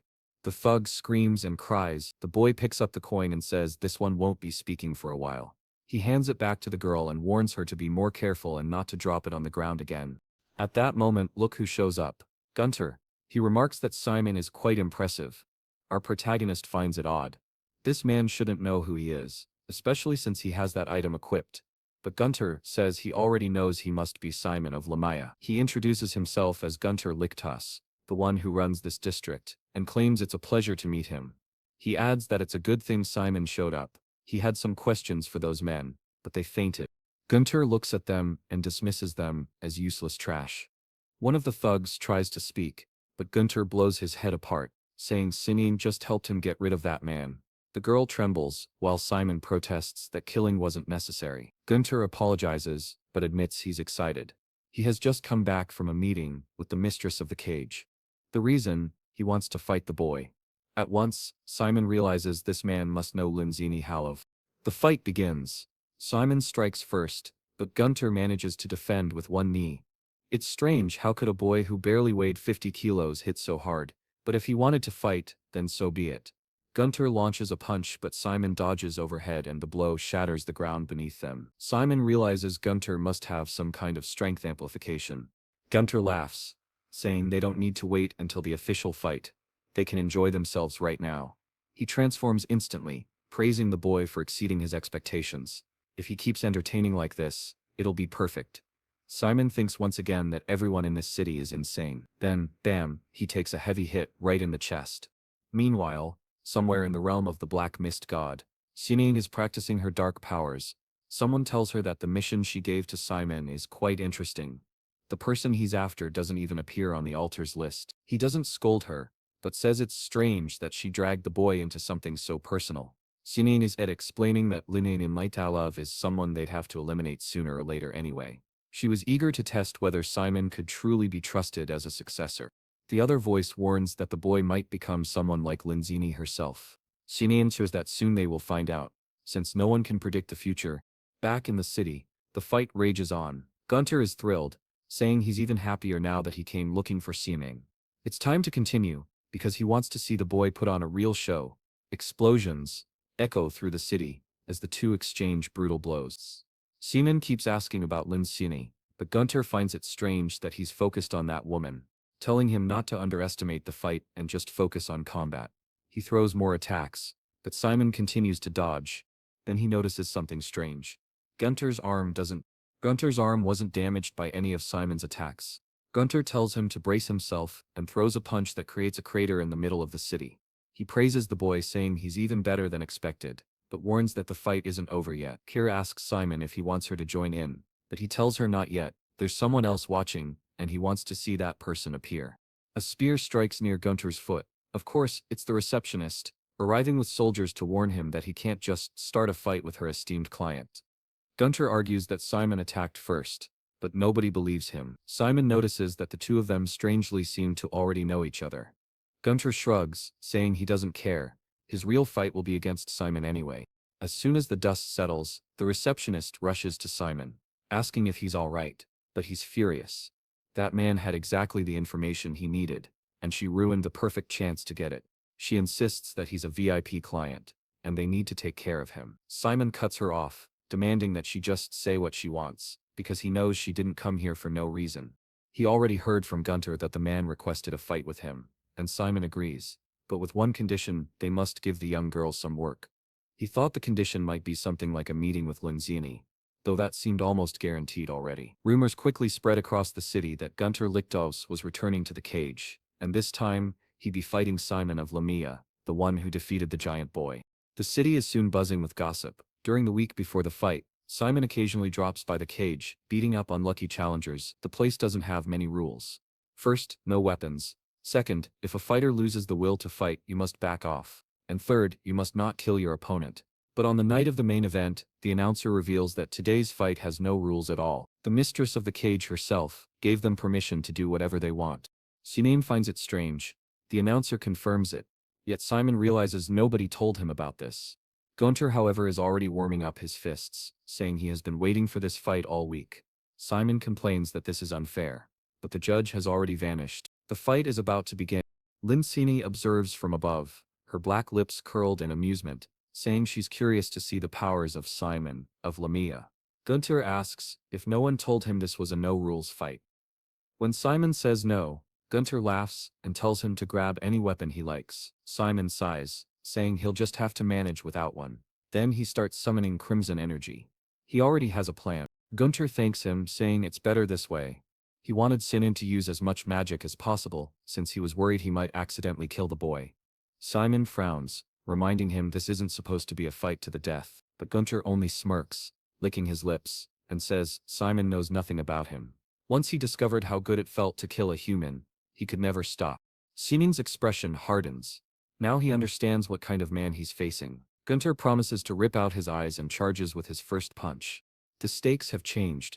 If Gunter is that kind of person, then Simon has no choice. In an instant, he draws Kiri. With one swift motion, he slashes at Gunter's arm. The crowd gasps. The cut is clean, and Gunter's arm is severed. He screams in agony, collapsing, unable to comprehend what just happened. The man writhes on the ground, shouting that he will never forgive Simon, but Simon coldly tells him to stay quiet, or he'll truly die here. Gunter falls silent. The entire arena realizes he has been completely broken. A fat, mustached man in the audience stares in shock. Recognizing the black mist, he is sure of it. That was a demonic sword. Simon, however, is confused. Why was he kept in the dark about the rules of this fight? Maybe it had something to do with that sword. The scene shifts. The sweet little girl walks up, bringing him a drink and praising him, saying he's incredible. He's glad to see she already found work. She explains that the receptionist gave her a temporary job as an assistant. That's when Simon learns her name. Lou. He pats her on the head and tells her to work hard. At that moment, the receptionist arrives and apologizes. Simon immediately demands to know why she hid the rules of today's fight. She explains that she didn't hide anything. Only the mistress and Gunter knew about it. Simon lets it slide, but says, in that case, she should take him to meet the mistress. Unsurprisingly, she refuses, explaining that her mistress prefers to remain anonymous. Simon realizes it won't be so easy to meet her, and gives up for now, telling her instead to take care of the little girl. Then the fat man from before approaches, calling out to Simon. He introduces himself as Morris, of the Union of Grey Merchants. He says he wants to speak with Simon, because he noticed something, a demonic sword, and he is very interested in buying it from him. Sinan's expression instantly changes. He tells the man he has no idea what he's talking about, but Morris insists he shouldn't try to hide it. He knows exactly what he saw, and Simon is the only one who could have wielded it. He used to work for the Union of Ulbos Merchants, until the leader of that place was assassinated 2 years ago. Since then he has been working for the Union of Grey Merchants, which operates here in Leicester. His specialty is swords and other rare weapons, and today, he is certain he saw the mist of the demonic sword. He believes it is a weapon that had been waiting for its owner for years. He tells Simon to name his price, and he will buy it. But Simon suddenly lifts him by the collar, saying that if he's the only one who knows, then he's the only one who needs to be silenced. At that moment, assassins rise from the ground, surrounding Simon, warning that if he doesn't release Master Morris, he will die. But Simon, already filled with rage, finds it almost comical that they think they can take him down with just those men. He recognizes them immediately. The shadow assassins of Sparnia. Clearly, the fat man had spent a fortune hiring them. A shame they would never kill him before he snapped a man's neck. Suddenly the little maid girl enters the room, calling for Simon and asking why so many people are attacking him. Simon realizes things are getting too messy, with too many people involved. Even Louise is there. With a sigh, he releases the fat merchant, saying he will spare him this time, but warns him to disappear before he changes his mind. The assassins ask if they should attack, but Moritz quickly orders them to lower their weapons. Even after that, he apologizes to Simon, saying he'll leave for now, but his offer still stands, and it would be wise to consider it. With that, the wretch departs. It becomes clear that this merchant guild is closer to a criminal organization of assassins than anything else. Louise looks worried, asking if Simon is all right. He pats her head, telling her not to worry about it. Then he asks her for a favor, to find a way for him to meet the mistress of the cage. He wants to see if she'll dare refuse him now. Meanwhile, elsewhere in the city, explosions shake the ground. Gunter is furious, smashing his fists into the earth, while others beg him to calm down, warning that he'll reopen his wound, but he doesn't care. With one arm missing, he screams Simon's name, swearing he must kill that boy, no matter what. At the moment their eyes met, he had felt such a fear of death that he was left powerless. Now he must find a way to erase Simon. Then he remembers, the boy is protecting Louise. Perfect, that will be his way to destroy Simon. Back at the cage, Louise is working, running back and forth. When a client opens the door, she politely greets him, welcoming him to Lamster, but to her horror it's Gunter. He smiles, asking if she remembers him. She nods nervously. He replies, "Good, that means you can be useful for something. I need." The scene shifts to another room, where Simon is questioning why he cannot meet the mistress of the cage directly. Lisa explains that she is not someone who can be approached so easily. Curious, Simon asks why she defends Lenincini so strongly. Lisa finds it strange that he even knows her name, insisting that he clearly isn't an ordinary person. She warns him that Lenincini is also watching him, and it was she who allowed Simon to fight Gunter in the first place. That's why she gives him some advice. Leave this place, or he will die here. Sinan is confused. Why does this girl seem to be on both sides, and why is she so frightened? Suddenly, a scream echoes from the reception. They rush there, only to find the place completely destroyed. A sign with the word light lies broken on the ground, covered in blood. Sinan immediately understands. He orders Lisa to stay behind, saying he'll handle this. She tries to object, but he cuts her off sharply. He won't repeat himself again. She must stay put. Meanwhile, in the quarters of the madwoman, she has been drawing Simon non-stop, trying to recall his face but failing. When someone remarks that a beautiful lady's room shouldn't be in such disarray, she demands to know how he entered without permission. It's none other than the strange merchant, Moors. He says he's there for obvious reasons. He has an offer to make. She orders the pig to leave, but he calmly insists he has information about the boy she's infatuated with. She snaps that her love life is none of his concern. Moors ignores her, going straight to the point. He claims to possess the most potent paralyzing potion in the entire kingdom of Garen. With it, she could finally claim the boy. She narrows her eyes, demanding to know what he wants in return. The fat man replies that all he wants is a small item from the boy. She can keep the body for herself. She asks if he's certain that's all. He confirms, saying he looks forward to their cooperation. The fool seems to believe his plan will succeed, though he clearly isn't interested in her at all. Later, Gunter sits heavily on a crate, saying he has been waiting for Simon. The protagonist demands to know where the girl is. Gunter tosses something at him, calling it a gift. To Simon's horror, it's a severed ear. Gunter laughs, saying the rest of her is under the crate, and if Simon wants her, he'd better act quickly. He wanted to die, but suddenly his arm began to regenerate, and he said that this was exactly what he wanted, urging Cyan to come at him. The scene shifts to Lindsay, who asks if Lisa really believes that the boy will kill Gunter. Lisa replies that, yes, she does. Lindsay asks if she is worried. Lisa answers that it has been a long time since she lost any bond she once had with that man. She only wants to understand why Lindsay seems so obsessed with the boy. The boss then responds that she will explain. Her sister tries to remember Simon's face. Immediately, Elisa is shocked and tries to search her memories, but strangely, she cannot recall him. At that moment, Lindsay explains that this is a special ability from the authority of Arrow, something that makes people forget his face. Lisa asks if she is speaking of the god of darkness, and Lindsay confirms. It seems her past had caught up to her. Lisa believes that this puts her in danger, but Lindsay says no. On the contrary, she is excited, since it had been a long time since she had such an important guest. Therefore, Lisa Lictus must treat him very well. Back with Gunter, he charges at Xian, asking where his courage has gone. His attack sweeps through the area, Forcing the boy backward, Gunter mocks him, demanding to see that ability he once used in the arena. If he did not put in more effort, he really would die there. Each time Cyan was pushed back, he discovered piles of bones on the ground. Gunter explains that these skeletons were proof of how useless people were. Lister was full of garbage, and he had taken it upon himself to purify it. He and Elisa had grown up in this hell, struggling to survive.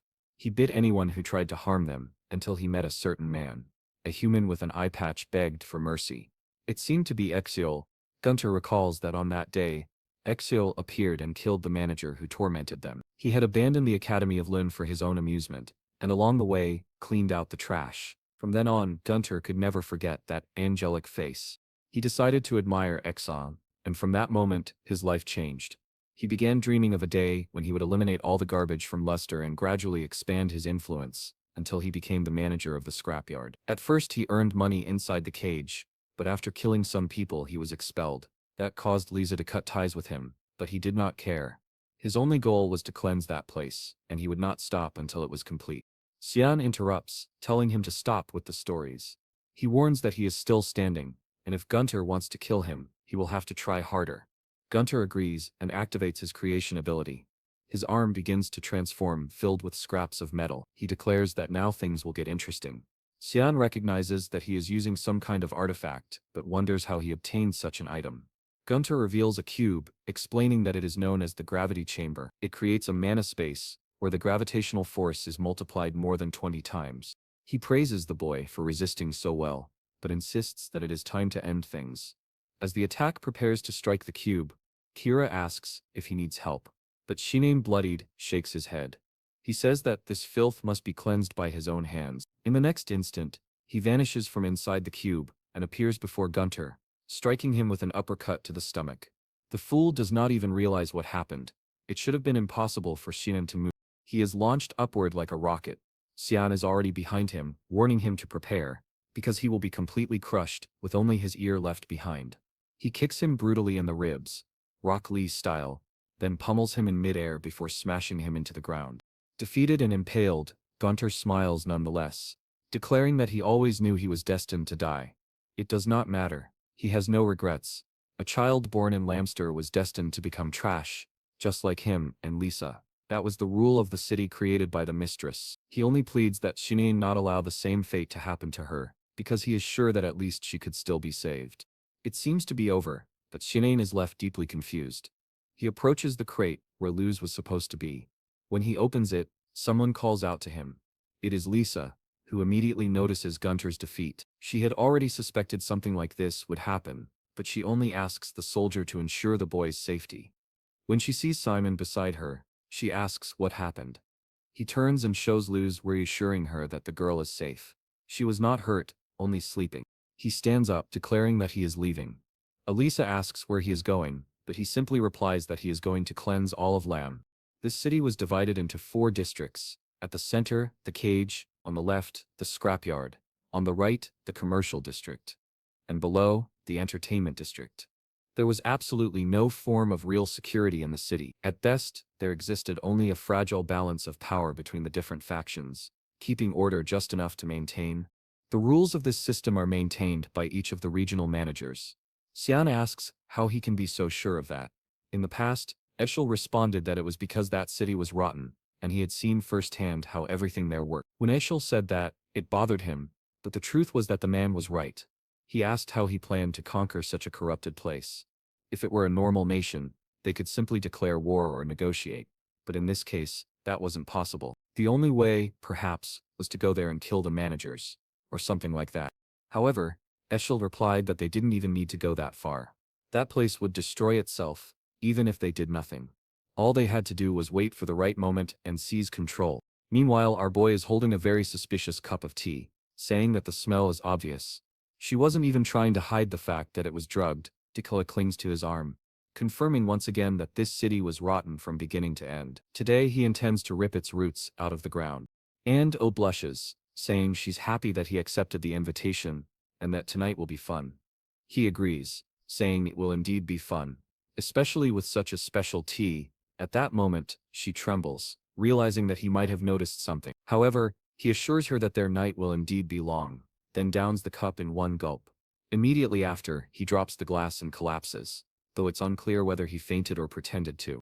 Belle is delighted, saying that now the boy belongs to her. The scene shifts to the commercial district, where Moore's butler informs him that a message has arrived from the entertainment district. The fat man is furious, regretting that he handed the gravity cube over to Gunter, who lost like an idiot. Still, he reassures himself that it's fine because soon the demonic sword will be his. One of the shadow operatives warns that they should be suspicious, since everything is going far too smoothly. The fat man dismisses him, telling him to drop his bad premonitions, but the spy insists that his instincts have never been wrong. He suggests they go ahead first and scout the area. Morse agrees but warns them not to do anything unnecessary. Internally, however, he curses those fools from Sparner, believing they'll only ruin his plan. Maybe they were even planning to steal the demonic sword for themselves. Meanwhile, in the city, people are being scattered aside as Morris's carriage speeds through the streets. He throws the door open, announcing his arrival to Dell. She's lounging on the bed, teasing him, saying he could have taken a little longer. As she was just about to start enjoying herself, Morris tells her to do whatever she wants. He only cares about the boy's item, the body itself is irrelevant. Cyan asks him not to underestimate her so much, and says he'll be shocked when he sees this. She pulls a rope, the curtains fall away, and Morris stares in confusion. Behind them, another Dale is bound tightly, while countless humans are stuffed and preserved like grotesque dolls. Shocked, he demands to know who she really is. Obviously, it was Kieran. She declares that this is exactly what he wanted. The demonic sword. He stumbles back in fear, horrified to see that the sword had taken human form. Sininaga remarks that the fat man already knows too much. The wretched man screams desperately, calling for his assassin squad, but his cries are cut short as a blade pierces his neck. The protagonist remarks that since he was so eager to see his men, he'll send him to meet them. He spreads his arms, summoning the swamp of mist, and the shadows begin to vanish. He confronts Mors, saying he already knows it was him who gave Gunter the artifact, and provided Delkia with the paralyzing drug. The man begs for forgiveness, swearing never to do it again, but Shinan coldly replies that he's certain the man will never repeat it because he'll no longer have the chance to do anything at all. The wretch pleads for help, but is dragged down into the mist, where he finds all the assassins he had once sent. Shinan then says that only Delkia is left. Kieran insists that she will handle this herself, and tells him he may leave. He only asks her not to go too far. She smirks, saying she absolutely will go too far. Consumed by jealousy, she demands to know how Delkia dared to touch her master. She knows full well that Delkia is awake, so pretending won't work. She warns her to prepare herself, because she's going to be shattered into 1,000 pieces. The blonde girl begs for forgiveness, admitting she never should have tried anything. But Kieran smashes her face mercilessly. Meanwhile, our boy simply shuts the door, knowing full well that Delkia's night will be long. At that moment, however, he senses a familiar mana. Looking around, he finds himself inside the domain of myth. A voice says his expression is amusing, and then someone introduces herself as Linsen Halof, one of the managers of Lamb. She begins to materialize, and Cyan realizes she is part of the mist itself. The woman comments that Shinya apparently hadn't told him about her, which now explains why he has been killing the other managers. Cyan immediately activates his power, thanking her for appearing, since it means he won't have to search for her anymore. He says he can call her Lin's or traitorous fellow manager. But Lin's calmly responds that he has misunderstood everything. He won't be fighting her. He sensed something approaching from the side, and barely managed to defend himself from the attack. Lin told him to say hello. It was clear that the two of them already knew each other very well. It turned out that Lisa, who had always seemed like such a good person, was on the side of that cursed woman and declared that Simon Deleme would be eliminated. She rushed forward for another attack, but he blocked it, telling Lisa to leave because his business was with Lindsay. She had no relation to this matter, and didn't need to die. The problem was that she completely ignored his words. His only option was to knock her out. Activating the bloodlust wave technique, he struck her, sending the girl flying. The issue was that she quickly stood back up. He realized she had trained normally. Most enemies would not withstand that attack. Lindsay remarked that she knew the boy could have killed Lisa, so why had he hesitated? He demanded to know how long she intended to keep hiding in the mist. Lindsay then said she wanted to witness the abilities of the child trained by Surika, especially since Lisa was the child she herself had trained. The young man realized that this strange woman knew Surika. What was their relationship? Lindsay only told him he should focus on something else. At that moment, Lisa summoned a rain of needles and launched them at him. He dodged with backflips, but she immediately came down with another overhead attack. He had to grab her arm to stop it. Lisa shouted that even though she had cut ties with Cantor, he would still pay the price for killing the last member of her family. While defending himself, the young man noticed in her eyes that the Shadow's personality had been activated.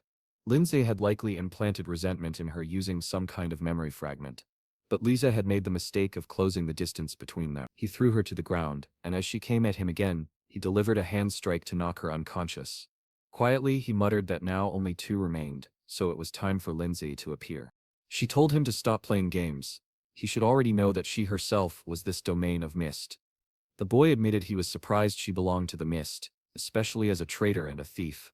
She asked what he meant. He revealed that he knew very well that her ring was the Ring of Adambari, an artifact that allows its wielder to absorb anything, whether mana or authority. She had been using it to pretend to be a member of the mist. He didn't know how she had acquired it, but he was certain she was a fraud. Losing her composure, Lindsay revealed the ring and demanded that he submit to its absolute power. The boy, however, smirked, realizing she had fallen right into his plan. Still, it seemed the mist she had stolen belonged to the god of mists. The domain expanded, and in an instant, she appeared at his side, warning him to wake up to reality. This was how the true mist functioned. It was a pity, but now it was time for him to say goodbye.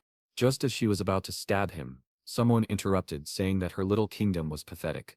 Cracks formed in the space behind them, and Kiran appeared, demanding to know why another woman was clinging to her master. Lindsay could not understand how this space had been cut. This was a replica of the god of mist's domain. It should have been impossible. There was only one other being capable of doing such a thing. Indeed, Kiran didn't even need to introduce herself for Lindsay to know she was the demon sword. With a snap of her fingers, Kiran declared she would first destroy this place. The entire domain began to shatter into countless fragments. Lindsay couldn't believe it was undone so easily. Meanwhile, Cyan asked why Kiran had taken so long. She snapped back, angry that he wasn't grateful she had just saved him. The two bickered like a quarreling couple, until Lindsay told them to shut up. She said there was no way an idiot like him could be the true successor. The real one hadn't appeared in over 300 years, and it was impossible for it to be a child like him. As the drama unfolded, Aaron asked why Lindsay was so agitated. Cyan casually replied that he had stressed her out a little before she arrived. Losing her composure entirely, Lindsay launched herself at him with incredible speed, declaring she would never accept a fake successor. She transformed her body into daggers, but Shin remarked that she wouldn't make a very good assassin. Both of them activated the same Tempest Surge technique of the mist, but it was obvious who the fraud was. Lindsay was sent rolling across the ground while boasting that she would unleash the true power of divine authority. As she rose, Xian activated the black adamant power. His form darkened, a sinister aura emanating as he dared her to block it with her ring. He slashed toward her, and in that instant, Lindsay knew she had no chance. The scene cut back to long ago, in the Temple of the Black Mist. Surika asked Lindsay where she was going, and Lindsay answered that she was tired of waiting for this so-called successor. Surika asked if her friend intended to kill her. Lindsay scoffed, but Surika explained that there were plenty of evil people to kill. Why would she bother with her? Of course, if Lindsay ever became tainted, she would be hunted and purified, and when that day came, Surika would also reclaim the artifact Lindsay had stolen. So it was better for Lindsay to think very carefully. Very well, before leaving, that's how she said goodbye to Surika. She left an organization that had power but remained hidden, to try to create her own organization that had no power but at least existed in the open world, right boy? She was tired of that business of hiding and waiting for the successor. She thought she had come so far. However, Sean's attack tore into her stomach and arm. So beautiful, so strong, it was a shame she went head-to-head with our boy, who only told her to say her last words quickly. Ah, I hate when it ends, sadly boy. She says to tell Surika that in the end, she was wrong, and she begs to be killed because the pain was too much. Sean simply burns her away. He knows no one can predict the moment they'll be defeated, and that applies to him as well. As the domain begins to unravel, he finds himself face to face with Kotel, who saves him some time. Lisa appears and says she tried to kill him, so there was no reason for him to keep her alive. He asks if she will tell anyone. She says no. He replies, then it's fine, but Lisa admits she doesn't know what she will do next. At that moment, Luz comes running from the hotel, calling for the manager, asking if she's okay, saying she was worried because she suddenly disappeared.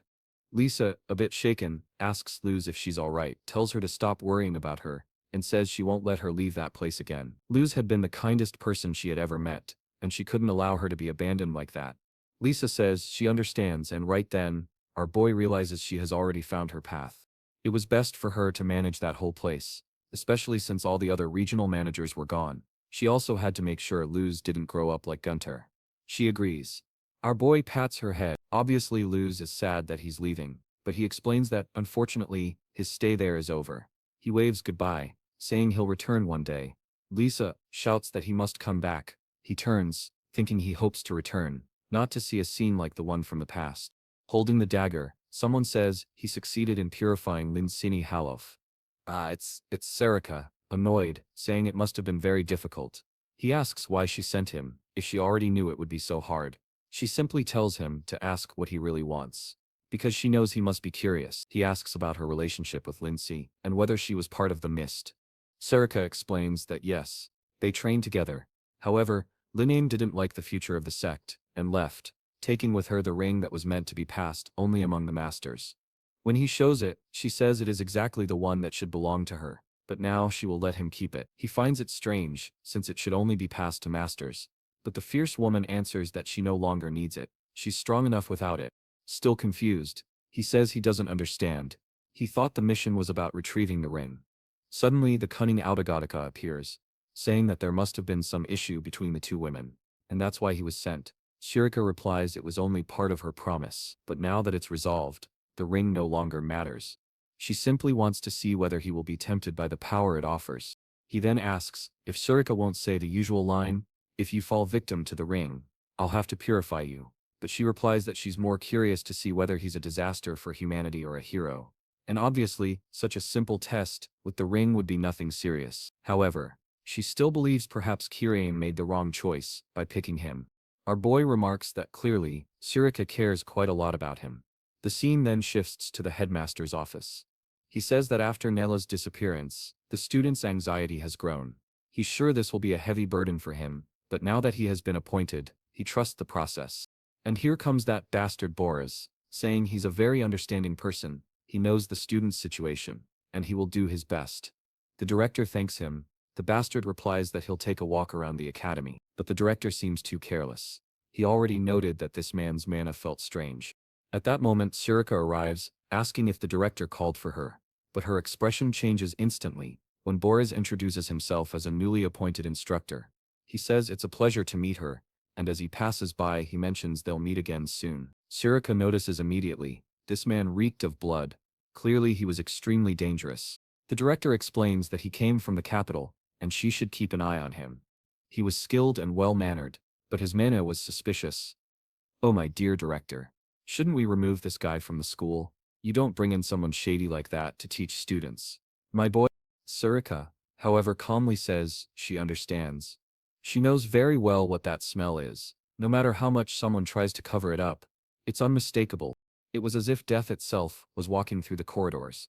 Then some men appeared, raising a crest, and giving a warm welcome to the city of Harmony. And who's there, my boy? Erin? Long time, my girl. I thought you had already taken over the story. She comments that the place has a lot more guards than usual, and obviously right. This happened after the blood banquet. Someone calls for her, and Luna comes from the corner, saying that it has been a while since they last met. Meanwhile, in another part of the academy, Erin says it's good to see that Luna is doing well. Luna replies that it's thanks to her, but Erin denies it, saying Luna had actually helped her a lot. Then Erin introduces Alex Mosfia, her new friend, who strangely is already saying how beautiful Luna is.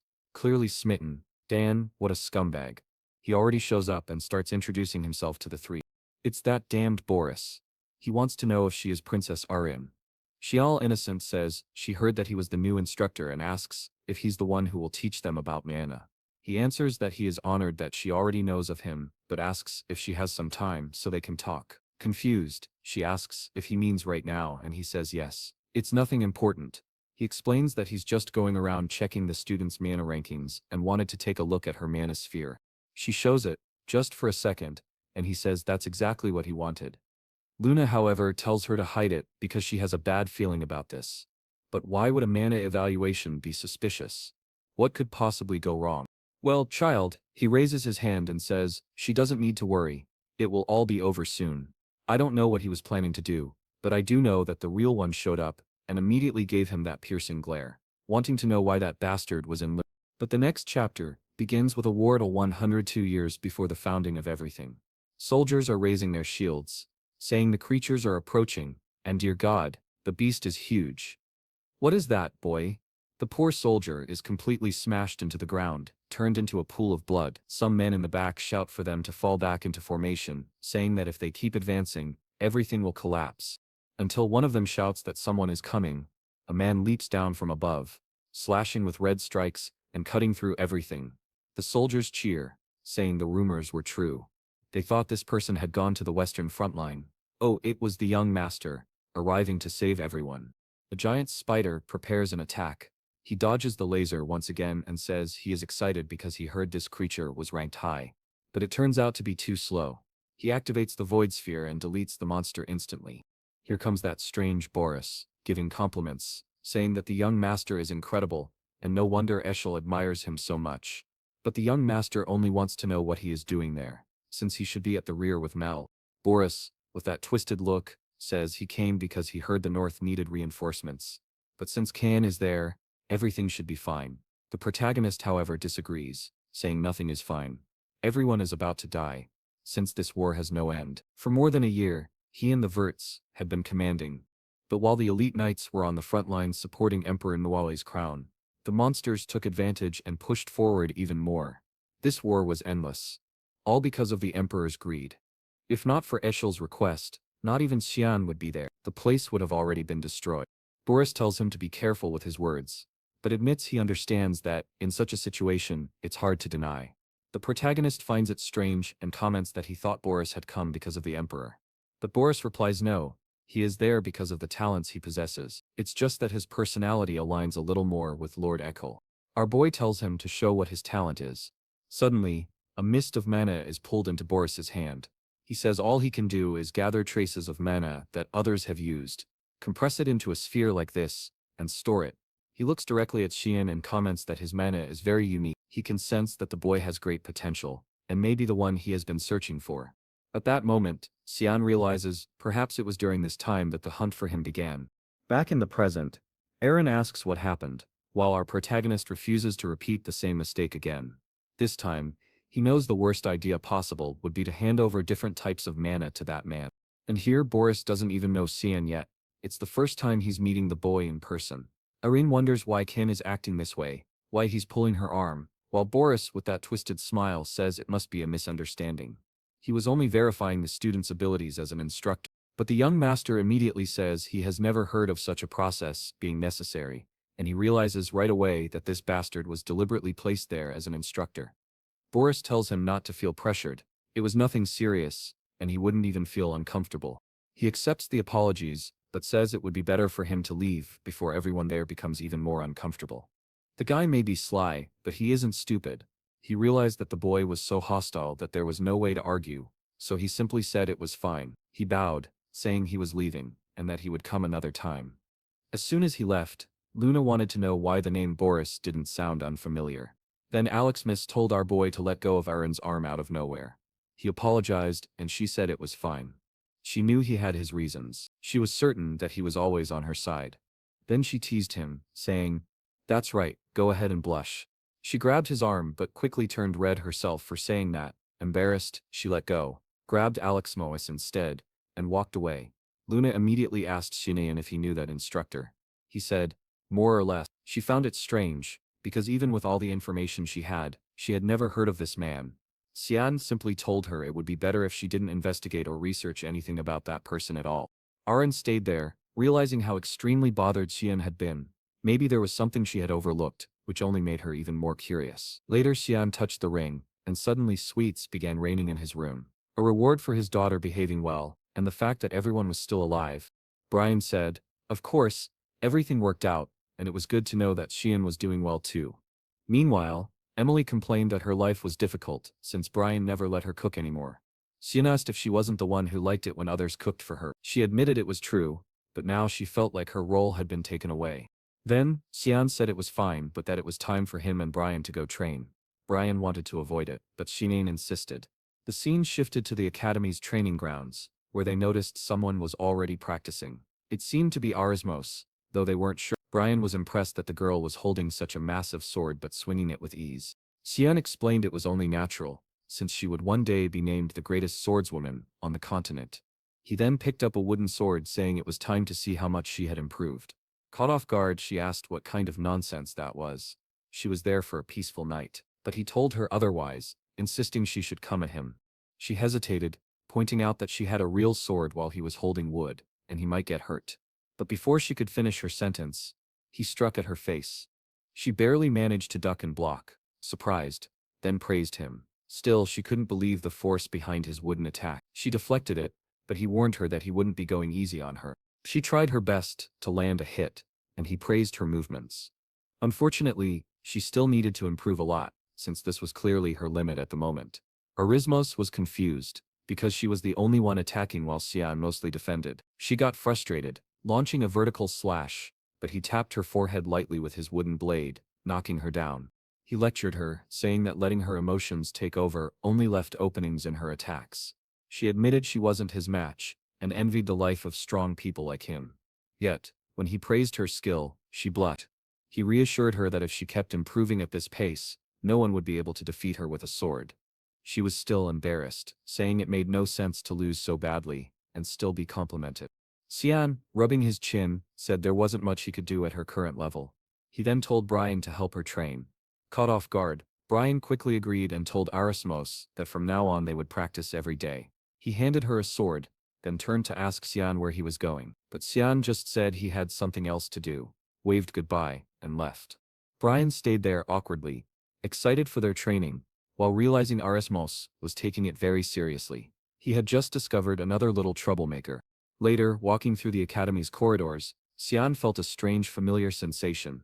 He spotted Arin sneaking around as usual, her curiosity leading her into trouble. He asked her what she was looking at, and she said it was instructor Boris's research lab. Cyan already knew she wanted to enter. She teased him, asking since when he knew her so well. She claimed she was only looking, but he told her to speak honestly. Why did she want to go in? She admitted she was extremely curious. She had never heard of this person, nor of the Garen Association. Yet, somehow, this man was an 8th Circle mage. How could someone be so powerful, yet completely unknown? Was he going to do anything? Cyan frowned, already realizing that this troublemaker had just gotten out of one problem and was ready to cause another. She asked if he wouldn't lend a hand, and he said he wasn't interested in getting involved. She stared at him, noting that he seemed to already know this person very well. It was almost as if the boy already disliked him. Poor Cyan, getting dragged into a problem he never wanted. He should have avoided it, but now he was there, staring at the lab, sensing nothing unusual. He told her to stay behind while he entered first. Reaching the entrance, he activated a need for ability, and the room opened. It looked more like a library than anything else. Everything there was handwritten manuscripts.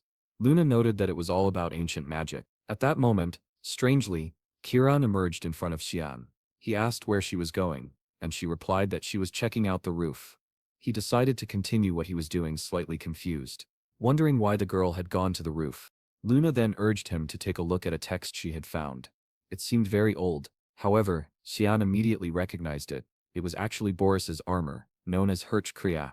Oh, what a difficult name. Kiran, perched on the roof, commented that the smell was disturbing no matter how many times she sensed it. Cyan knew he needed to appear quickly. She specifically mentioned it was Hirch Kriya's armor. At that moment, feathers appeared. Someone said it had been a long time since they last saw her. She asked how she had been after waking up from 3 centuries of slumber. Kiran, looking down from above, said she had been fine until now, but he had just ruined everything. The newcomer said, "Your personality hasn't changed at all. I think that's why you chose that master among all the others." Kiran was ready to attack, but he told her to calm down. He wasn't here to fight. She asked what he was here for, and he said he just wanted to have a conversation. Meanwhile, the one in the Carners area demanded that she explain her plan. Back in the library, Luna noted that she had never seen a magical text like this. It was almost like a strange history book. However, all the texts were in some kind of code, and deciphering them would take time. From everything she had read, this was all she could understand. On a page depicting a strange sun, she said it looked unfinished, and wanted to understand its meaning. A sun, dark clouds, Niva and more. Suddenly, Cyan closed the book and said they had to destroy everything. She asked why, and he explained that this was exactly what caused the blood banquet, as well as many other catastrophes. Suddenly, someone appeared, saying it was a shame, but this couldn't be allowed to continue. Cyan recognized the voice of Boris, and wondered how he hadn't sensed his presence earlier. The book began to glow golden and appeared in his hand.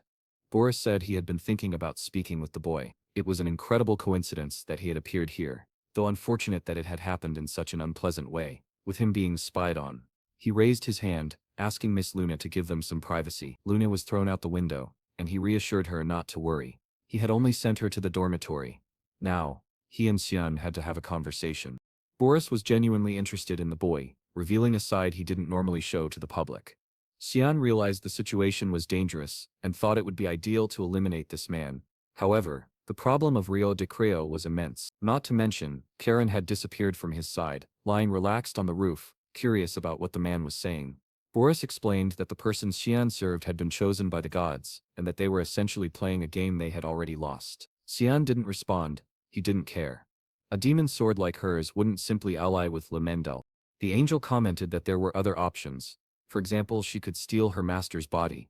Surely that shouldn't be too difficult. Cyan wanted to know what he was planning to do. Then the topic shifted to a discussion of good and evil, light, darkness, creation, destruction. Opposing forces constantly in conflict. In the history of the brave, light always prevailed. 3 centuries had passed since the Great War ended, and the demon of despair had died. The surface seemed to be thriving, but the world was slowly forgetting them. From the perspective of the angels, it was difficult to find the reverence and admiration that people once had. They concluded that in order to be worshipped, they needed darkness. It made their light shine even brighter. The angel said, the reasoning was foolish, but now she understood. They wanted her to take control of her master's body to bring darkness, then defeat her and be seen as saviors. The mad angel smiled, saying it was incredible. She had deduced everything perfectly, but then she took a cut to her face and told him to stop talking nonsense. Even the little immortal there could only recover, lamenting the unfortunate circumstances. He thought it was the perfect chance to have a conversation with her. Arano, however, replied that it was they who had decided she was a bad person. She, on the other hand, had already realized that those angels were more concerned with their own problems than with protecting others. The angel reappeared, saying it was a shame. He had thought the conversation with her would be as easy as it had been with Ariel. It was a good idea, but now he was leaving. With that, he ascended while Karens asked what the idiot Ariel had done. Meanwhile, Boris, the scoundrel, was serving high-class Asparnia tea, saying he hoped the boy would like it. Of course Cyan didn't care. He told him to speak directly, and asked why he was interested in him. Boris, always deceitful, said he was just an instructor interested in the student. If Cyan told him to stop lying, he wouldn't even attend class. The man wanted to know why, and Cyan said there was nothing he had to learn. Boris, now curious to know if the principal was aware of this, was told by the boy to get straight to the point. Boris said he would and asked if the boy knew him. When Cyan asked why, Boris said he had felt hated by the boy the first time he saw him, especially from the way he had looked at him. It was as if he wanted him dead. Yet, Boris was certain he had never seen the boy before. So how did he already know him? Cyan fiddled with the tea and commented that it was even stranger that no one had ever heard of an 8-circle wizard. Boris replied that he preferred a calm life. The boy told him to speak up and explain where he came from. Of course, the scoundrel said he came from a very rural place. Only cows and wood. He wouldn't know it. Both knew they were lying to each other. Naturally, Boris wasn't going to reveal everything to the boy. Even in his past life, he had hidden it all. Cyan asked if there was anything else he wanted to know. Boris said no, it was fine. It was late, and they could continue another day. Sometime later, looking at the book, Boris said he now understood why Iv had felt so threatened. The boy was probably the person helping the princess. He was conversing with the scoundrel Herc, who said it was ironic that the younger brother of the savior was the one wielding the demon sword. The fate was interesting. It seemed Kiran was also the darkness they had been searching for so long. If he was correct, that boy was the perfect chance to make Eshel shine brighter than ever. Just as had been prophesied in the black Neva that hides the sun, Boris closed the book and announced that the resurrection of the savior would begin soon. The scene then shifted to Kiran in the hall of the Black Neva. Someone remarked that it was surprising she had come on her own. Arrow wanted to know what brought her there. She didn't comment. It was funny, he asked, as he probably already knew. She had just met with Herco, and didn't realize how close they were. Oro asked if Herka tried to do anything. Kiran simply replied to answer quickly. He had done nothing. Apparently he had forgotten how he had been expelled. Oro responded that there was no lower place he could be, meaning he had nothing to fear. Kiran said he must be joking. These people were trying to use her, and Cyan. The Lord wanted to know if her real desire was to protect Cyan. If so, he could make her wish a reality. She just had to bring the decree, and the entire Nivo would support her, and the boy. She took it but said she had already realized he was giving it so she wouldn't have to act on her own. What had happened to Lemendel? One of them told her to stop nagging and assured her that she had already made the best decision for herself. However, Kiran left, telling him to stop giving pathetic excuses, and that she hoped he would remain trapped there forever. The scene shifted to an angel. A man in front of her said he intended to bless her for acting as a representation of Lumendel's light. What she needed to know was whether she truly intended to become the ray of light that would save the world from darkness, and if she swore to fight on the front lines and die in battle. Alice complied. She assumed the will of the god of light of Mind. It had even slipped her mind that the boy had a highly capable sister. She swore the oath but wondered if this was really the right path. Recently, the Empire had been recruiting talented individuals for the Knights of Light and sending them all to the front lines. That was why, during the disaster of the Blood Banquet, there had been no royal guard to help. However, helping the Knights of Light had always been her dream. What she didn't understand was what she was supposed to protect on the front lines. Someone congratulated her. Looking to the side, she recognized Cecilia, who said she had finally achieved her great dream. She replied that it was nothing. She had only become a novice knight, but Cecilia said she no longer needed to be so polite. Now they could speak as equals. Strangely, the girl had already thrown herself on the ground. Someone said that she couldn't do that. He was her senior forever. Some time later, apparently, she shared her worries. Cecilia said it was impossible that she had chosen the wrong path. She had known her for a long time and knew that this had always been her dream. Alice, however, admitted she was still troubled because she could still hear the screams of people crying for help. Her friend then said she knew the right way to discover if the front lines were truly her place. When she went there, they would fight together. It seemed that a certain Duke Viliarte had confirmed an important mission. This would be Alice Vert's first official task. Still, she thought it strange, since the one who assigned the mission was her own father. She had already put on her boots and drawn her sword. Brian, prepared as ever, was ready. The women asked him where he was going. He replied that he didn't know either, only that the Lord had told him to be prepared. Our boy arrived and announced that this time they wouldn't be late. He told Mina not to worry, and called for Brian to hurry. Brian asked where they were going, and he answered that this time it was to the Vale of Lamia. Emily commented that he was saying it wouldn't take long, but that place was extremely far away. However, he opened a portal on the ring, and said it wouldn't take long if they went through there. It was about time, because today was the day Alice was destined to die. On the battlefield, someone shouted for everyone to hold formation. He turned to the young lady, saying it must have been a hard journey. Alice, however, told him not to call her that. The man praised her, saying he was very proud that she was finally among the Knights of Light. Embarrassed, she asked him to stop, insisting she still had much to learn. Even so, he was certain she would do very well, and that the Duke would be proud. Suddenly, she introduced herself, saying that the eldest daughter of House Vert had arrived after receiving the message. Her father turned and said that the third and fourth princes, as well as the second princess, would all be visiting, so she had better prepare herself. At that moment, she noticed that her father hadn't given her a single compliment. Cold as always, he immediately told her to greet them, as they should have already arrived. There they were, the third prince, Fabian Severus, and the fourth prince, Nerovian.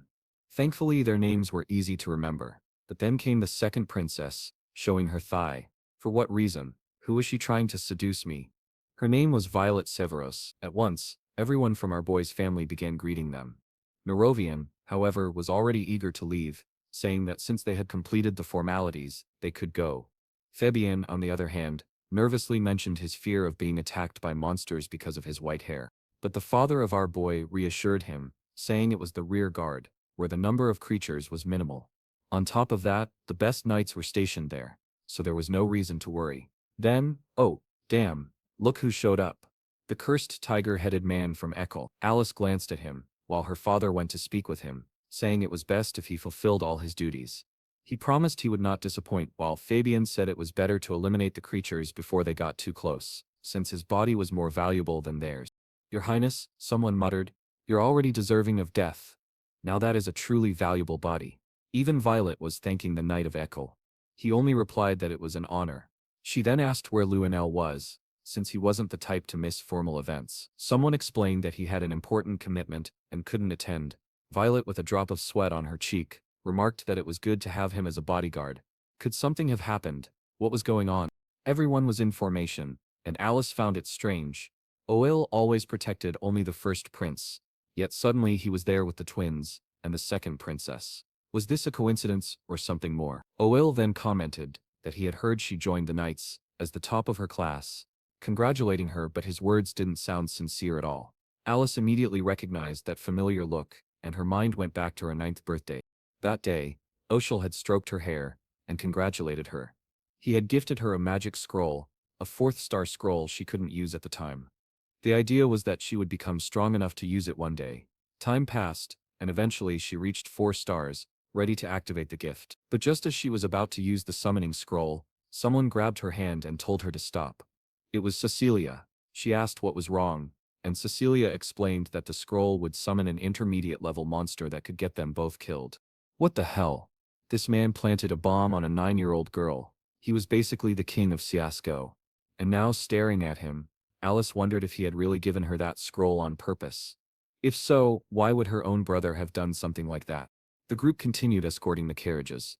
Inside, Nerovian asked if it was Luenel who had placed Oil with them. Fabian, already suspicious, was convinced something was off, and wanted to know what they were planning. Violet agreed, saying it was strange for someone as skilled as that man to be serving as a bodyguard. Besides, everyone knew what kind of person Luenel was. They had better keep their guard up, or they might end up dead. At that moment the carriage shook. Alice came running, shouting that it was an ambush, and that everyone should retreat. A special creature called Antarak was attacking the region. The 2 princes were already trembling in fear at the creature's roar. The crown prince immediately wanted to know why this was happening, since no one had warned them that such a thing could appear. Suddenly, the boss monster launched an attack, sending everyone flying. Alice ordered them to retreat at once, but then a massive tail strike came crashing toward the group. Fortunately, her big sister figure stepped in to block the attack. Still, Alice couldn't understand why something of this level had appeared in the rear lines. The princes were already running away in panic, while the foolish white-haired one insisted on turning back, risking death alone. Violet was terrified when suddenly Exel rushed toward her. Nothing suspicious at all. He told her to come close so he could protect her. At that moment, Violet realized that the bastard had planned this chaos in order to kill them all there. Apparently, Alice also noticed something strange about him. A gust of wind struck the monster, and Cecilia appeared to help, shouting for Alice to escape in that direction. At the same time, she grabbed her friend's arm, pulling Violet along as well. Violet, confused and clueless about where she was being dragged, still felt that anywhere away from Ixel was better. Alice, however, had a terrible premonition. She sensed a murderous bloodlust from her brother, and when she looked back, she saw the monster preparing to strike him directly. The attack seemed certain to slice his neck, but a strange barrier suddenly blocked it. Alice was confused, unable to understand what was happening, but Cecilia urged her to keep moving. The monster hovered in the air, ready to strike Exil again, but reinforcements arrived, calling for the knights to form ranks. Exil glanced to the side and noticed the 3 girls had vanished. Meanwhile, soldiers shouted to protect the royal heirs and not let the Antarak approach. The monster charged another purple energy orb, and Exil lost his temper, yelling at the creature for being irritating. Suddenly, a golden light erupted from his back. He ordered everyone to step aside as the explosion went off, seemingly finishing the monster. Or maybe not, because everyone stayed at a distance, watching cautiously. And then, out of nowhere, Violet stumbled clumsily. Alice rushed to check on her, asking if she was all right. Violet smirked and said she wouldn't die that easily.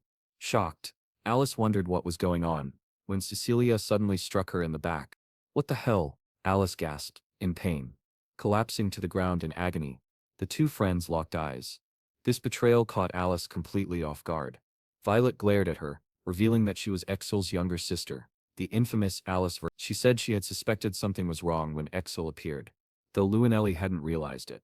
Violet was certain that Alice had planned to kill them in the chaos, framing others with blood on their hands. Therefore, this was self-defense. Alice, desperate, tried to explain that it was all a misunderstanding, that she had only wanted to protect them, but Violet silenced her coldly, accusing her of being ambitious like the Vert and Luanelli families.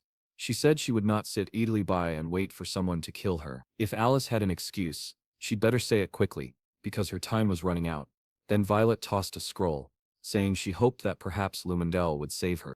In a flash, both Violet and Cecilia teleported away. Alice was left devastated. She couldn't believe Cecilia had betrayed her. Surely, she thought, her friend must be under some kind of control magic. There had to be another explanation. Crying, she insisted. It was impossible. But monsters began appearing in front of her. She struggled to stand, determined not to die there. She had to live, to ask Cecilia why she had done this.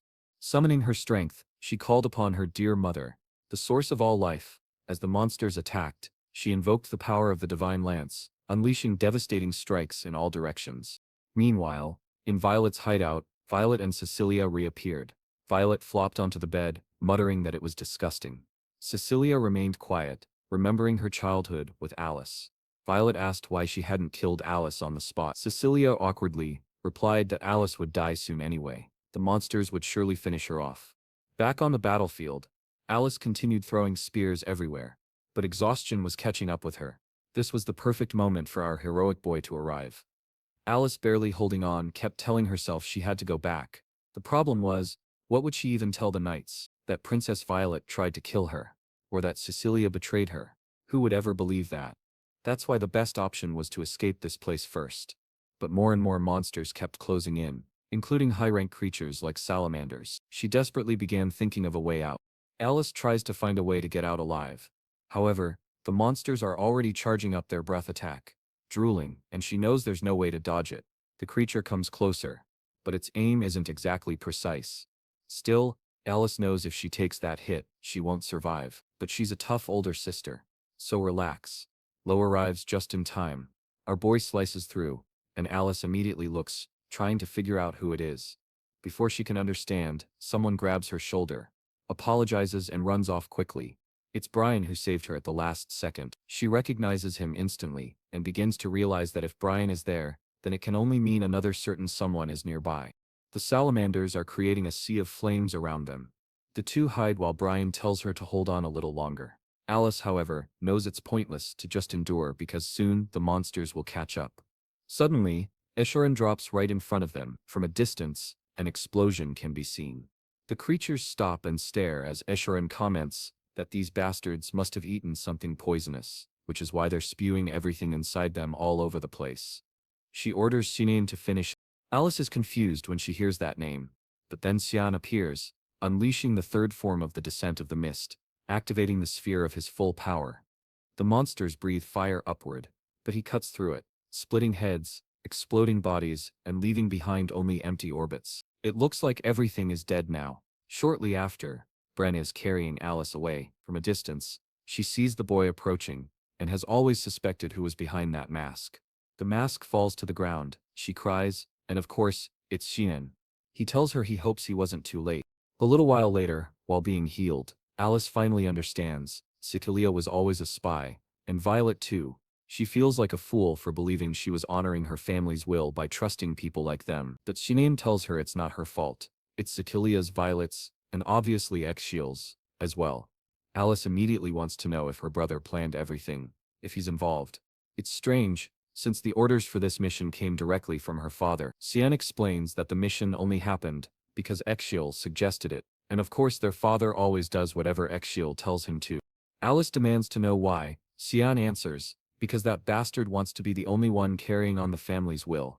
Alice looks furious, saying that it seems Ekao is even willing to kill his own sister to achieve that. But her tough girl act doesn't last long, as she collapses, exhausted. Cyan recalls that moment when he was certain the dagger would pierce Excel's neck, but something strangely blocked the attack. Even now, he doesn't know what it was. The only explanation he can think of is that Excel inherited the authority of the most powerful god Lumendel. That divine authority gave him the role of the world's savior. Back on the battlefield, chaos rages. Everyone is shouting to protect the red and white princes. They're terrified of dying, while Excel holds the dragon at the front lines. The platinum-haired one keeps praising him, while another yells for him to back off before he dies like an idiot. The dragon charges up for another attack. Right away, Tigalaun asks if everyone is okay, and the whole group celebrates. shouting that Echel is their savior. Even the princes flatter him, saying they'll praise him to the king, calling him an incredible person. Of course, the flatterers only want to earn favor with the royals. Back with Alice, she still doesn't understand why Echel was chosen by Lumendal. Cyan explains that this god only needs one person, no matter who they are, and since Echel was chosen, denying him would be like denying the Church of Light itself. That would mean persecution from all across the world of Lumendal. Alice says it's hard to accept all this, especially when it destroys everything she's believed in her whole life. What she can't understand is how Cyan knows all of this. The boy only replies that he can't say. He wants to minimize how much she gets dragged into this. But Alice, being a kind sister, puts her hand on his shoulder and tells him she understands. She hopes that one day he'll share the whole truth, and that he shouldn't carry this burden alone. She lowers her head, looking vulnerable, while Cyan blushes despite himself. Norsen teases him, telling him not to look so happy when speaking with his sister. Cyan then asks Alice what she plans to do. She says she's going to confront Celia to find out why she betrayed her. Thankfully, Cyan insists on going with her. Otherwise she would just be running toward her own death. He shows her a ring, certain that Celia hasn't gone far. The scene shifts to Violet's hideout. Suddenly, Celia's expression changes. She senses someone approaching, a mana signature she has never felt before. Violet tells her to relax, since no one knows this place, but before she can even finish her sentence, everything explodes. An attack nearly grazes her head, and a sword pierces through the window, embedding itself in the floor. Celia immediately recognizes it. It's Alice's sword, the girl who wasn't supposed to be alive. The next chapter begins back on the battlefield. Eshel detects traces of teleportation magic in a scroll. He orders everyone to take shelter while a soldier asks if he believes Princess Violet is safe. Eshel replies that they'll find out soon enough. Obviously, they're all terrified, surrounded by corpses and rivers of lava. Back with Cecilia, she's on edge. She thought this opponent might be skilled because of the mana and bloodlust she felt, but now she realizes it's just a child, and surely he's alone. She activates her Wind Wander ability, and dashes forward. Her sword swings, looking like it'll land, but the boy slips past effortlessly. Cecilia demands to know where he's from. She's never seen anyone move like that in Vertes. He just stares silently. She presses him, asking why he has that sword. Did he perhaps save Lady Alice? The boy stays silent, like a mute rapper. Annoyingly calm, Cecilia snarls that if he won't answer then she'll see if he can at least scream. She attacks wildly, her blade nearly cutting his stomach, grazing his ear. Moving so fast that only a handful of knights in the order could keep up with her speed. Using a tree as leverage, she launches another strike, declaring it's over. But once again he dodges with a calm, upward step. She begins to doubt herself. Was he actually faster than her? The enemy is right beside him, yet he still hasn't even drawn his weapon. Enraged, she darts in a zigzag, shouting for him not to underestimate her. She unleashes Sharp Tempest, a direct slash that explodes into chaos. When the smoke clears, the boy still stands perfectly still, sword in hand. Cineas can't believe it. He activates the Void Sphere, and delivers a single devastating strike, splitting the mountains, shattering everything. In the dust, he approaches her broken body on the ground. Defeated, Cecilia mutters that this was a pathetic loss. She never imagined she'd die in a place like this. Truly, he is a reaper, silent even at the end. But since she's about to die, she at least wants to know if Lady Alice is alive. For the first time, the boy speaks, curious about the strange expression on her face. He expected fear, but instead, she almost looks relieved. Cecilia explains, this is called retribution. In the end, this is the fate she deserves. Suddenly a voice cuts through. Retribution for what? Cecilia's eyes widen. It's Alice, approaching, demanding to know why she was betrayed. Cecilia, crying with emotion, says she's happy to see Alice alive. But Alice silences her harshly, ordering her to stop talking nonsense and explain exactly why she deceived her. Here comes a sad story, folks. Let's see Cecilia's hometown, which was a small village that disappeared after the monster attacks. A poor beggar commented about the survivor when someone found her. One of the soldiers arrived, saying they had eliminated the monsters. She was safe. They carried her in their arms and brought her water and food. She was saved by a miracle. Just as she was about to die, the knights arrived. The person who saved her at that time was the cursed Princess Violet, who already had a face that looked like it deserved a punch in the forehead even at that age. A pure talent. Naturally, nothing was fairer than her vowing her life to the person who saved her. Soon after, she received the chance to repay that debt. The order was to approach the Vertes and await further instructions. That's how she ended up as a servant in that place, and met the little Alice. So cute. The truth is, she regrets all of this. She should have never left the ruins, and should have died in that village. Over time, on this very day, Violet arrived and declared that Alice had to be killed because she was considered a threat. Alice, confused, wanted to know what kind of threat she could possibly be. The explanation was that Violet always saw all the Vertes as threats because of their ties with Loanelli and Est. Violet assumed the Vertes were aligned with Loanelli, and seeing herself under attack, she likely thought it was a plan by the Vertes and Loanelli to eliminate the competition. Cecilia explains that Violet is completely different from Alice, someone who truly trusted her until the end. Sean, however, interrupts, insisting to cut this short. Recognizing her mistakes is not enough to earn forgiveness. Cecilia is frightened, and Alice asks Sean to wait a bit and think, but Sean already drew his sword, warning that this is not a simple matter. Cecilia, however, simply accepts it, signaling that she is ready to die. Meanwhile, Alice, stubborn as ever, asks him to hear her out. Brian tells Alice to calm down and trust young Master Cyan. He draws his dagger and it looks like he's dead serious. The scene shifts to Violet's room, being destroyed. She asks who is there, wanting to know where Alice is, but the one who entered is none other than him, the bald-headed man, saying he came to escort Her Highness. She trembles, thinking he looks ready to kill her. He's blunt and honest, entering like this. Oxo, the boy, is straightforward. He was planning to kill her. The perfect scenario would have been for her, Fabian and Merovian to all die to the monster. Violet grabs a weapon from her back, saying he won't avoid the consequences of doing something like that, but he summons a divine stinger, ripping the weapon from her hand and burning it. He tells her to calm down. He hasn't finished explaining. He says this plan is what he intended to carry through to the end. He notices Alice's sword embedded in the wall, and asks where her sister is. Violet claims she killed her. She wasn't sure whether Alice was working with Luanelli, or if she was his sister, but she wanted to make sure she was dead. She believed he would approve, as he planned to take revenge on his sister. However, this time, he planned to change the plan. She is confused and scared. He draws his sword, commenting that she is surprisingly calm. She has gradually eliminated everyone she considered suspicious. This surprises him. She is very different from Luanelli in this sense. She sits on the bed, calm, saying she doesn't believe him. Shimain Then Tezalan tells her to believe whatever she wants. Luanelli was part of his plan. Now she is certain he intends to take control of her empire or something similar, and she will not help with that. He says he's not interested in the empire. She asks what he wants. He replies that he wants the eradication of evil. He will remove all that is wrong in this world. Violet finds this strange and asks if he's serious. He prepares his sword, stating he is sure of one thing.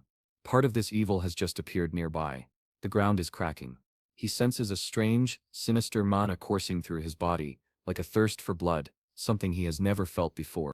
Suddenly a summoned monster appears, slicing everything from afar. A red star can be seen. Our boy charges into the attack, rushing toward his brother. When asked who he is, he replies that he is the evil he has been seeking. He activates the 8 fluttering petals, cutting in all directions. Ultari tries to defend himself, and summons a barrier. Look at him. So humble, saving the blonde girl. She is sent far away, crying in her shelter, which is being destroyed. The whole place is rising toward the sky, and she is thrown back. She asks if he is okay. He tells her to keep her distance, as he is still under attack. Meanwhile, the master asks Kiran what's wrong. Strangely, she says it hurts tremendously, as if her body is being sliced into pieces. This is clearly due to Eccles' barrier. He turns to the boy and asks why he hasn't acted yet. He claims he did not arrive to bring the end, so why not come forward? Sean would love to kill him immediately, but seeing he cannot penetrate the barrier and doesn't understand it, the best option is to retreat. He then takes something from the ring, the shield, which is Sinea's bloodied shoulder guard. Violet wants to know what he did, and he simply says that the girl was purified. Violet doesn't understand. Akil says she is dead. He now understands the person's objective, and only wants to know who ordered it. Sean replies that he is the mist. They would forgive no one. This purification was not decreed, but had another purpose. He seems surprised that the mist is acting again, and our boy disappears. He cannot understand why so many people are interfering with him. All this time, it must have been the mist disrupting his plans. Meanwhile, a waterfall appears nearby, and Querent holds her head, complaining of intense pain. Sean is confused, and she explains that she has never felt pain like this before. as if she couldn't even touch him. The situation is far worse than she expected. Sean mentions he knows a possible solution, an elemental stone from Duran, a divine artifact. It's a hypothesis, but he believes it could work. Suddenly, she grabs his arm, telling him not to do it. The item could kill him. At that moment, Alice appears. He says they will discuss this later, as there are people to protect. In this life, he doesn't want to repeat past mistakes. Obviously, he didn't kill Sakelia. He forgives her, but he vows that if the opponent is stronger than expected, he must become even stronger. Makes sense, right? It's a good plan. Alice gives him an item. The symbol of Marian, entry to the spiritual realm is restricted, but with this, he can enter a place called Fruina. She warns him to be careful. It turns out that the hooded figure Sean is always mistaken for is actually Cecilia, crying and emotionally thanking him. Alice turns and says she didn't forgive her and that she should never appear before her again. Cecilia understands and starts to leave from atop a rock. Kieran asks if it's okay to let it end like this, and let the girl leave. Or maybe it would be better to kill her. The boy thinks that in the past life he already killed her. But there's no reason to do so now. At that time she was already broken, consumed by the guilt of killing his sister. All he did this time was lighten her burden. Perhaps one day she will repay the debt. Earlier he had almost attacked her. Alice told him to stop. Instead of killing, he just slashed her shoulder and told her to hide and wait to be summoned. Returning to Cecilia, she realizes that Shane seemed to believe she could make amends, and she vows to repay her debt. Aaron wonders if he is unwell, as he seems unusually kind. She slaps him, wanting to know what's happening. Suddenly, someone calls Karen. It's Cecilia, saying she already sent the girl, and thanks him for saving her. Thinking it's crazy, the woman in front of her is a conscious demonic sword. She doesn't know how to deal with such a crazy entity, and claims it's nothing significant.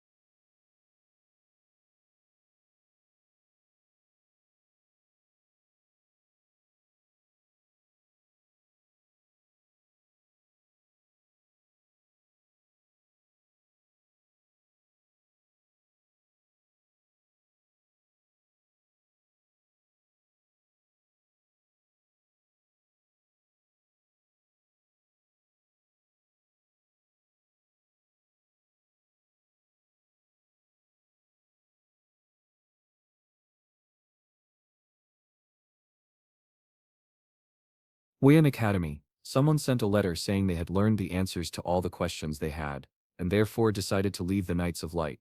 It's Alice speaking, saying these guys have strayed from the righteous path. The people they want to protect are not the right ones, and her family's conscience is being corrupted by this.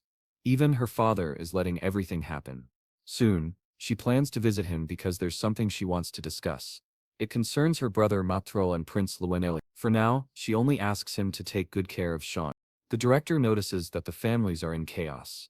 What doesn't change is that Alice is always worried about her brother. At least he can pretend to take care of the boy, as she always asks.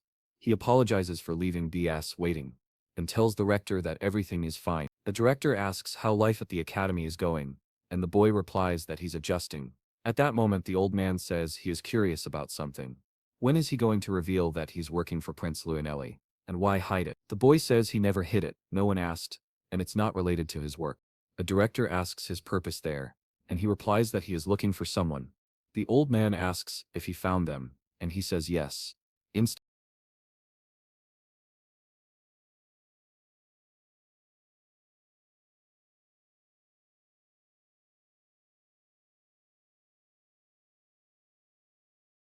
Outside, Boris says he didn't expect such a reaction. The boy had indeed made good connections. He sends a message saying new information comes every day. Hertra asks what he will do. If another human interferes, it will be difficult to handle. He needs to be careful. Unlike him, someone has a physical body. Boris says it's fine. He just has to break the connection between the two. At that moment, someone asks if Boris wants to speak with her. Quickly, Siri arrives, and Boris thanks her, wanting to ask about the boy Cyan. He spends most of his time in the dormitory and doesn't participate much, though he is highly skilled. Syria agrees, saying he might be some kind of genius. She asks if she caught his attention. Boris confirms. Initially he noticed her, but now he's becoming interested in who surrounds the boy, like Miss Sita Negri, who belongs to the mist. Immediately she draws her dagger, extending her hand, but she steps on a trap full of spikes. Her powers remind him of the librarian's work, and she almost gets impaled. But not today. She moves skillfully, cutting through the Gothic enemy. She activated the power of the god of the black mist. Boris is shocked, saying he didn't expect this. She is truly creating a new realm. It seems she is hiding her mana from the real world. Surika says she doesn't know how her identity was discovered, but now that it is, his life must be taken. If death is what he wants, she will grant it. Boris prepares the book, saying it won't be easy. Ilika replies that while he may be overconfident, she wonders how long that will last. Suddenly, both are surrounded by numerous assassins, and she calls to Boris, saying she will begin his purification. The pages turn, and he says it's fine, he can handle everyone there. The scene shifts to the boy's room. Emily calls for him, saying their father has arrived. He passes through the portal with Brian, looking confused, and Nana throws herself into his arms, saying she missed him. Meanwhile, Brian has already asked Emily to eat something. The boy notices that strangely, Nana is growing larger. He asks if she's okay. She says yes. She is doing well with Surika. Just as he requested, he realizes that her training with Surika is going well. Some time ago he asked her to start training Nana so she could control her emotional collapses. He didn't want what happened at the blood banquet to repeat. Surika's training is obviously not easy, but she is the best when it comes to controlling instincts. She praises Nanflan for her effort. She agrees, but says Surika told her today she won't train because she has other plans. The boy wants to know what those plans are. Cyan says it's probably the purification, as she requested that Borodis be purified. The boy is confused, and she explains that he is an instructor here. Naturally, it would be easy for Surika to approach him, since she also works here. Sean replies that it's impossible for Eru to have allowed something like this. Doesn't he know who she was fighting? Kirim asks if he is talking about the scripture. It seems that neither Shirika nor the mist would be able to handle that. The boy responds that she already knew about Herchia as well. Apparently, he didn't know that she didn't know, since both of them were confused. To me, it seemed like everyone knew everything. She looked stunned, saying she thought it wouldn't be necessary. Sometimes I forget, she doesn't fully realize that he knows everything about the future. He's hiding. She's hiding, but they are partners. It's a complicated situation. He says they have no time to waste. The bloodline in that man was the real danger. He tells Brian that he is leaving.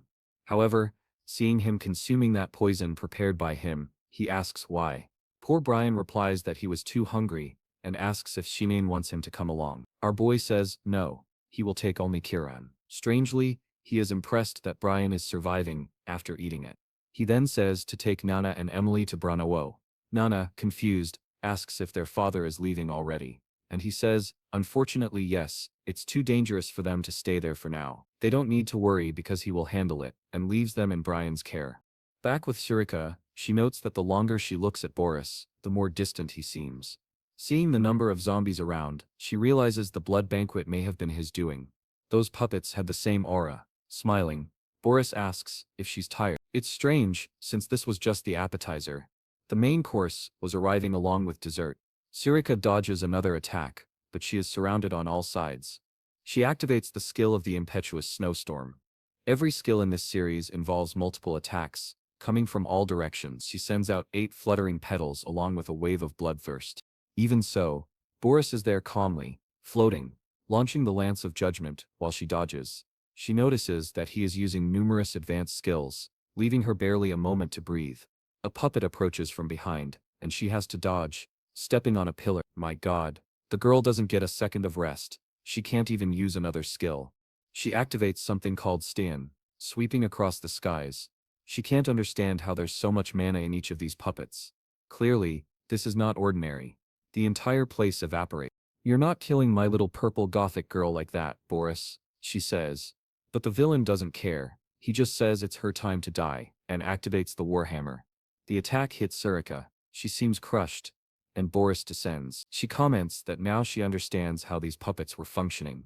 They could track the opponent's mana. They were different from ordinary puppets, and probably that book in his hand was the source of each power. At the very least, it was incredible, based on the mana she sensed, likely a divine weapon. Boris claps, saying her battle sense is incredible, given her extensive knowledge. But none of that matters now. Suddenly, she activates a skill called Imaginarium. The puppets behave strangely, rising from the ground, seemingly confused. Boris warns that he still has countless puppets to play with, so it's better for her to give up. Come on, Sirika. Don't give up, my gothic girl, she says, rising and activating the secret expansion technique. Then she summons Shikamaru from behind, a familiar invocation. My god, what happened? Sirika's hair is white now. I have a bad feeling. Boris warns that even casting a simple spell would be difficult for her. Unfortunately, her decision was a mistake. Yet she advances from behind, assuming Boris thinks she isn't in any danger. Again, she uses these protections. Every time this happens, Boris struggles to track her movements. How, without any mana, is she still so fast?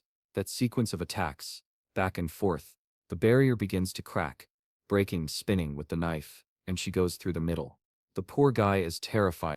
Boris realizes he doesn't have time to cast anything.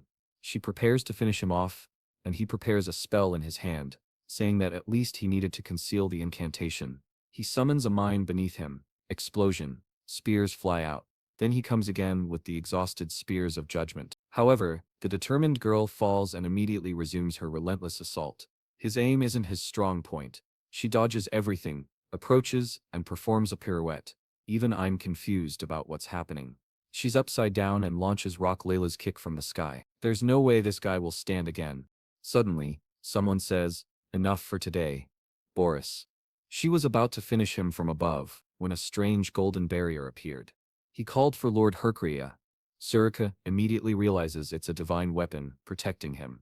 The book then notes that there is no information about this girl. He assumed she was just a servant of Ario. However, with her abilities, she was at least a high-ranking officer. In his current state, Boris had no chance.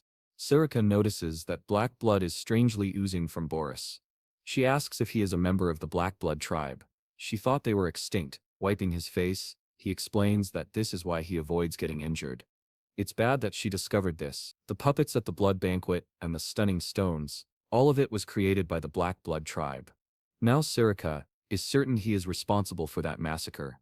Boris, indifferent, says it seems he has been discovered, and it will be difficult to continue working here, which is a shame. Surika advances again, telling him to shut up.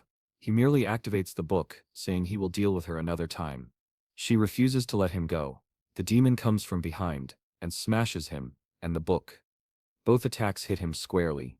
While the book comments that she is an annoying woman, Boris looks up and remarks that he had forgotten that this monster had been summoned, and all his puppets had already been used as sacrifices. On the other hand, Surika notices that her dagger isn't piercing the shield. Suddenly, the space she created starts cracking on his back. She thinks someone has arrived to help Boris. But hold on. That's the boy arriving. And he's already there, wanting to know what the villain is doing. The boy arrives silently, holding the dagger, and strikes the shield dead center, breaking it. Explosion, light everywhere.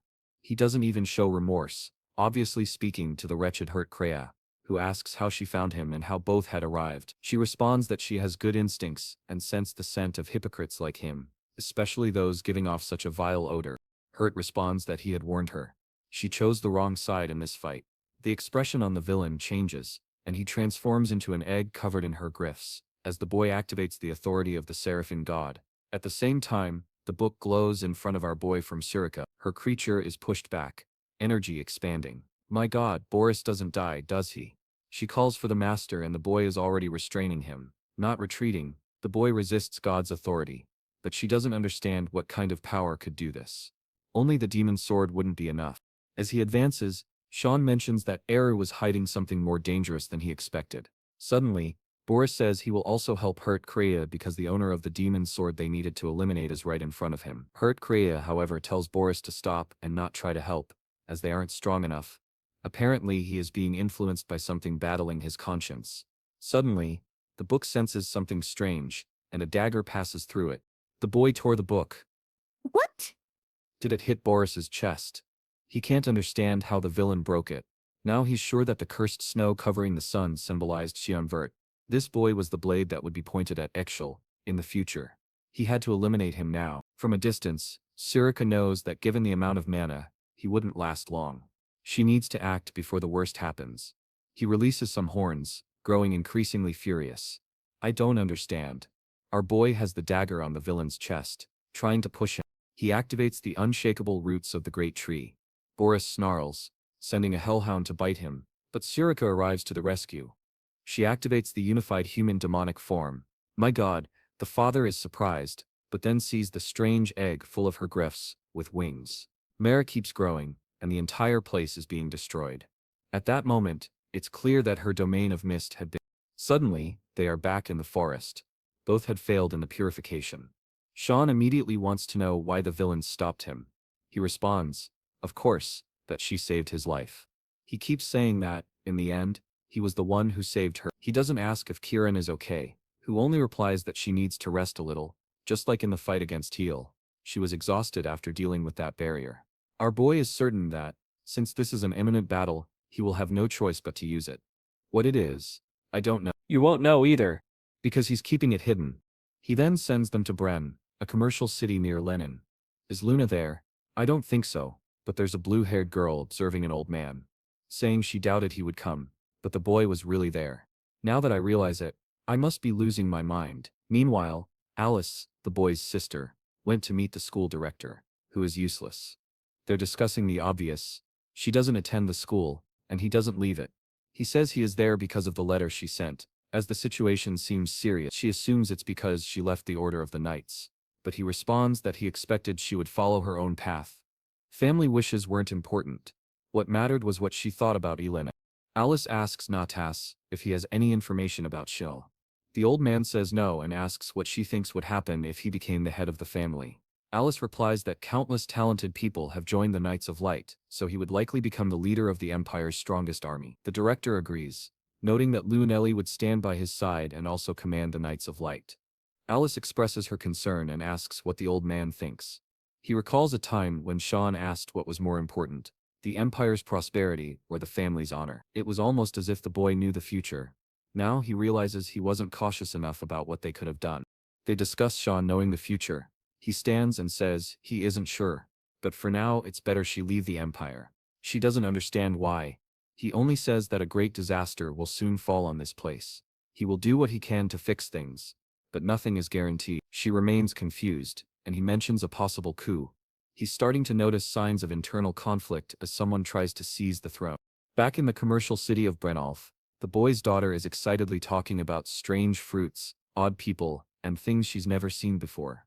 Bren has to apologize to everyone who wants to scold her, warning her not to wander off, pointing at people, and calling them strange. Additionally, it's best not to attract too much attention, as their priority is to reach their destination safely. Emily agrees, saying everyone will think they are a normal family. Suddenly, a tomato explodes, signaling them to hurry. Emily runs after it, but Margita, of course, causes chaos and runs in the opposite direction. Through the window, Alice recalls the director speaking about the possible coup. She hadn't imagined that Excelsa and Luanelli were planning such a thing. Perhaps she forgot that they had tried to kill her. She doesn't understand how the rector and the others already knew about it. At that moment, the door behind her opens, and someone calls for Alice. It's Emily and Brian, saying they haven't seen her in a long time. Alice realizes these two probably live with the boy at the academy. She starts calculating. The boy is surrounded by women. Brian explains that the young master had urgent matters to attend to, and sent the three of them. She wonders who the third person is, as there was no one else with them. Only now does she notice that the dragon girl has disappeared. The boy holds the girl's hand, saying that if she's important to the master, he will help find her. They then head to the port of Brunel. The boy closes the door and says they are ready to depart, and the payment this time will be good. They will deliver the messages, but strangely, the same child from before appears. What is Nana doing on someone else's boat? They are curious. This child has no fear walking alone. The man in front calls her and asks, where are her parents? She only points toward the boat, saying she smells something familiar coming from there. The two men exchange glances, seeing a chance to make easy money. They turn and say there's plenty of delicious food, and she asks if it's sweet. Of course the man says yes, thinking this girl seems too young to resist sweets. He has no idea who she is, and she's clearly not normal. Nana asks if she can keep some of the sweets. The two men say yes. They are kind, trustworthy, and she can take as much as she wants. However, She remembers what Shinin told her about taking sweets. She seems to recall but doesn't care, and just walks toward the boat while they tell her to go ahead, saying there's plenty of good stuff inside. She remembers that the master told her not to enter just anywhere, especially dark and enclosed spaces. Yet, there she goes, entering, while the man thinks she really is an idiot. In her memory, they kick the door and Lob says they have another prize today. A lucky day. Inside, Nene sees a lot of cells. She wonders where the sweets are, but it only looks like a bunch of children. Poor thing, she realizes they lied. She starts crying, apologizing to Sirika, saying she was deceived despite the hints he gave her. However, her nose is keen, and she once again recognizes the same scent. She moves to the back of the room, finds a cage, and pulling the cloth away, discovers a high-rank monster, a red knot. The monster is furious, but she pets it, and it becomes soft and adorable. She wonders how it ended up there.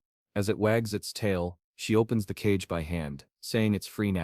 Then someone calls her, and the imprisoned children ask to be freed as well. Clearly, she starts releasing everyone. Meanwhile, the men who had kidnapped her report to the captain that Carl is ready. The chubby man named Tindo says it's fine. It's time to set sail. One of them asks if they will negotiate with their species, and the other says yes. It seems the Moor suddenly disappeared, and the merchant union collapsed. Now they will have to pay no one, and a lot more money will flow into their pockets, especially since the Gurren Association pays extra for young children. The little dwarf, however, senses danger. This collapse of the merchant union is clearly a bad omen. It's a woman's instinct. No way this bearded dwarf is a woman. Everyone is confused. The man just says to be careful, but he adds there's no need to worry. The champion is with them. Far away, he sees the entire ship exploding in the middle. He plans to ask who did it, but someone stops him. It's Nanami who says they are bad adults, and she cannot forgive them. At that moment, the little dragon recognizes she is facing draconic humans. She points at them, declaring they are bad and will pay the price. The men, annoyed, tell her to stop pointing at everyone. Nana advances, saying today she will deal with them. They go at her with all their might, but each one takes a punch and falls under her feet. Tolino activates a mark on his hand, saying she shays to play.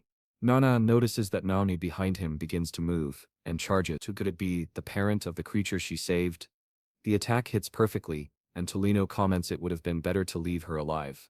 She really was a fool, and might damage a valuable asset.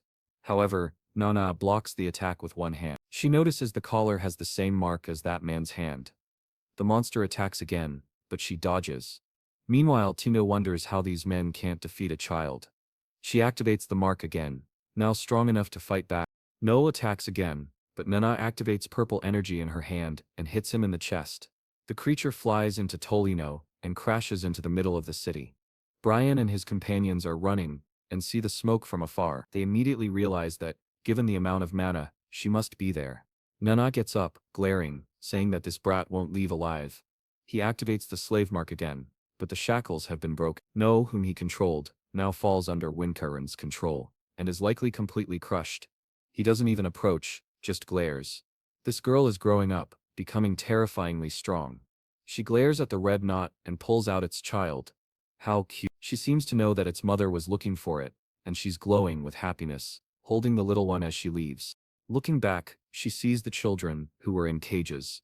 Now the problem is, she doesn't know what to do with them. The three villains in the background try to escape. She tells them to stay put. They will take responsibility, bringing these children home, or else they will literally be eaten. The poor men understand. With that, the trio of villains is gone. And Nana wonders if Cyan was about to praise what she had done. Finally, she had managed to do something good without causing any problems. And if someone touched her head, "Where did you come from, you rascal?" he exclaimed, praising her, saying she had really done something good. She wanted to know how he found her. He just thought, with mana like that, it's impossible not to find her. As soon as he saw no one in the shelter, he assumed she had disappeared. Now when he caught Emily and Brian, they would get a good beating. All cute. He tells Nana that he can find her no matter where she is, because he is her father. But man, he hasn't even had a child yet. Wake up, kid. Then, 15 years later, Maldita. While Nana celebrated, he could only notice that she had an absurd amount of mana. Meanwhile, Brian calls for the young master, desperate, saying he's glad Nana is safe, and that he was very worried something might have happened to her. Sean already notices that Brian knows very well he had done something wrong. At that moment, it becomes clear that the person they had been searching for was a draconic human. The scene then shifts to the imperial mansion of the Kislev family.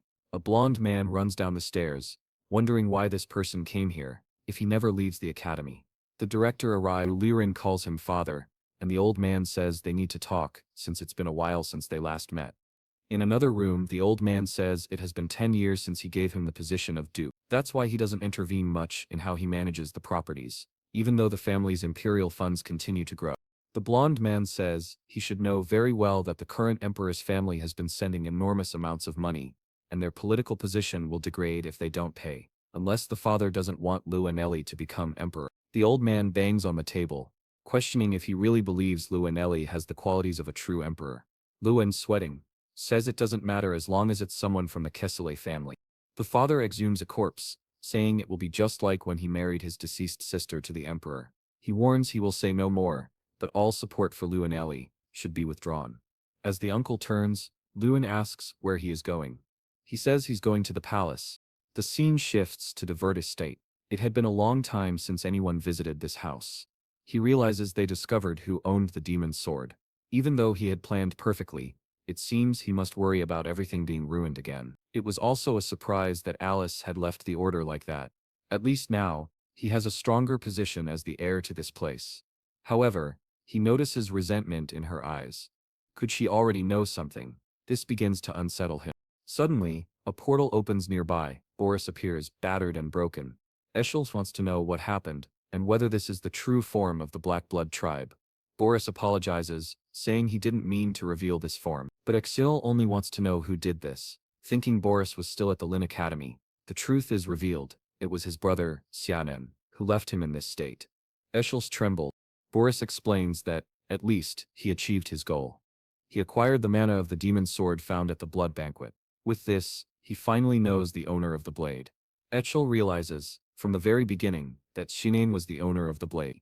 He had been ruining all their plans, and until now, Eschel had not suspected it. Boris apologizes for not having enough power to eliminate it, and Eschel says it's fine, he will handle it. He has already fought the boy, and it won't be easy, but he knows he can succeed. Still, Boris says, it's not the time yet. Xian is confused, but Boris explains that the followers of the Black Snow are with that boy. In a situation like this, it is extremely difficult to predict the outcome. Liren asks why, and Boris simply requests that he follow the prophecy. The Sient will guide him to the sacred sword, the blade known as Durand Arc. Meanwhile, Xian's little spy is live, gathering information on the spot, eager to report to the young master. Suddenly, Boris appears behind him saying he has found a little mouse. He grabs it by the neck, and questions if it's a subordinate of Excel. Then why is it leaving like that? Upon hearing this, Owen exits the room, and comments that Boris has indeed been acting suspiciously, and now it's clear he had been deceiving him. Back at the academy, Lunavile says this isn't what she wants. The ancient text she found in the laboratory and the clues it contained were written in a language she had never seen before. If she hadn't been thrown out of the window, perhaps she would have. She wanted to discover more things. At least, she managed to learn that there are two books in the world written in that language, the Divine Scriptures and the Demonic Scriptures. From what she understood, this was the Divine Scriptures. But why would something like this be in Boris's hands? While she was there, deep in thought, trying to understand the connection with the Garn Association, Irenia suddenly appeared and called for her, asking why she looked so pensive. Dove, on the other hand, wanted to know what she was doing there. Strangely, the master was curious as well. He asked if she had seen the boy with black hair around. She answered no. He hadn't come because he spent most of his time in the library, and rarely visited here. Was she perhaps missing him? The girl with braids, already climbing, said absolutely not. It was just that the boy had said he was going to school, but suddenly stopped coming. She didn't understand anything. Irenia said he would appear soon. Irene asked how she could be so calm. She replied that he was always like that. She didn't know what else to say. Suddenly, Sims appeared, saying they had a problem. She wanted to know what it was. Sims handed her a card from the palace. She noticed her father's handwriting. Something confirmed strong connections between the Vert family and the palace. It was news of an engagement between the fifth princess, Ariane Severos, and Cyan Vert. What was this? It was a promise of marriage and the union of families in the future. Marrying children. Really? Adults? What madness! The girl turned red, like a tomato about to explode. Meanwhile, Cyan was already in a room with the emperor, who was thanking him and saying not to worry, as it was only a common cold. Suddenly, someone called for His Majesty. The old man had arrived as well, giving his greetings. Both of them returned the greetings, and said they would leave so the emperor could have his conversation. The emperor remarked that the director must have come from very far to be there. However, Jimin from the deep web wondered why the emperor seemed completely exhausted. The boy looked skeletal. The emperor apologized, saying he hadn't intended to receive such a precious guest in that state. What was happening? He was so polite. Those two old men, Gideon couldn't help but ask what had happened to leave him like this. The emperor explained, he had no idea. He thought it was just a common cold, but the condition hadn't been improving. Old man of old men, but now two old men are being born. This is very rare. I'm confused. The academy official says they should have arrived earlier, but the emperor says, everything is fine. There must be something serious to discuss, since he knows very well he wouldn't have left the academy unless it was important. Suddenly he wants to know if there is any concern about Lou and Ellie. The director comments that, apparently, the emperor already knows. At first he also thought it was nothing serious, but things now seem grave. Meanwhile, the emperor forms a small ball of energy, saying that as long as he is alive that boy will not cause trouble. You seem to forget you are almost dying in bed, the director notices, realizing that the emperor's mana, though abundant, is extremely unstable. It isn't only the emperor's appearance that has deteriorated. Still, the emperor admits something else bothers him. He wants to know how Princess Heron is doing at the academy. The director replies that she is an excellent student. She not only works hard but is very talented, and he is certain she will soon become a true princess. There is nothing to worry about. The father feels relieved, saying she was always a crybaby, and he feared what might happen. It seems she changed a lot after meeting a certain boy, obviously the black-haired one. The emperor immediately says he has decided to marry her to that boy and does not care about objections. Strangely, the director only sighs. The emperor notices he isn't surprised. The director says, it seems like an obvious plan, especially since he himself recommended the royal dormitory for the boy in the beginning. The emperor asks what he thinks of the boy, and the director instantly replies that he is terrible. The boy always skips class, and the director has never seen him read a single book. In the academy, it would take decades to find a worse student. The emperor wonders if he made a mistake, yet there is another side to it. Despite everything, the boy is the most talented person the director has ever seen. As long as Sean stays by Heron's side, it is impossible for anyone to lay a finger on her. The emperor feels relieved, but remains worried about bloodshed among the siblings. From outside the room, someone calls for Violet. For a second, I wonder who she is. Then remember she is that sweet little brother's sister. He knows she was in the conversation with their father and grandfather, and wants to know what that old man is doing there. The father chuckles, telling him to come in and ask if he wants to know. He tells Violet to stop, but she simply orders him to shut up because he is too annoying. The brat wants to start a fight. She says he isn't on her level yet. He shouts, but she grabs his chin and pulls him close, warning that more than anyone else, she knows he tried to kill their brothers. He yanks her arm away, telling her to stop doing something foolish, and says he will speak with his father. But he already knows someone betrayed him, and now this troublesome girl knows more than she should. Little does he know it was the tiger head. Violet looks stunning and dangerous, an enemy indeed. Back with Heron, she is blushing like a melted tomato, wondering what this talk of marrying Sean is about. Her father cannot decide something so important for her. A friend tells her not to worry, and that she can simply refuse. Yet face down on the table, Heron admits it might not be such a bad idea. Strong allied families are better. Racinas jumps on the table, fully supporting the marriage, calling it destiny or God's will. She even starts advising what to do next, until Heron grabs her to stop her daydreaming. Suddenly, someone enters the room asking what all the noise is about. It is Sean, telling them to keep quiet. The princess looks uncomfortable, but suddenly, Sean grabs the children and disappears. He stands there confused. Luna asks if he likes Heron and he immediately says no, of course not. She seems like a little child to him. He pats her head kindly. Nova turns aside and says it's fine. She understands. A mischievous smile shows she is a bit unbalanced. Sean wonders what all those books are. Luna explains she was searching for more clues about the scriptures. She remembers seeing something in Boris's notes, and is sure it is written in some kind of ancient, secret language. Sean says he is certain she will not find anything else, and suggests she read from the forbidden archives containing sacred texts of Herster.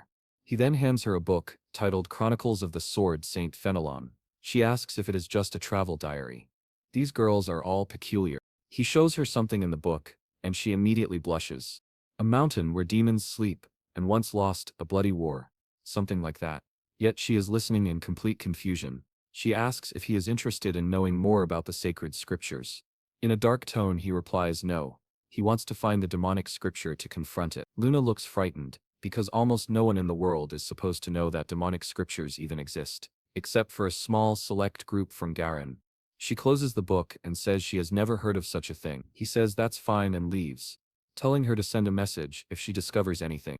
At that moment, Luna calls for someone named Lamel to appear. A brave little knight arrives, apologizes to the young lady, and says she can never leave her alone. Luna knows, however, that this woman is here more to watch her than to truly help or protect her. Luna wants to know how many people in the Garan Association know the names Hert Krea and Limi Haran. Lamela warns her to be careful. Very few people know those names, and they are forbidden precisely to prevent others from discovering them. Luna asks her to check the archives for anything on Lami Haran, who is probably the demon god. Lami hesitates, saying that if she is caught, she will be executed. But Luna warns that her father, Rains, will be furious, depending on what Lamiha says. So it is better to obey. The poor knight finally understands, and agrees. Now the troublesome Luna wonders how he even knows this information. Her priority is to get closer to the boy, because he is certainly hiding something.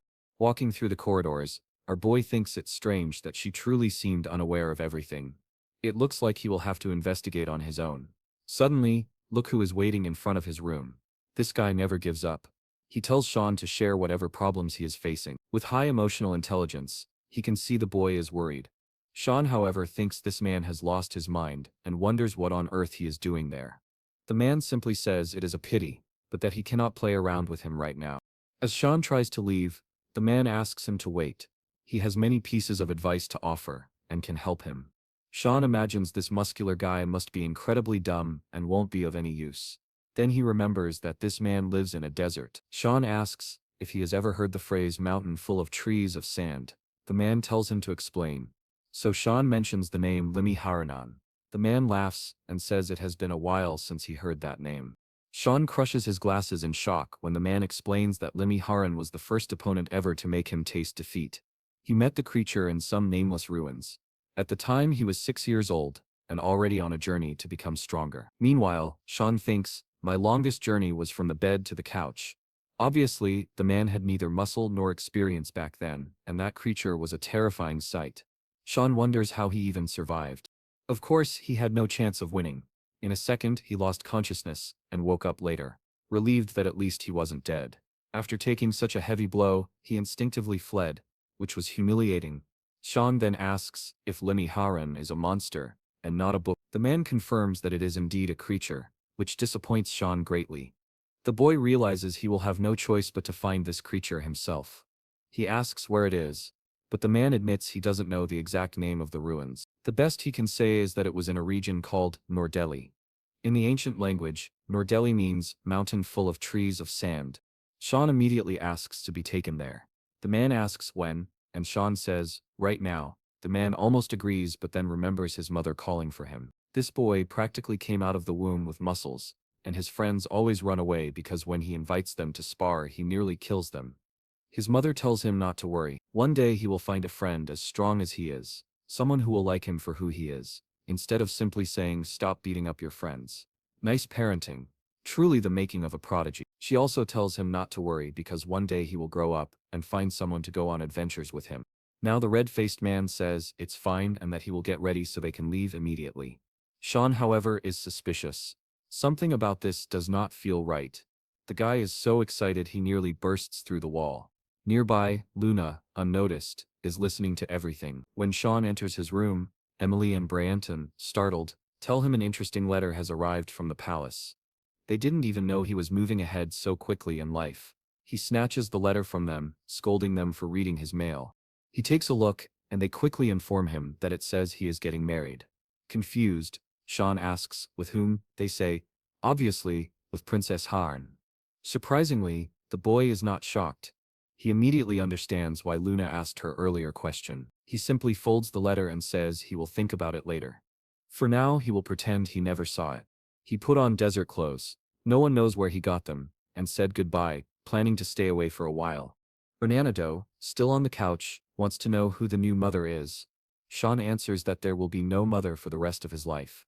He is a single man, a true Sigma. Ale is already heartbroken, and Bran tells Sean to think twice, reminding him that he would be going against an imperial decree. Sean replies that the life he will lead will never be peaceful. He will be hunted or executed for the rest of his days. It is probably better for Arryn not to stay near him, or she will be dragged into this mess. He shuts the door and leaves them standing there, the mood heavy. The others are saddened, saying it hurts to see him living like this. Don't you want someone to stop the evil he does? One of them asks.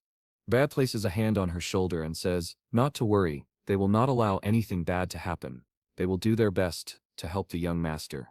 Mana adds that she will help as well. Yet something about her is strange, and when they look back, they see that she has transformed into a human Tuwon. The scene then shifts to the kingdom of Espernia, in the southeast of Nordeli. The boys ride together on a flying carpet.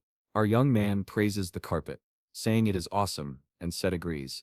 It is incredibly fast for traveling in such a place. What Sean wants to know, however, is whether Set remembers exactly where they are headed. Set assures him not to worry. His memory is perfect. They just need to cross this small sandstorm. The only problem is that this small sandstorm belongs to the Espernia region. Apparently Sean cannot see a thing. When he opens his eyes again, they have already passed through, and he lies exhausted on the ground. Set tells him to get up, and asks why he fainted. Sean snaps back, telling him to be quiet and demanding to know how long they will remain in this desert. They travel for a long time on the carpet before Sean finally sees something. On the horizon, the ruins appear. Set remarks that Sean is probably one of the few people, besides himself, to ever set foot here. Sean disagrees, and Set realizes that someone else might already be present. Sean warns that someone arrived just ahead of them. Indeed, a figure on a camel approaches the ruins. A white-haired boy tells everyone to be careful. They cannot know what lies inside, so they must stay alert. While they observe the entrance, Sean suggests they stay hidden, but suddenly Set leaps forward and attacks. The stranger dodges the punch, and Sean wonders if Set has lost his mind. It seems like they might know each other, but Meitu shouts, demanding to know who is in the Espernia region, and calls Set by name. Set of Charkan. He warns that they should know he is not alone. Behind a rock, Sean stays hidden. Strangely, the white-haired stranger recognizes the name Cyan Vert, and Sean realizes the situation just became complicated. Even so, the stranger says he does not care if the troublemaker and the youngest member of the Vert family are there. Now that they know this place exists, they cannot leave. A fierce battle breaks out. Set quickly forms a shield of sand to reflect the attack, and counters with a heavy punch, shattering the wall behind them. The white-haired fighter takes a cut across his face, and realizes he underestimated them. Sean, more disappointed about missing a hit than worried, is warned not to be arrogant. This fight is dangerous. His life is at risk. But when he turns around he sees that Shinane has already taken down part of the opposing group. The white-haired boy powers up like a Dragon Ball character, and shouts that they will not be forgiven. Suddenly another voice orders him to stop. Everyone turns. It is Lanala standing stronger than ever beside Lunave. Clearly Sean cannot fight her, nor should anyone else. Lunave tells her ally to lower the sword, explaining that both Sean and Set are with her. The white-haired fighter bows and apologizes, blushing deeply, apparently smitten with Lanala. Lunave happily greets Sean, asking how he is. He says he is fine but cannot understand what she is doing there. Strangely, she answers that she found him because he smells good. The white-haired boy grits his teeth in jealousy. Clearly liking Lunave, someone needs to put this strange fellow back in a cell. Meanwhile, Nana continues using polymorph magic to copy Sinen 2.0. Circa stands before her and says this proves Nana is reaching the age where she will become a true dragon. The transformation is not perfect yet, but soon it will be. This is of course a basic dragon ability to hide their true forms. What surprises Circa is that Nana became aware of this ability without ever having seen a real dragon. Brian breaks into a sweat, but keeps silent, unwilling to reveal that she actually has seen one before. Two enemies were already dead. Circa wants to know exactly where the black-haired boy is, but they tell her they have no idea. He said he was stepping out for a while. Sininde Izini is setine out for a while. Sininde storms off angrily, saying she understands now why that boy disappears all the time. She slams the door, and the two left behind breathe a sigh of relief. Back in the desert, everyone is eager to enter the ruins together. Karen Rains warns that the place is far too dangerous for the three of them, including Luneve. She answers that she has never seen a single person return alive from that place. Since that is the case, she argues, they should all go in together. Otherwise, one by one they will all end up dead. She insists she trusts the two of them, but they keep warning that it isn't worth it. After all, they are already above the 7th star in rank. With enemies like these, things will be different. Set raises his hand and says he has entered this place before and come out alive. The others doubt him, claiming it is impossible, and that no record of such a thing exists. Sif replies that once they enter, he can prove it, because they will see a group of lizard men right at the entrance. Xian knows these lizard men are high-level creatures, and it is strange for them to appear so close to the start. The bigger problem is that they have destroyed the entrance itself. One of the lizard men is about to emerge. Battle erupts. Lamella draws her sword, declaring she will protect Lunove. Everyone rushes in to help. One fighter unleashes perfect lightning. Lamella follows with a brilliant slash that freezes enemies, but more creatures keep coming. Suddenly someone summons a void sphere, purple orbs tearing through the monsters as if he were a living storm. High-rank creatures are annihilated in a single move. The group stands stunned, shivering in the sudden chill, wondering what kind of power they just witnessed. When they ask how it was done, Sid angrily tells the caster to stop using such overwhelming skills. He was about to shine himself. Shinain then steps forward, promising to clear the way ahead, and insisting no one follow. Lamella remarks that this place doesn't feel like a normal ruin. Lunavi agrees, it's rare to see such advanced defensive mechanisms. The entire environment seems supported by pure mana. As they advance, the outer door slams shut, but the inner door refuses to open. A mage tries every trick he knows, but nothing works. Karan pushes the mage aside, saying the answer is always to blow it up, but his lightning is completely nullified. He wonders aloud if the door is protected by some kind of seal. Sut laughs, calling him an idiot for talking instead of acting. He simply places his hand on the door, and it opens.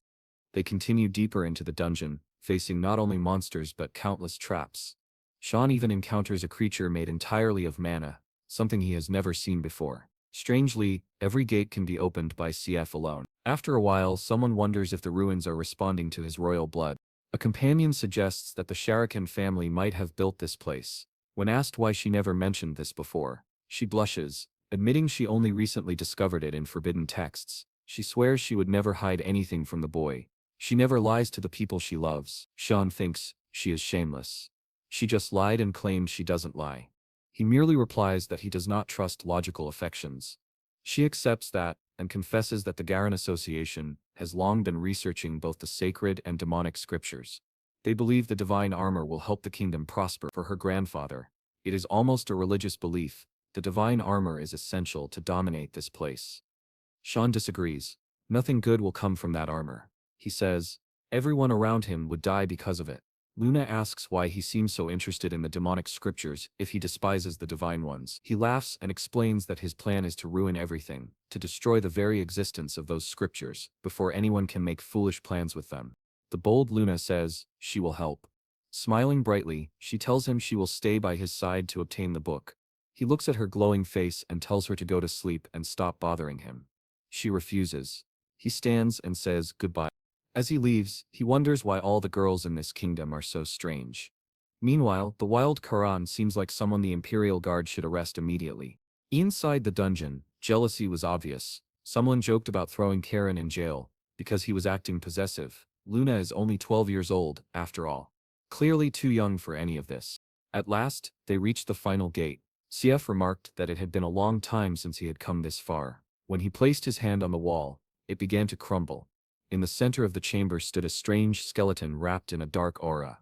It was obviously something connected to Haren's law. CF warned everyone to be careful. The skull looked nothing like the mysterious book they were expecting. Karan volunteered to go first, since everyone else was frozen with fear. The instant he stepped forward, the skeleton reacted. Nova shouted for him to be careful. Sensing a powerful surge of mana, a shadow formed and a gigantic demon materialized before them. In a flash, they were transported to another realm. Siaf realized the monster had the ability to create separate dimensions. Perhaps this really was the creature mentioned in the demonic scripture. The monster launched the first attack, but Karen managed to retreat, wondering how such a colossal being could even exist. He struck back with a lightning bolt to its head, but of course, it didn't leave a single scratch. The supporting fighters rushed in, determined to help, but they accomplished nothing, and looked like fools. They unleashed a barrage that should have landed perfectly, yet, unexpectedly, the monster actually stumbled.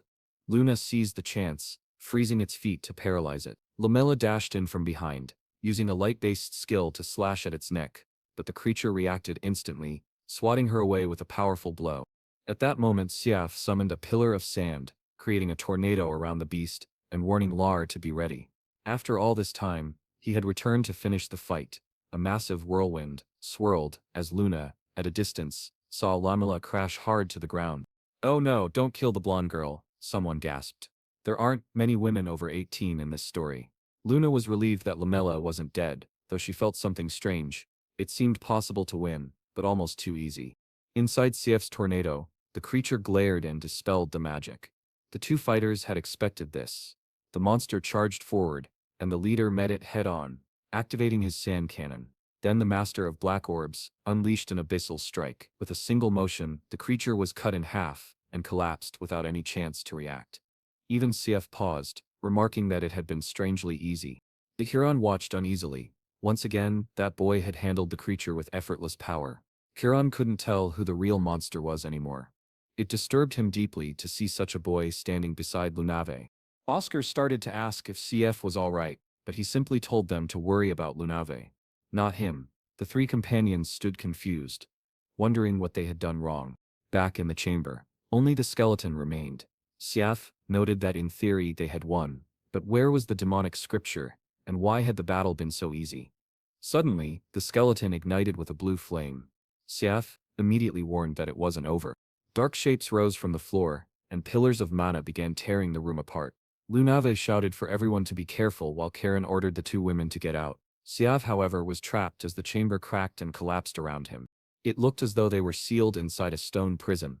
Lamella, believing the worst, said sadly that Siaf was strong, but it was a shame he had died like this. She had already written him off as dead. Lunave wasn't convinced. Thankfully, she insisted he was still alive and begged for help clearing the debris. Lamella hesitated, while Luna acted boldly, declaring with certainty that he was alive. "Just move the stones already," she urged.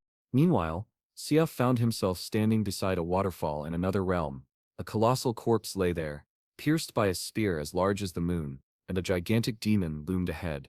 It looked like a Balrog, and its mana was far stronger than anything they had faced before. I shouted for Set to get up. The creature was coming back to life, but when I looked to the side, Siaf had been turned to charcoal. Could he really be dead? How had he failed to dodge? Perhaps the sheer force of mana had overwhelmed him. The boy sensed that the situation was far more serious than he had imagined. The monster let out a roar that shook the entire realm. Then Queera appeared, saying this was perfect. At last she could reveal herself. Since no one outside would see this battle. The Balrog gestured, beckoning him to attack. Set only grinned, saying his mood had never been better. He charged forward, unleashing the impetuous snowstorm. These move names were getting absurdly long. He followed with a relentless series of strikes. The creature crashed face first to the ground. "What already?" someone exclaimed. "Now, headless." The demon spoke, declaring that Shunain was the first human ever to enter this place. Impressive as he was, the demon warned the boy would die in the end. Killing it was nearly impossible, because it could regenerate endlessly. It was nearly impossible to kill the creature.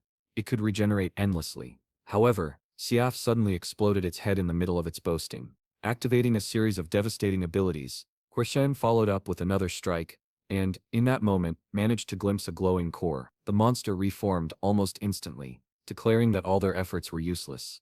It would keep regenerating and soon the boy would grow tired. But Shunin only smirked and pointed his dagger, saying this was good news. He had been eager for a long fight. The demon grew confused, wondering why this human wasn't afraid of an immortal opponent. Outside, the women kept hurling magic at the fallen stones, but nothing worked. Lamella remarked that they could keep this up forever, and nothing would change. Lunave sensed that some incredibly powerful energy was protecting the barrier. The two of them couldn't break through no matter what. If only they had Set with them, it might be possible. Just then Karen staggered in, battered and exhausted, relieved to see that Lunave was safe. He said he remembered the way out, but of course she refused to leave. Karen warned that the place might collapse, and everyone would die. Still, Lunave declared that if Shimain was inside, she wouldn't abandon him. If Charon was so worried about the cave-in, he was free to leave alone. Charon muttered that it was impossible for Xian to have survived being crushed. He couldn't understand why they were all so afraid of a few stones. After all, Sinin had slain demons and survived explosions. A little rubble wouldn't kill him. Growing agitated, Charon demanded to know why Lunave was so obsessed with Cyan Vert. It seemed she didn't care about anyone else. As Shram or Kendale, all of them were dead, and she barely acknowledged their existence. Charon grew angry that Lunave felt nothing for the fallen. He swore he would drag her out and save her himself. Unlike Cyan Vert, he had been by her side far longer. He blurted that if she had to fall in love with someone, it should be him, because no one in the world cared for her more than he did. His face flushed red as he declared it was their destiny to be together. Lunave winced, telling him that while she might accept Xian's quirks, Charon's feelings were twisted and unhealthy. Poor Lamala even laughed nervously as Charon, red with rage, shouted that he didn't care if they mocked his love. If necessary, he would take Lunave by force. Lamilla immediately drew her sword, warning that Charon was crossing the line. She tried to stop him, but he simply hurled her against the rocks. He sneered that she was getting bold to stand in his way. With a flash of lightning, he electrocuted the blonde warrior. "Don't do this," someone cried. But it was too late. Lamela was charred and smoking. The madman turned back to Lunave and said it was just the two of them now. Suddenly, a calm voice ordered him to freeze. Startled, Charon demanded to know who was there and told the stranger to show themselves. The voice agreed, but warned that Charon would pay a price for his demand. Meanwhile, Sip was alive, barely. He lay there battered, staring at a blazing sun. His body felt scorched, and he wondered if he was already dead. What kind of attack had Limiharan unleashed? Then a gentle voice behind him said it was all right. He had not died yet. Set turned to see a mysterious woman, Cleopatra-like, adorned with Egyptian tattoos and regal bearing. She greeted him warmly, saying it had been a long time since she had seen the heir of Sharkan. Still confused, Siaf asked who she was. The woman explained that it was natural he didn't remember her. It had been ages since their last meeting. She reminded him that she had once saved him when he was near death. Now, however, she seemed more interested in the person he had brought with him this time. Smiling slyly, she said she would need to borrow his body again, and before he could react, she leaned in and kissed him. In an instant he awoke beside Xian, who was unleashing the 8-petal sword, striking in a blur, cutting through mist, slashing the demon's chest and stomach as it grinned menacingly. Xian spotted the monster's core, activated the basil sphere, and finally tore it apart completely. The creature crumbled into sand, muttering in disbelief that it had been defeated by a human. Yet it was clear this was not the true final boss. The mysterious Alami Haran was almost certainly that fierce Egyptian woman. Our hero now possessed a weapon that was a woman, a book that would become a woman, children, and seemingly hundreds of women surrounding his destiny. It was almost comical, like a meme of Yugi pounding the floor saying, "It should have been me." Among the scattered sand, he found a page that seemed to be part of the demonic scriptures, but it dissolved before he could grasp it. Apparently, he still couldn't fully wield Karam's power. She was still recovering from the battle with Boris. He wondered why he remained in this strange place, if the demon had truly been slain. Then he sensed a bloody presence, and Siaf approached from behind. Xianin instinctively recoiled, wondering why Siaf was attacking, until he sensed that the mana was different. Someone nearby said they hadn't planned to interfere, but it looked like CF intended to harm this child. If CF's reasons weren't convincing, he would be killed. And then out of the darkness, something emerged, clearly a demon of terrifying power.